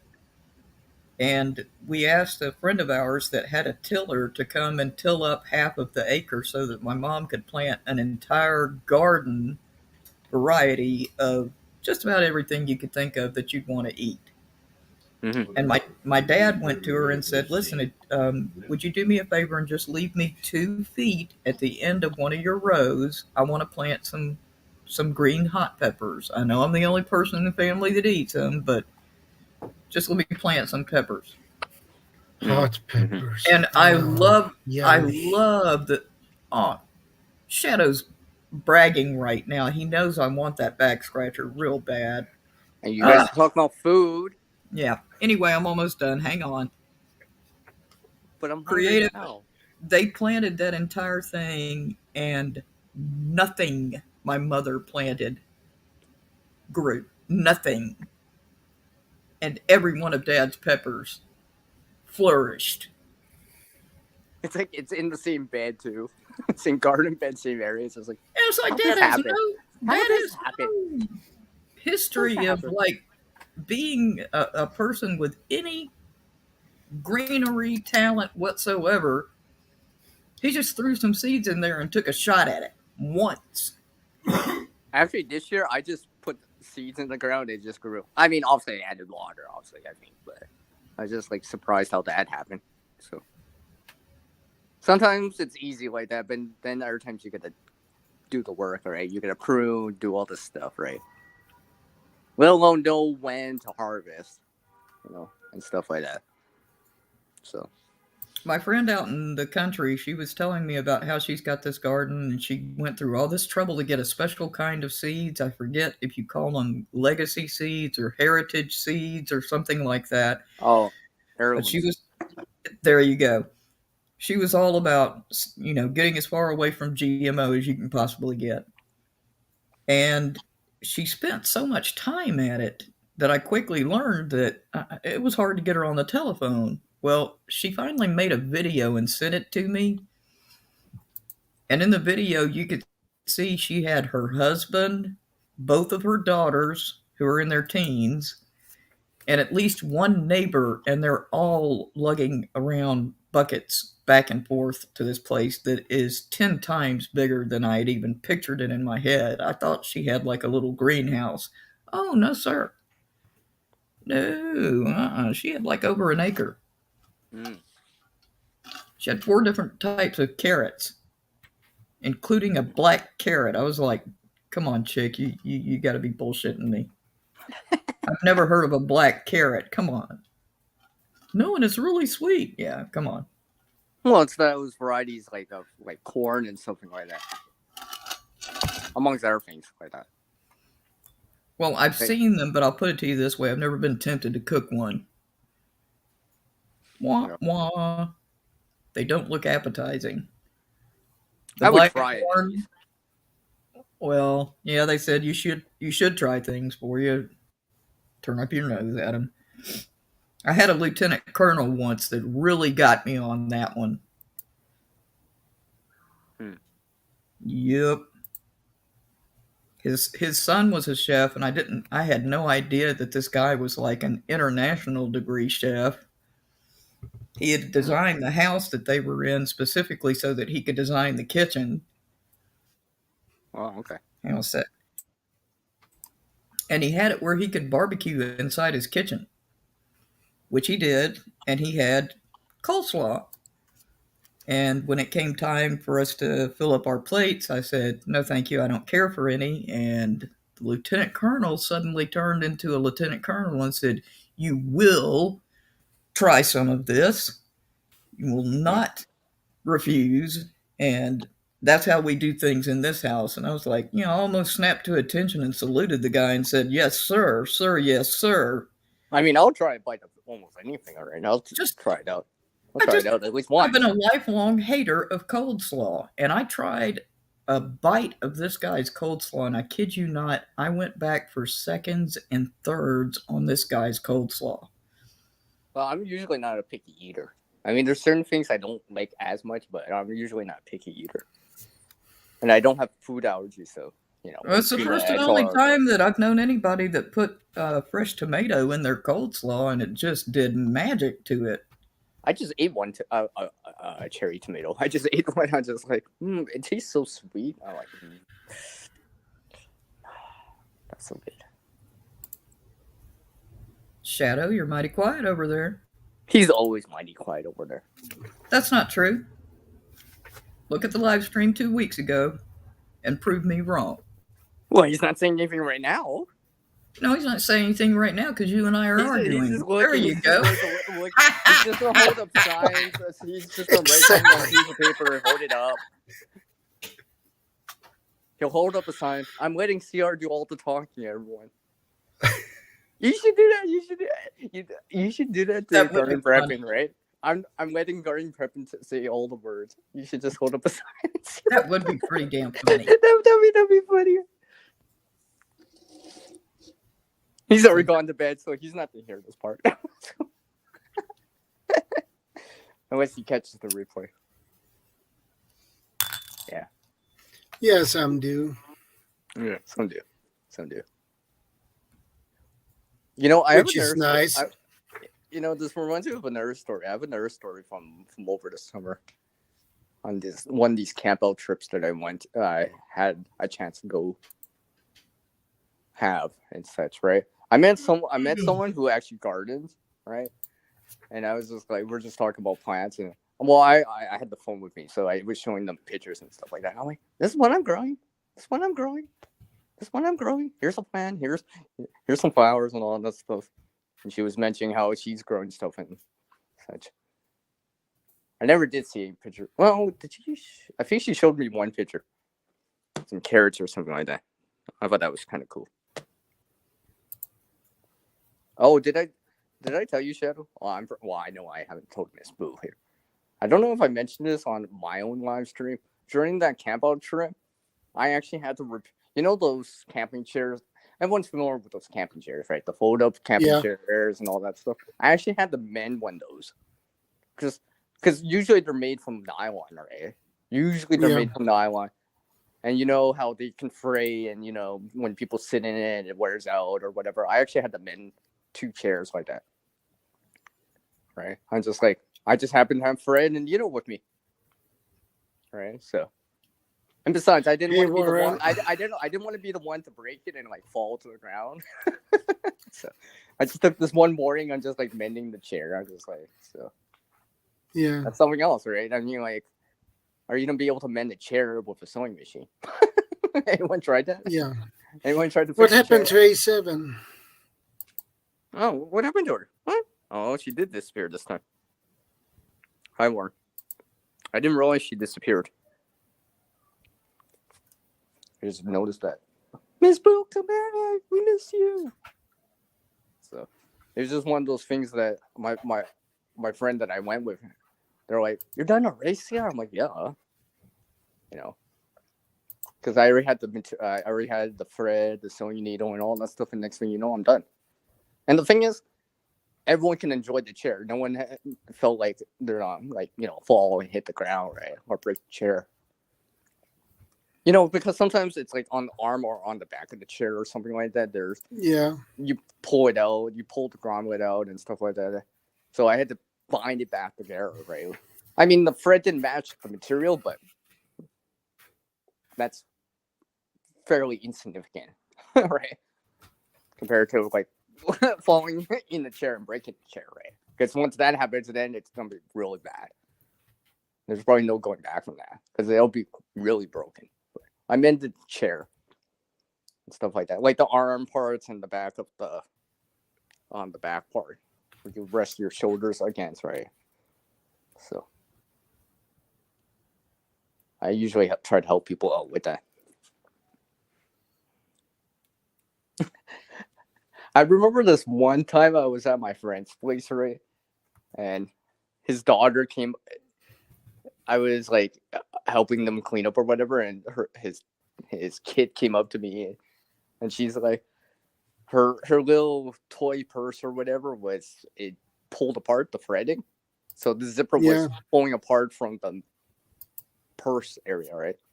Like literally, I improvised the thread with something that I could use as thread. And next thing you know, I'm like, here you go. I fixed it because I had the sewing needle with me. Because actually, I do actually carry a sewing needle with me. I don't always have the thread, but usually it's easier to I can improvise the thread, but a sewing needle is hard to improvise. If you don't have it, it's hard to like recreate that properly, even with good materials, because it's hard, right? I mean, thread's one thing. I can pull threads off something else, right, or whatever. But a sewing needle is very hard to improvise. When you don't have that, you don't have that. I mean, like, because they used to make them out of wood and bone and all that stuff, and they'd be a lot bigger, right? When I can easily just carry a small sewing needle or whatever, metal one, very easily. Yeah, very easily, right? So I managed to fix that up for them. So, well, because again, it also make sure it made sure that that stuff had another could be used more, right? Instead of just being tossed, right? Because I know sometimes, unfortunately, sewing is one of those things. If you know how to do it, you can fix stuff, right? You can give it more of a life to it, right? It doesn't have to be thrown out right away. Because unfortunately, a lot of people throw out stuff because they can't mend it.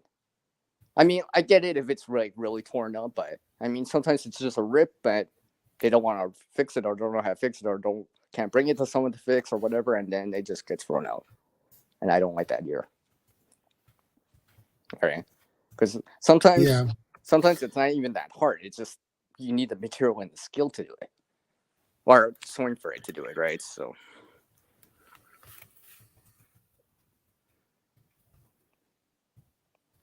Oh, that's a lot of comments. That's a lot of comments right there. That's a lot of comments. Yeah. So that's why, Shadow, I've been getting better at it. All right, experience and applying that skill of sewing, and it's hand sewing too, right? It's hand sewing. I'm not using a sewing machine. All right, not using a power tool to do it. I'm doing it by hand. All right, so I figure I add that in because it kind of relates in. All right, the sewing machine is a power tool. The sewing machine is a power tool for the most part. Even ones that you manually do or like have to turn. That's a mechanical way of doing it, but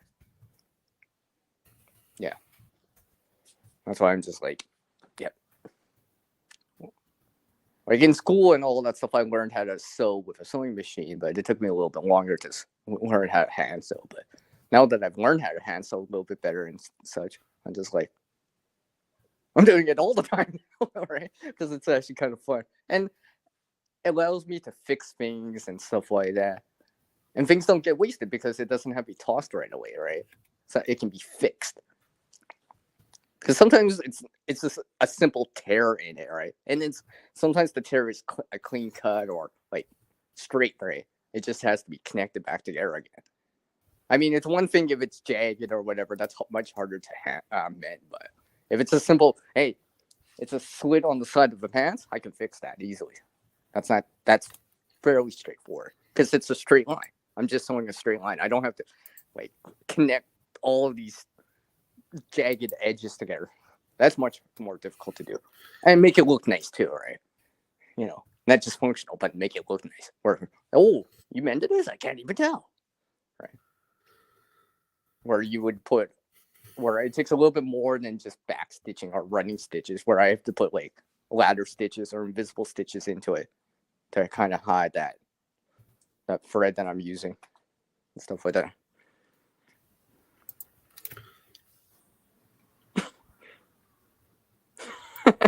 Yeah, learning. Hydrate, take out, sanitizer. That's a lot. I can't see them. I can't see the emojis. I can read them, at least. So. Yeah. Oh.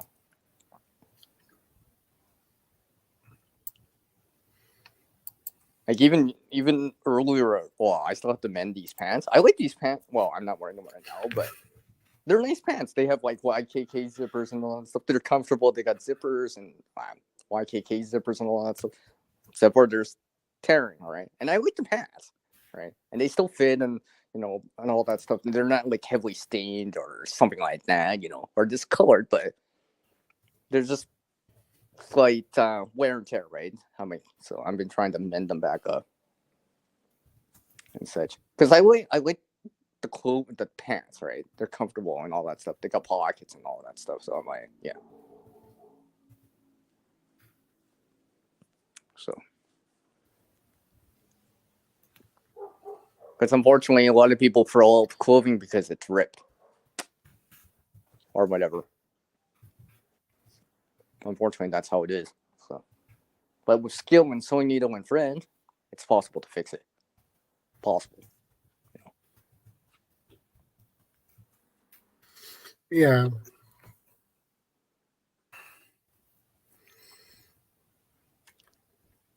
Like, I've been really discovering sucking new. at I've been. Pardon me. I'm sucking really at when it comes to sew things. Well, maybe it'll just come in with time and a little bit more experience in it. I'm usually good with my hands in terms of hand-eye coordination, so maybe that's why I don't, and such, right? And I can pinpoint the sewing needle a little bit better and such, but it just depends. I get it, right? I get it. Some skills or whatever are a little bit easier for certain people to do. Yeah. So, but in time or amount with enough time, you could do it, even 8 hours later. I mean, I've sewn little mini pillows before with scraps just for fun. I made stuff for people to have, right? To put in their, like, let's say, man cave or whatever, right? Something along the lines of that, right? And that was just scraps, but they liked it because it's a unique thing, and it helps decorate their man cave, right? Decorate has CR in it, so just saying. Yeah. So it was kind of cool, and I just gave them this stuff. I was just like, it was practice, right? But they like it because it seems to be like one of a kind, right? From something, that most of the time people would just toss, and I converted it with a CR in it to something that they would enjoy. Something to hang in their man cave or whatever, a sign or something like that. All right. It wasn't even that difficult. It's all based on like previous experience from doing it from other things and just building upon making progress and building upon the skill and the experience to something. And I just raised the bar on the difficulty and such, right? Because I've been thinking about this for like the last year and a half or whatever, maybe even 2 years. I have much more ambitions for like something for hand sewing, but I'm trying to take small steps into it and increase the difficulty and see, like, not just like a little pouch or whatever, but I'm talking about like hand sewing like a backpack. That's very ambitious to do. Because most people would do that with a sewing machine, right, to save time. But doing that by hand, that'd be very ambitious. Because it'll make the pouch that I made before look like a piece of cake.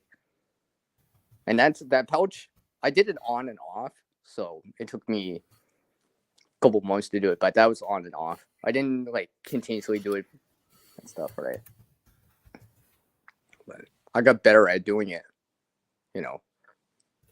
because from simple pouches, now I'm adding trim.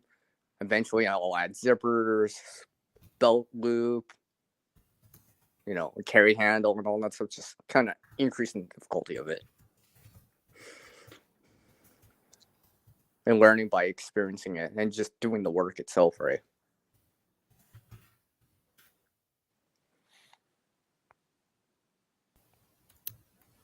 Hey, B Savage, how are you doing? Oh, look at that. Jack's back. It's so awesome to see you both. Hey, B Savage. Welcome back, Jack.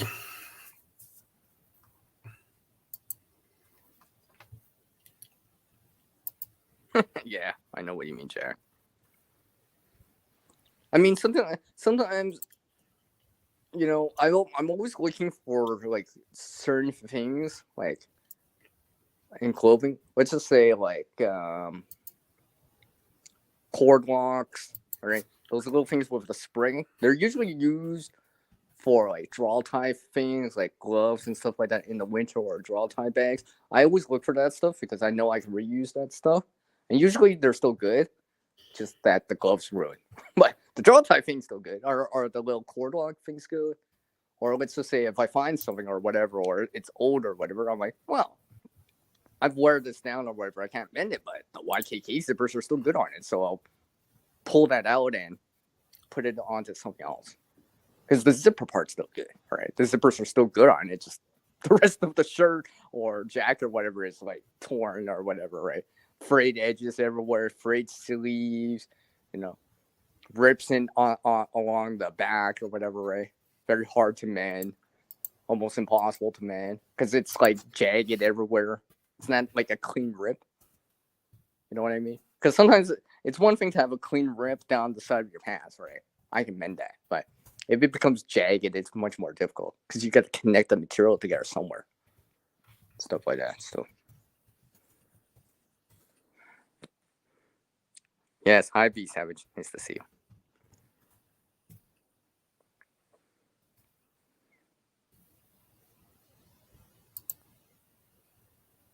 Did I just talk about sewing for like the last half an hour? I did. For 45 minutes. Yeah, I did. I just noticed like in the last from 4 hours to 5 hours, I've been talking about it. Hey, you did say hand tools or versus power tools. Same thing. Sewing is one of those things too. You don't really consider that as a hand tool, but or a sewing machine that's a power tool, but technically it is. Technically, it's the same thing. It's not as glamorous as like an axe or a saw or a drill or whatever, but it still does work for you, or it can help you, or help you fix things, right? So,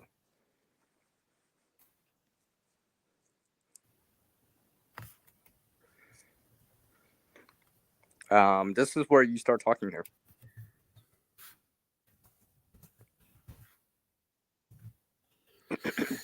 Yeah. Are you getting tired? You gotta let me know when you get tired, by the way. Because I sometimes I forget that it's so late for you, right? It's afternoon here. Well, it's so just sometimes I can just keep talking for a while, right? It's 1:02 here. Yeah. I don't know. If you want to go an hour, go to the top of the next hour. Okay, that'll probably be good. That'll probably be good because I'm kind of like repeating myself a little bit more now.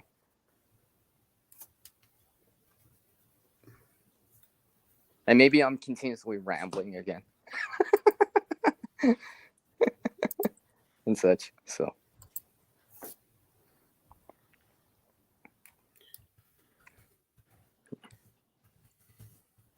Oh, okay. All right.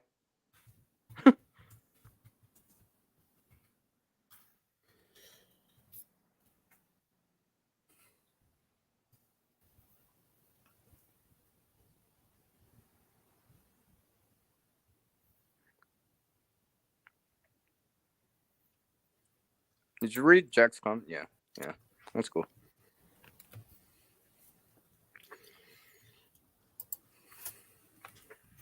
That's cool.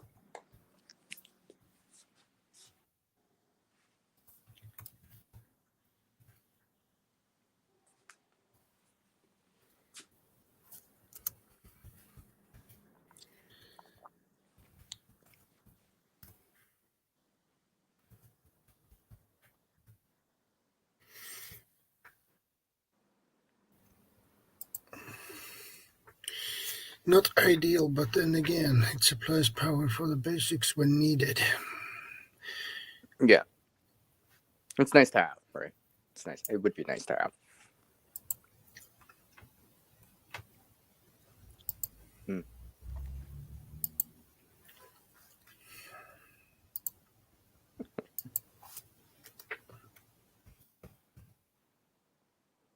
See, now I feel like putting out a sewing video now.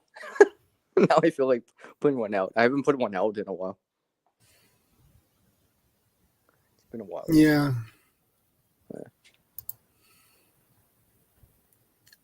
So lately, I've been discovering so much more out of it, and things that I'm like, oh hey, this can work or whatever. And like, I think it's because the creation Hey, part. Pilgrim Prepper, good to see you. What's up, Pilgrim? What's up, virtual fist bump?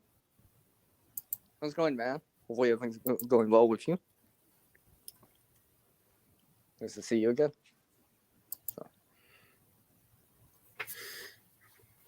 Thank you, Tammy. I appreciate that.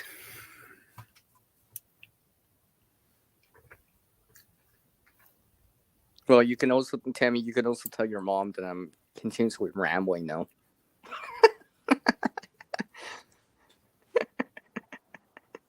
Just kidding.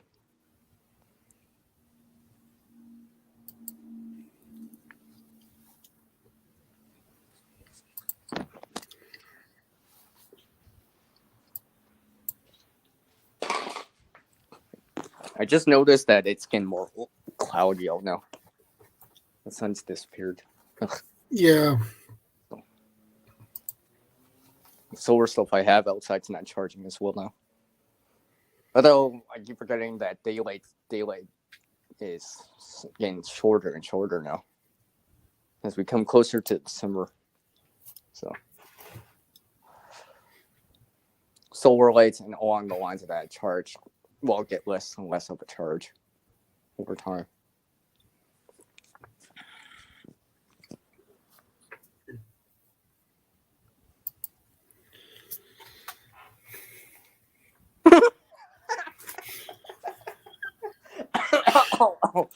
I better not cough on with my coffee.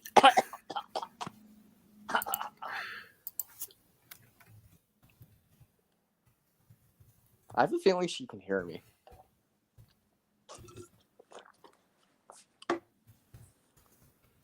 Hi, Tammy's mom, if you can hear me. We're waving hi.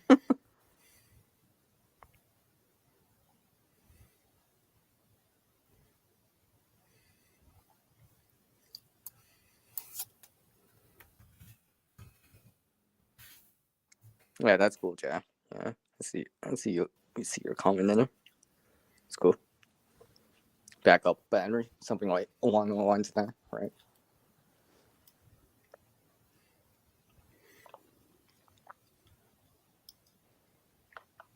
Well, it comes back to what I was saying earlier, right? You're diversifying the options that you do have. So Yeah. and stuff, right? Wait, remember how I've said I'm a hybrid type of model kind of guy? It's because it's the best of kind of like the best of both, right? On I shouldn't say neutral ground, but on such. Like I know some people like no, gas all the way. Some people no battery. I'm like, I'll just have both. I'd rather have just both. And whatever works better at that time, or whatever's available at that time, I'll use that.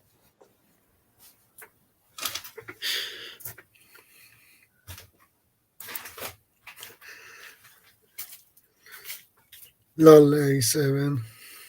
No, I said hi. I said hi, mom.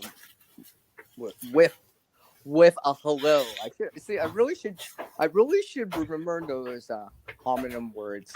Everyone always thinks I'm saying something else. I really gotta use like proper words here. I'm waving hello. Miss Boo. I think Miss Boo has selective hearing here. Just kidding. Yeah. Just kidding. Yeah. No, actually, tomorrow I actually have to do more kind of things. I didn't finish it off today. It's kind of cool out. I just did a little bit today. Tomorrow's supposed to be warmer, so and I have to do things again tomorrow or Monday, anyways. And besides, I wanted to join the stream faster. I'm like, I'll just do part of it today. Yeah. I need to take a bathroom break for 30 seconds. I'll be back. I don't even know why he tells me this, because I probably could just talk and he'll come back and be like, oh, see, no one will even notice that I'm gone. See, you heard that. I made sure he heard that, by the way. So. All right, let's see. The timer on the clock says 5 hours and 8 minutes and 50 seconds. Let's see how long it takes. Let's see here. I would hum something, but I don't want to get more copyright strikes, so I'll just be like,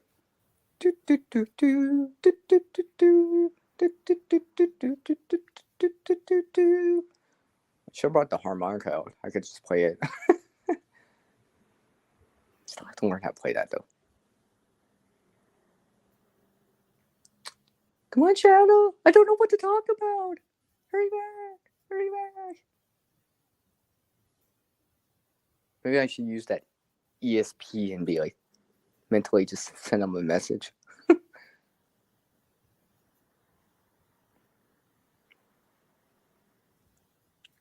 Oh. It's been longer than 30 seconds. I looked at the clock, the live counter. About a minute. Okay, he takes about a minute to do it. Yeah, now he's coming back here. He's coming back, okay. Sitting down, he put on the headphones, he can hear me now. Welcome back here. You took about 70 seconds. I counted. I looked at the clock. You counted the seconds. I did. I looked at it. Remember, there's a timer for the live, right? So I can tell. I don't even have to look at that clock. I just have to look at the live counter. Yeah. Because when you left, it was like 5 hours and 8 minutes and 50 seconds. And it took you a minute to come back and plus 10 seconds. Because, you know, you're going to sit down, put on the headphones and all that. Yeah, stuff. That takes 10 seconds right there. A7.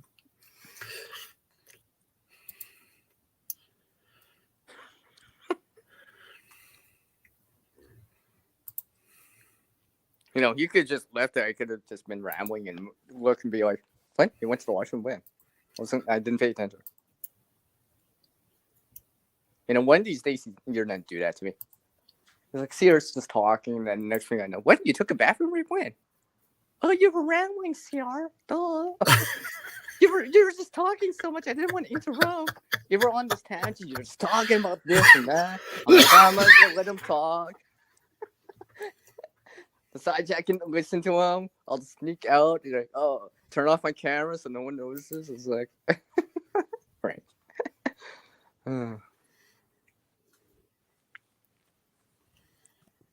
No, sometimes to be positive, you gotta laugh too. Have some fun too, right? Sometimes to be positive, you gotta. Yeah, Tim says this channel is so much fun, such a laugh. Yeah. So, what do you guys do when I'm not here on a Saturday? Are you guys still? Are you guys all? Technically, I'm on Sunday, so.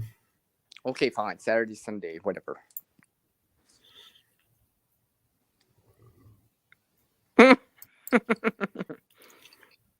Yeah, like all the time. This room. No, just kidding. Just kidding. Okay, Shadow, you got to do all the talking for the next 5 minutes now. I'm taking a break. Are you going for a bathroom break too, buddy? No, I'm letting you do all the talking. I just want because I don't want to get laryngitis or something like that. I don't want to lose my voice talking this whole time through. Well, it's easy to lose your voice if you talk too much. But sometimes it's fun. If you have a lot of things to say, you like to talk.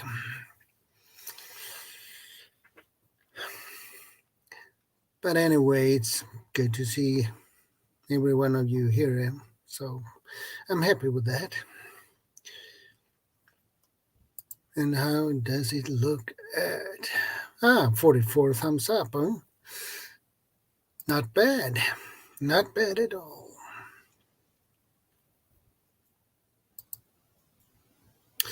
I agree about that, A7.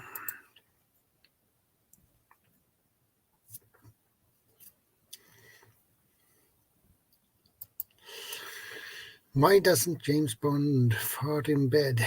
He doesn't want to blow his cover. He messed that up in the last movie. He definitely blew his cover.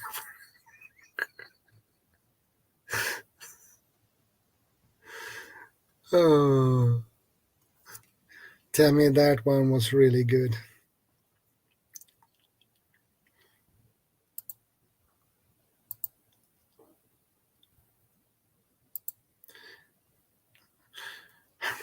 Thank you, my friend.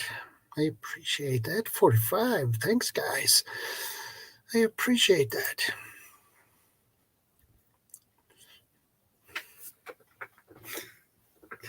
Yeah, tell me that was a good one. You'll probably have more of those jokes stored.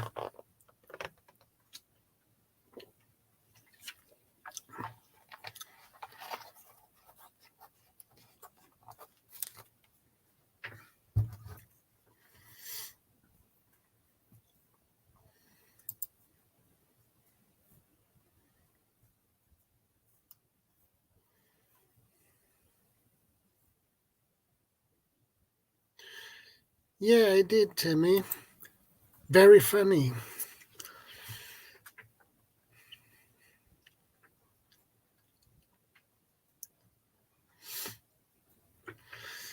Well, all right, he blew that cover, so.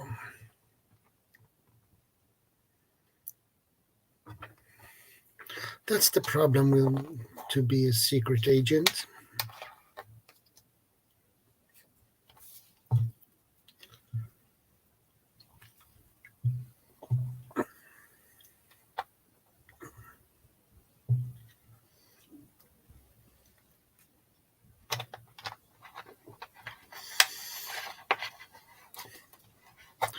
I like those jokes. Those are fun. You know what else is not a secret? What? That I like words with CR in it. Just like secret.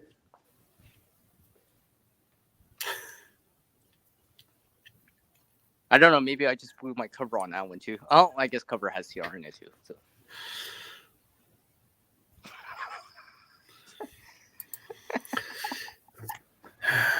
Just keeping the British end up. So, yeah.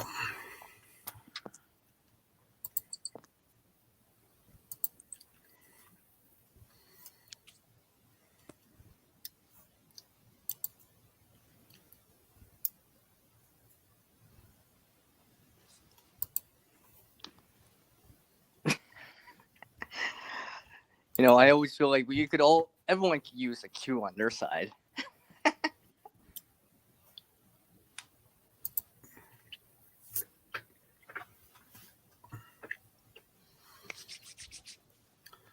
Yeah.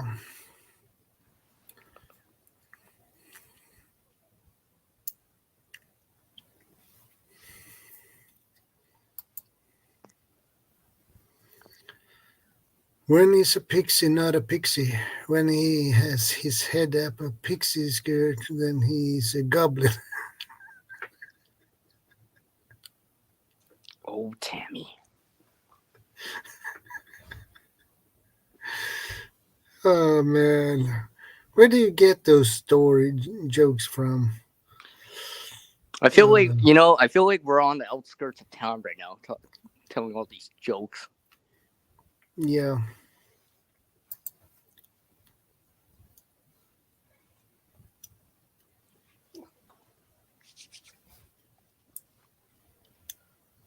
Starting to cool off here a little bit here.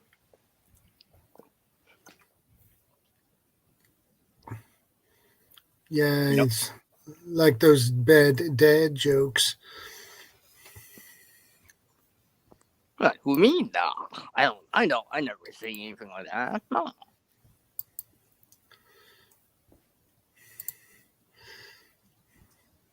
Like this one. I never buy clothes with Velcro. It's a total rip-off.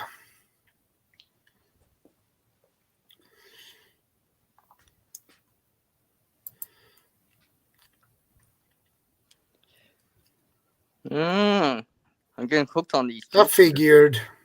I'm getting hooked on these jokes here. They just keep looping in.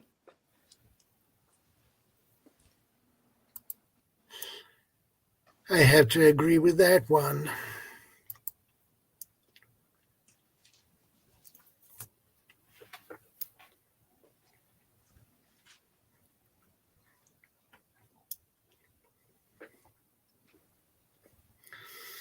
Or this one. Do you heard about the restaurant on the moon? Good food, but no atmosphere.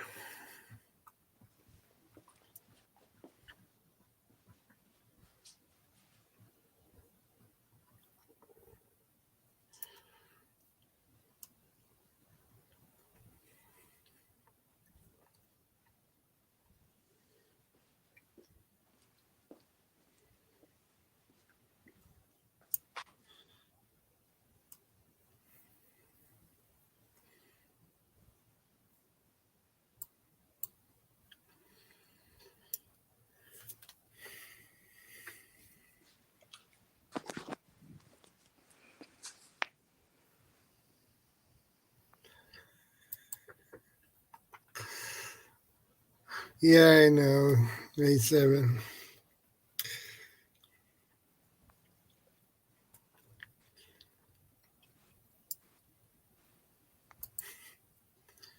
How did Burger King knock out the Dairy Queen? He forgot to wrap his Whopper.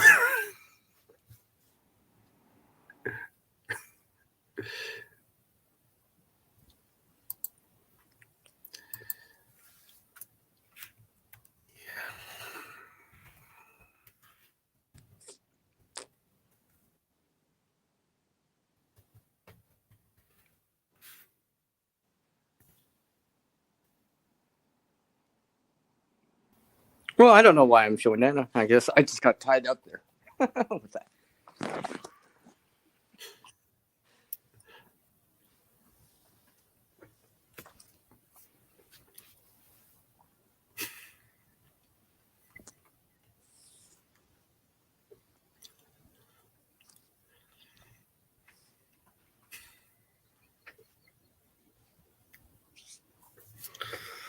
Oh my.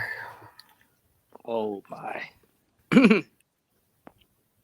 We have fun. That's the point. We have fun. We have fun. Dun, dun, dun, dun, dun.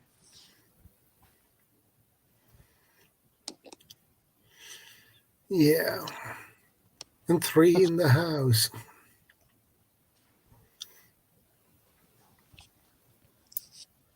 I mean, if I was typing in the side chat right now, I'd probably be typing so much. You know, when I start typing in the side chat, it counts as like 2 or 3 people. Sometimes. What's long and green and smells like bacon? Kermit the Frog's fingers.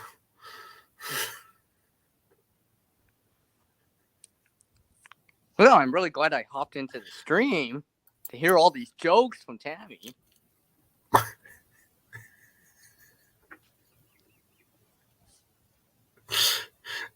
That You was a know, good one. I would give Tammy a green love heart right there. No.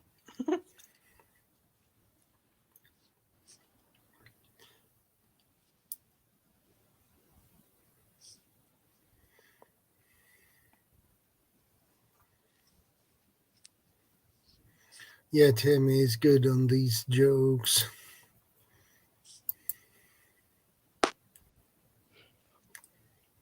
You know, I'm remembering that. I'm remembering that video that you put out that other day, or a couple of days ago, with the candles. If you guys haven't Yeah. seen that video, by the way, go check it out. But spoiler alert, but right. So did you put that stuff away already?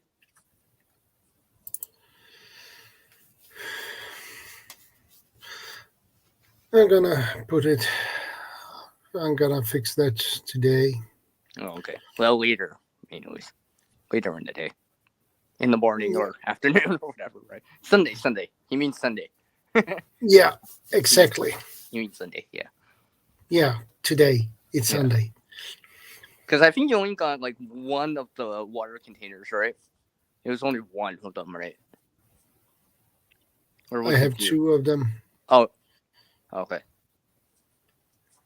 Because I remember that video. I think you only showed one, but Yeah, I did. well, I know the tea lights. You had 2 sets of that, 2 sets of 30 or something like that. Yeah, I thought you were just gonna bring them out. I was like, they're just right next to me, Ciardo. You mean these ones? Do you seriously have it next to you? Or are you just stretching? He's trying to reach for it. He's like, I got it right here. Hey, who knows, Miss Boo? Maybe he's reaching for that air thing again. Why couldn't Miss Piggy speak? She had a fucking throat. That's what she said.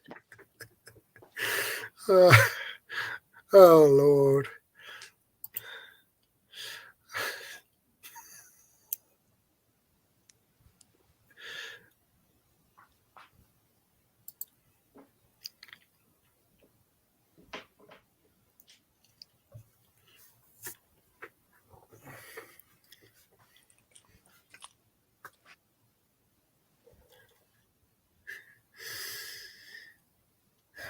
Okay, it seems you are behind on videos. Lol, here's more than one. Shh. Don't say that out loud.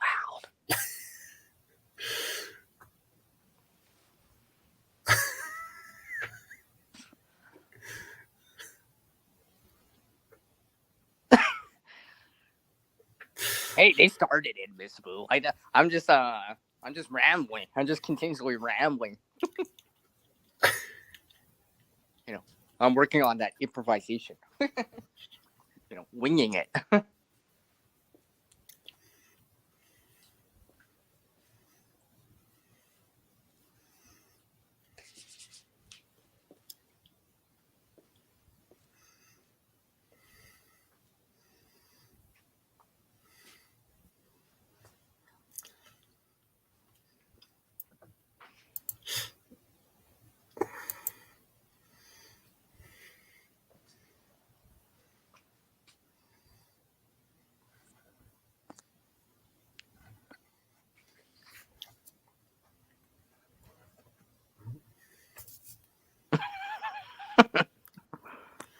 I didn't say it. I taped it. What are you talking about?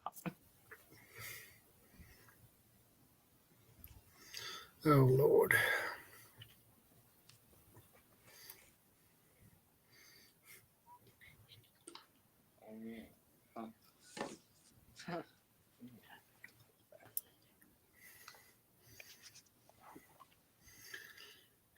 Hey, Bob.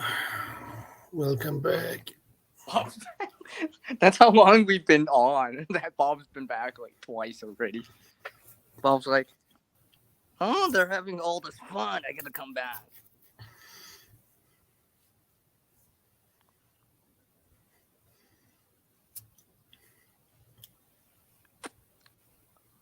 Well, I never get tired of seeing Bob drop back in. No? Or Miss Boo. Or Tammy.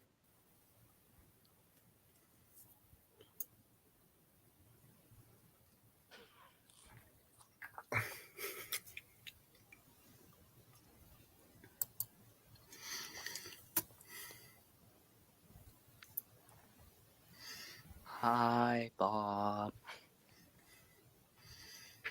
Hey, Bob.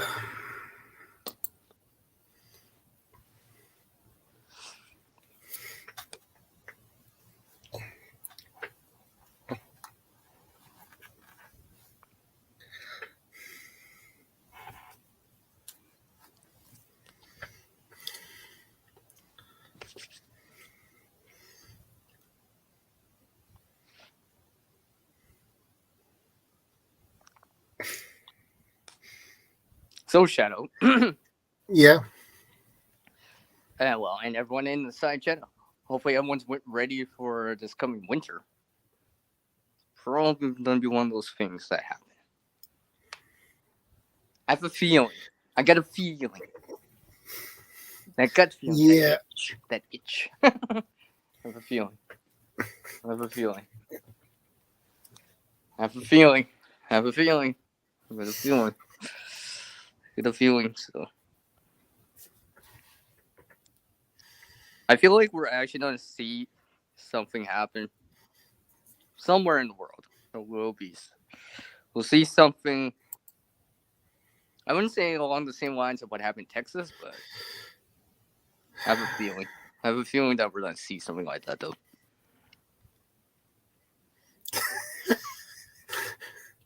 Gonna make a new meme close to Miss Verna's just to watch Bob's eyes pop out of his head along.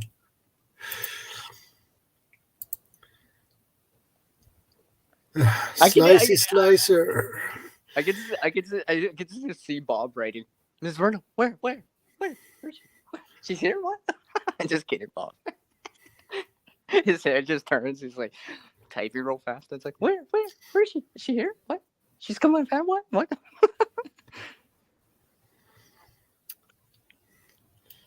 Hey, Slicer. Well, on the company car, diesel. Otherwise, unleaded. I need to check. Dude. Yeah, I'm glad I topped up some jerry cans in my snowblower here. A little bit more.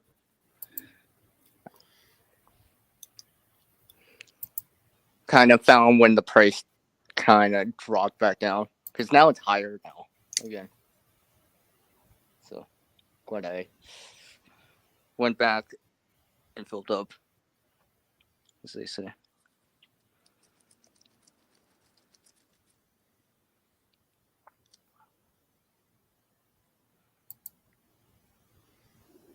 Yeah, because I've been hearing, because out in Europe, it's like inflation's quite high for what it is, right? Yeah, I'm not saying it's any 10%. better here in North America, but from what I've heard and seen and such, from people and such, it seems significantly higher. And to think we're not actually in the winter period yet, technically. Not quite all the way in. Because right now it's still fall type of weather, right? And such. Because it's not like heaters are running all day now, right? Yeah. No. So. Because if it's like 50 plus Fahrenheit, 10 degrees plus, right? Heaters are probably Yeah. not running. Furnaces are probably not running yet, really. They're probably running during the nighttime, right? But. So. Yeah.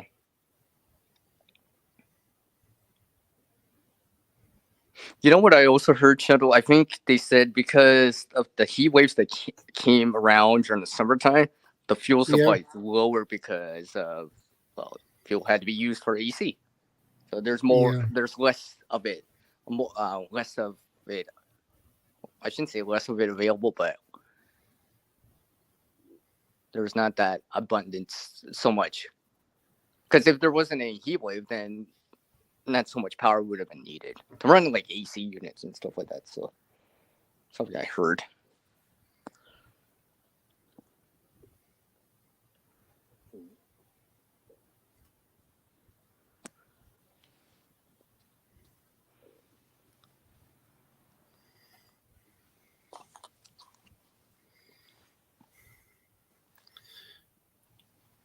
Yeah, I think, like I said, I think this coming winter is gonna be like probably gonna be Yeah, it one of will those. be interesting. Yeah, it'll be one of those eye openers for more people. I think I really do consider it, the dark winter and whatever you want to coin it as. So.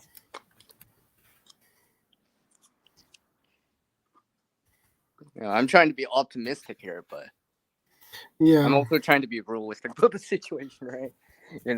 I'm being optimistic. It's like, maybe we'll get lucky next year, on the harvest and all this other stuff. But being realistic, it's like, well, what happens if it's like this year, last year, right? Because look at what, I'm not even talking about 2020 anymore, right? Look, 2021, this year. Well, everyone knows what happened this year, obviously, but I'm talking about like stuff like that happening more frequently. So it just adds to the burden to the system. Multiple fronts that we're all facing. Maybe not directly, but indirectly. Yeah. Right. Well, because I always see, it's like relief effort, right? The supplies that are sent there, yeah, it helps people out. Don't get me wrong, it's necessary, but that also means the areas that send it don't have that for their own area too. There's less of a reserve kind of deal. Yeah. So something I've been thinking about too.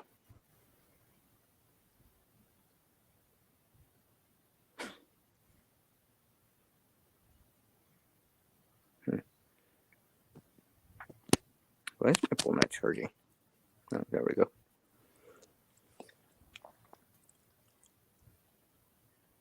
So you're thinking going to the top hour? Yeah. Oh, well.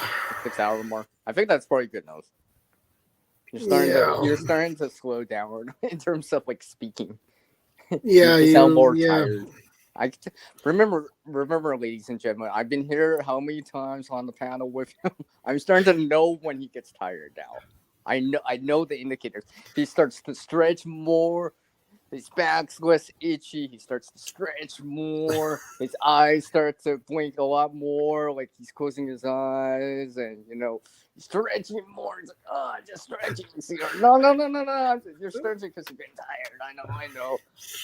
I keep talking, and then the next thing I see is like he's laying back more, relaxing more. And the next thing is like, Shadow, you're still alive. Yeah. You're still alive, by the way. Yeah, I am. I'm trying to help him so he doesn't fall asleep on the stream, Next thing he knows is like, did I fall asleep? 10 hours later, let's see, you're still talking. What? The side chats was just like, Shadow, you fell asleep, but don't worry, CR took over on the stream for the next 4 hours for you. Well, thanks for the live. Thanks for the watch time, everyone. Thanks, CR, for helping me get that extra 8 hours or so of watch time. I didn't even have to do anything. Didn't even have to say anything. I'm joking, by the way. Yeah, exactly.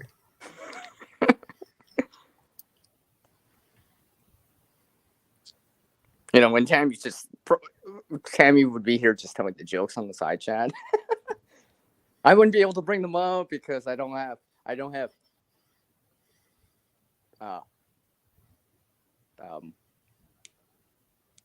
insert word there. So yeah.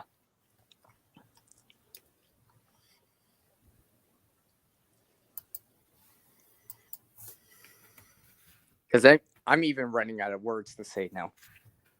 What? Sierra's not rambling anymore.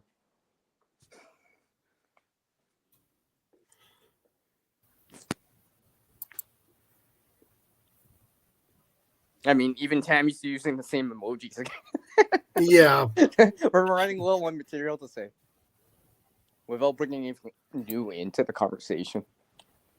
Because I can bring in other pieces of conversation, but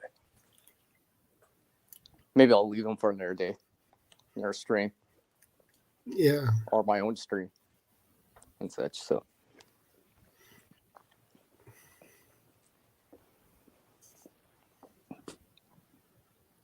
Glad it's supposed to be warmer tomorrow. Like literally right now, I'm wearing a buff out here. I'm wearing a buff outside, or a gator, or whatever you want, neck buff or neck gator or whatever. Right now. I like these. They've been useful for me. I do wear these during the winter time too, in addition to other things. This is my first layer of defense or a layer of protection, and it starts to get cooler out. So,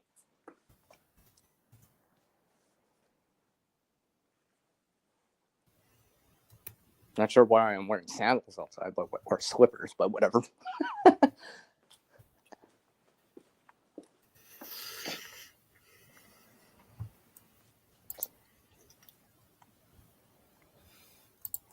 So, Shadow, I think you said on that video it was 60 candles, right?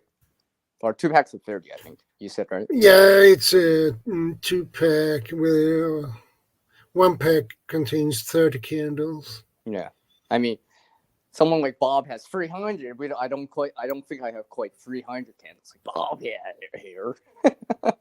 I haven't counted that much, but I'm pretty sure I got over 100. Do you keep other candles, by the way? Or do you only have those type of tea light versions?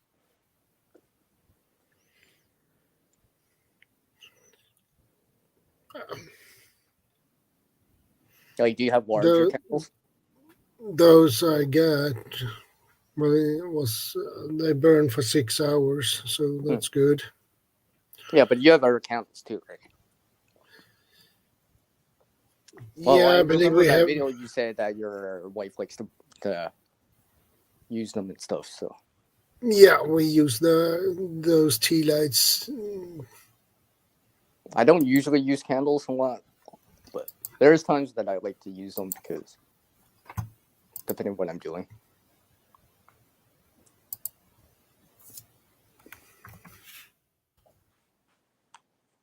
And such, yeah. It's nice to have candles. They are useful. Yeah. Mm-hmm. Mm-hmm. Yeah, it is. Mm-hmm. Mm-hmm. You can't have too many. More like you can have too few. Yeah. You might burn through them literally, real quick.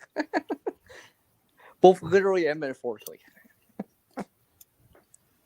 Yeah. I mean, I got actual LED lights too. No, that's our things. So candles are not. I wouldn't primarily use them for lighting. Generally, it's usually for the open flame or heat source.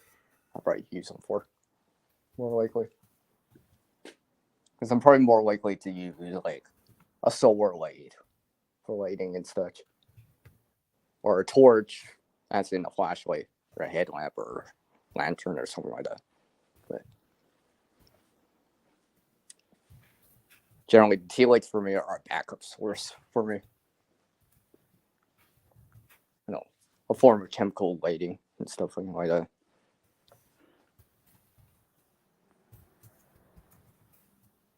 Hey, it's Nicole! Hey! I didn't realize she was here before. I must have missed that in the side chat. Welcome back, Nicole. I didn't realize you were actually in before. I must have missed that when I was busy. Hey, Nico. Welcome back. Nice of you to drop back in. We're just kind of winding it down, I guess, right? Or 15 minutes or so till the top hour. Yeah. Shadow's getting tired, and my friends don't get mad because I haven't called him back, and he called me 3 hours ago. Again. Because everyone always wants to call CR when he's on panel or streaming. As soon as I get off the panel or not stream, no one wants to call. Oh, no one knows me.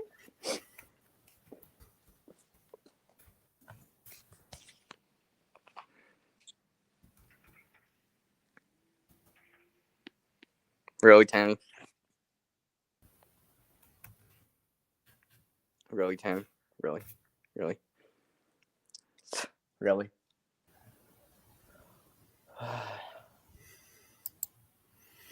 Why do ducks have Yeah. feathers? To cover their butt cracks.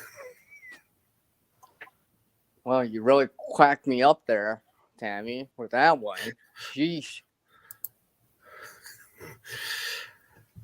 Well, it turned out to be a very quacky night. Yeah.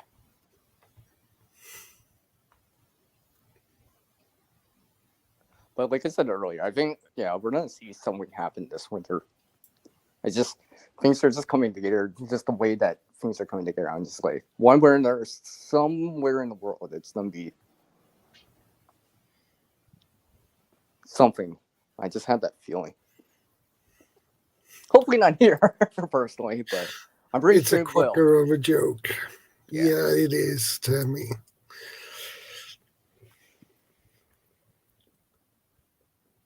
What would we do if Tammy didn't fly by those jokes with us?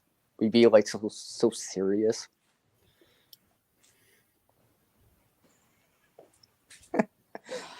Yeah.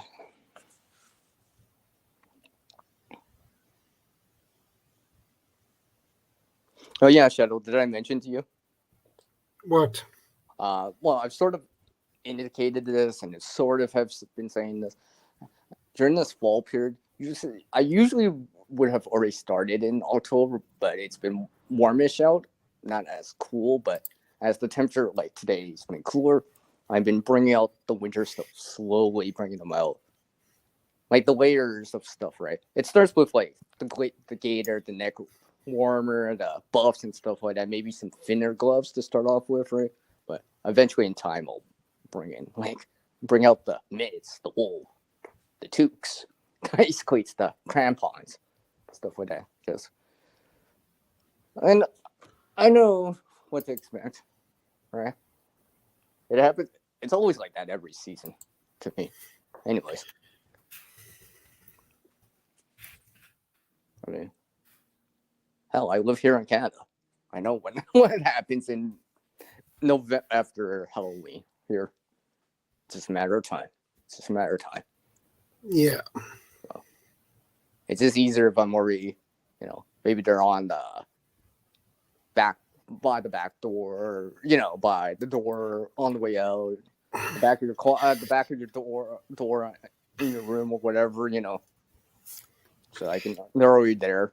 Maybe I already have them in Yeah. get home bag or something like that. A bag. Hey, Mary Bernie, good to see you. Hi, Mary. I'm doing good. I'm doing so. Oh yeah. I kind of figure I should remember. I should remember that. I should remember that.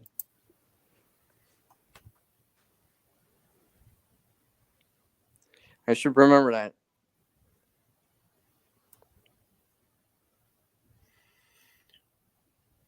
I hope everything is okay with you too, Mary. Nice to see you again. Oh, nice to see you again too, Nicole.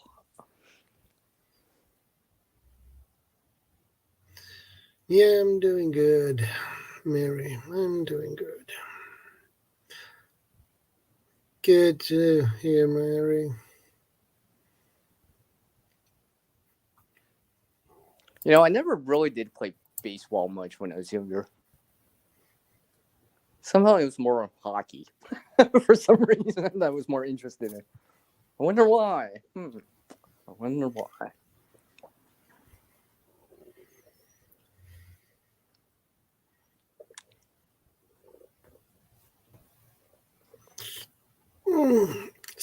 Yeah, I can tell. See, he's starting to do that stretching now. Yeah. No, that was the cat who put the claw inside. That hurts. Yeah. I'm remembering from the past with those cartoons that with the cat and the bigger dog, and I'm picturing that right now. You guys know what I mean? Like I'm picturing that kind of like the little kid on the big dog, and just like trying to claw in and make a nice nest on the dog. You remember that? I'm remembering that right now. It reminds me of that now. It reminds me of that. Yeah. Those were the times.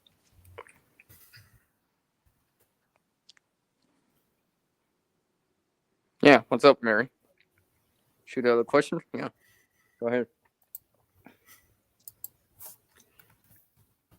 Apple. Straight up apple. I like apple pie more. Really? I think it's because the slices in it and such, and the texture. Because pumpkin pie is kind of smoother, right? What's that called? I can say I have tried pumpkin pie. Apple pie is good. Yeah, I like apple pie. Although I like lemon meringue type of pies too, so.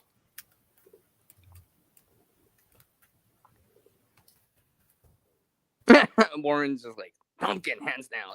I see Warren's still with us. He's like, I gotta answer this question.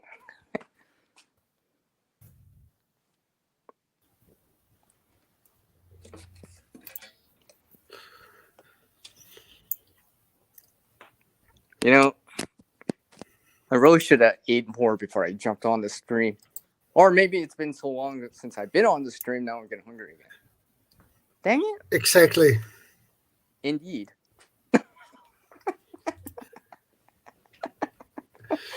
Oh, it's about time I use that word. Yeah. Yeah. I start to use that word more because of you, right?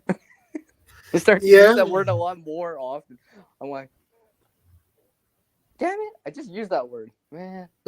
Shadow's got a bad influence on me. Now I'm starting to use that word. Yeah. Mary, what does your gut feeling tells you? Apple pie or pumpkin pie? Cherry. I mean, yeah, that too. Yeah, cherry's got CR. I don't mind cherry. So, I like I like the. I've always liked the meringue pies too. So, I mean, I would choose that over pumpkin. I don't mind pumpkin. Don't get me wrong. I think it's a texture thing because pumpkin is usually uniform of a texture throughout it because Yeah. of the way that you make it, compared to like apple and like cherry, right? Because you get the pieces of fruit every so often.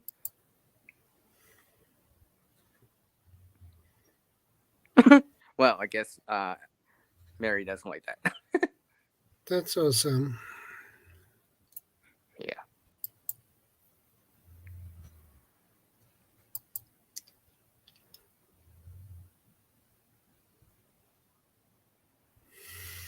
Do you know the French eat snails? They are not keen on fast food. That is what we call slow food. You know, speaking of pie, I wonder how come they've never put out like where you can get half apple and half pumpkin, for example. That'd be kind of cool. So you could just buy like one pie, but it has half apple, half pumpkin. Okay, Mary, that is it tricky when both pies are at the same price, and you have to choose one. I would probably choose apple pie, I second that. but that's me. I second that. Oh, I wonder. I think I still have a slice of apple pie. I should check now. Now I want it. Now I'm thinking about it. I'm like, oh yeah, I didn't have it the other day. I wonder if I still had that slice. I'm thinking I might have one slice still. See, now I'm thinking about dessert even before supper. Dang it. Now I'm just thinking about food. Now my stomach's like, yes, Sierra, feed me. $8 for a frozen pie. Oh wow. That better be one good pie.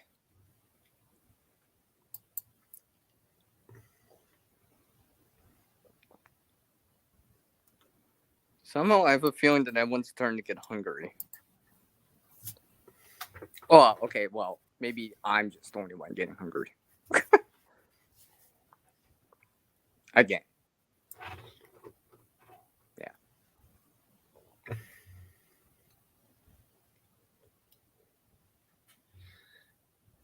Okay, Mary. Which one? The Dutch apple pie. Well, that works. You know, I want an apple pie. Like I said, I like the texture better than pumpkin. It's not like I don't like pumpkin. I like the texture. Because, you know, you get because it has slices in there of the apple, right? Usually that's how it's made and stuff. Because pumpkin, it's all uniform, right? The way that. Yeah. I like texture in my food for some reason.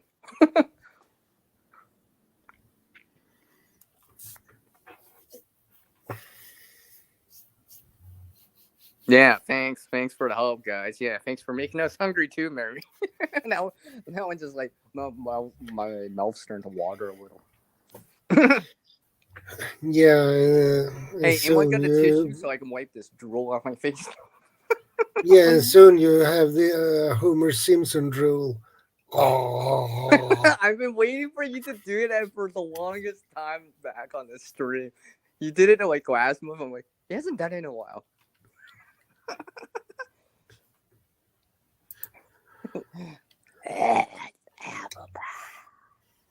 Well, you know, donuts, but Don't worry. CR burns 11,000 calories a day, so don't worry. hour. No, I'm just kidding. Okay, per hour then. No, I'm just kidding. I'm trying to ration my food.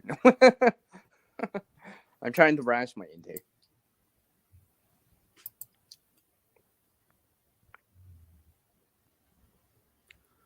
But seriously, I'm trying to gain weight, actually. I'm trying. Well, it's At least on the bright side, I try- never waste food. I don't waste food. I don't waste food.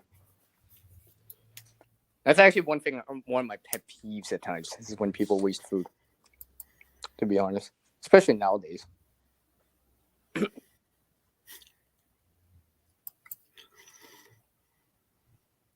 Yeah, if you ever see me in real life, it's like, how come you're eating so little? Have so little on your plate? Well, I can still go back for seconds. Come on. That's usually how we do it.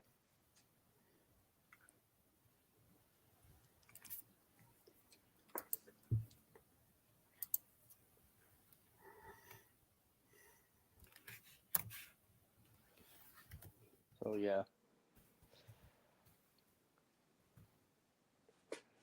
It really got really overcast and cloudy out real fast. Dang. I wonder if it feels cooler out now. It's probably not feel cooler once the sun sets too. Well, I guess we're in the last 4 minutes here. It says 5:56 on the live counter. Yeah. It's closing time soon, everyone.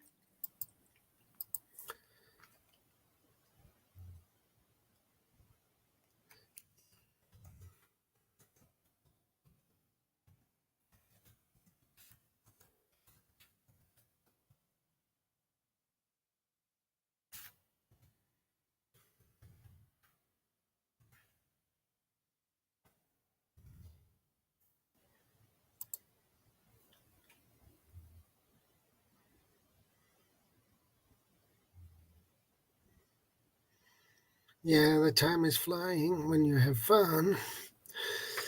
No doubt about it.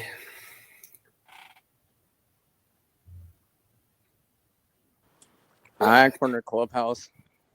I see the chat. Although Hey, sometimes Corner Clubhouse, good to see you, brother. Sometimes I miss messages, but I do try to see it.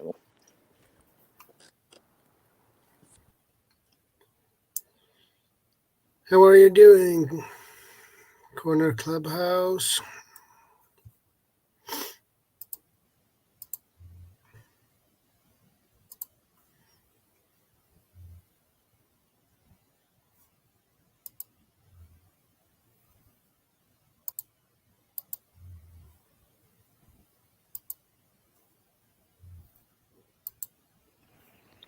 Oh, everyone gets a sneak peek of this. Look.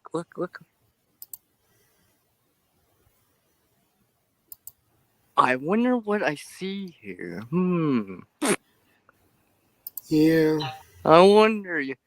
I seem to show a lot more on everyone else's channel, not my own. Quick sneak peek there. Yeah, you can hear the leaves. I got a lot of leaves on the ground now.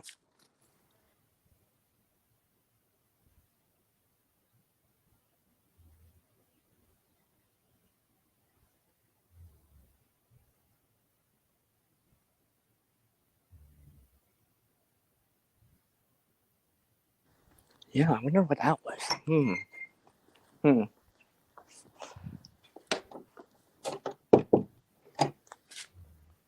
Well, I guess 90 seconds here?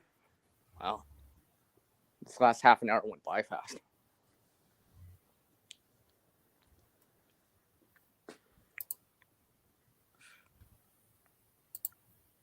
Well, like usual, thanks for having me on with you again. I have Yeah, a couple of things no to say problem. in the back. I have a couple of things to say to you in the backstage after. Okay. Yeah, like usual. Like usual. It's like Sierra always has more to talk about. Don't worry, everyone. I don't keep him up late. I realize he is probably tired, so I always got to remember. Like, oh yeah, he's tired. It's 2:00 in the morning for him, or whatever. I gotta. Yeah.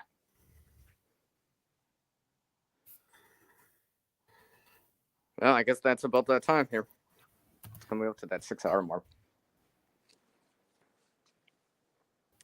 This is where Shadow says, "Thanks everyone for dropping by. I had a good time here talking to everyone. Good laughs. Thanks for all the laughs and joining us on this topic.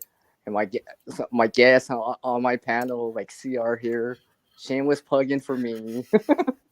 How can you tell which is the head nurse, the one with the dirty knees? Oh, Tammy. Well, I think we wrap things up now, CR. Yeah, it's at that past 6 hour mark. Yeah. Yeah. So, guys, thanks for stopping by. Thanks for hanging on. I appreciate every one of you. Yeah. And then one stay So, proactive out there, right? Yeah. I think that's And the more. If you take anything I'll see you from next this tree, Saturday. yeah, if you take anything from this tree, right?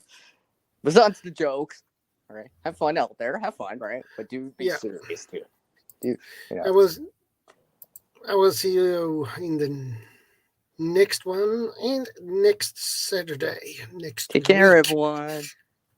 Take care, stay safe, and God bless.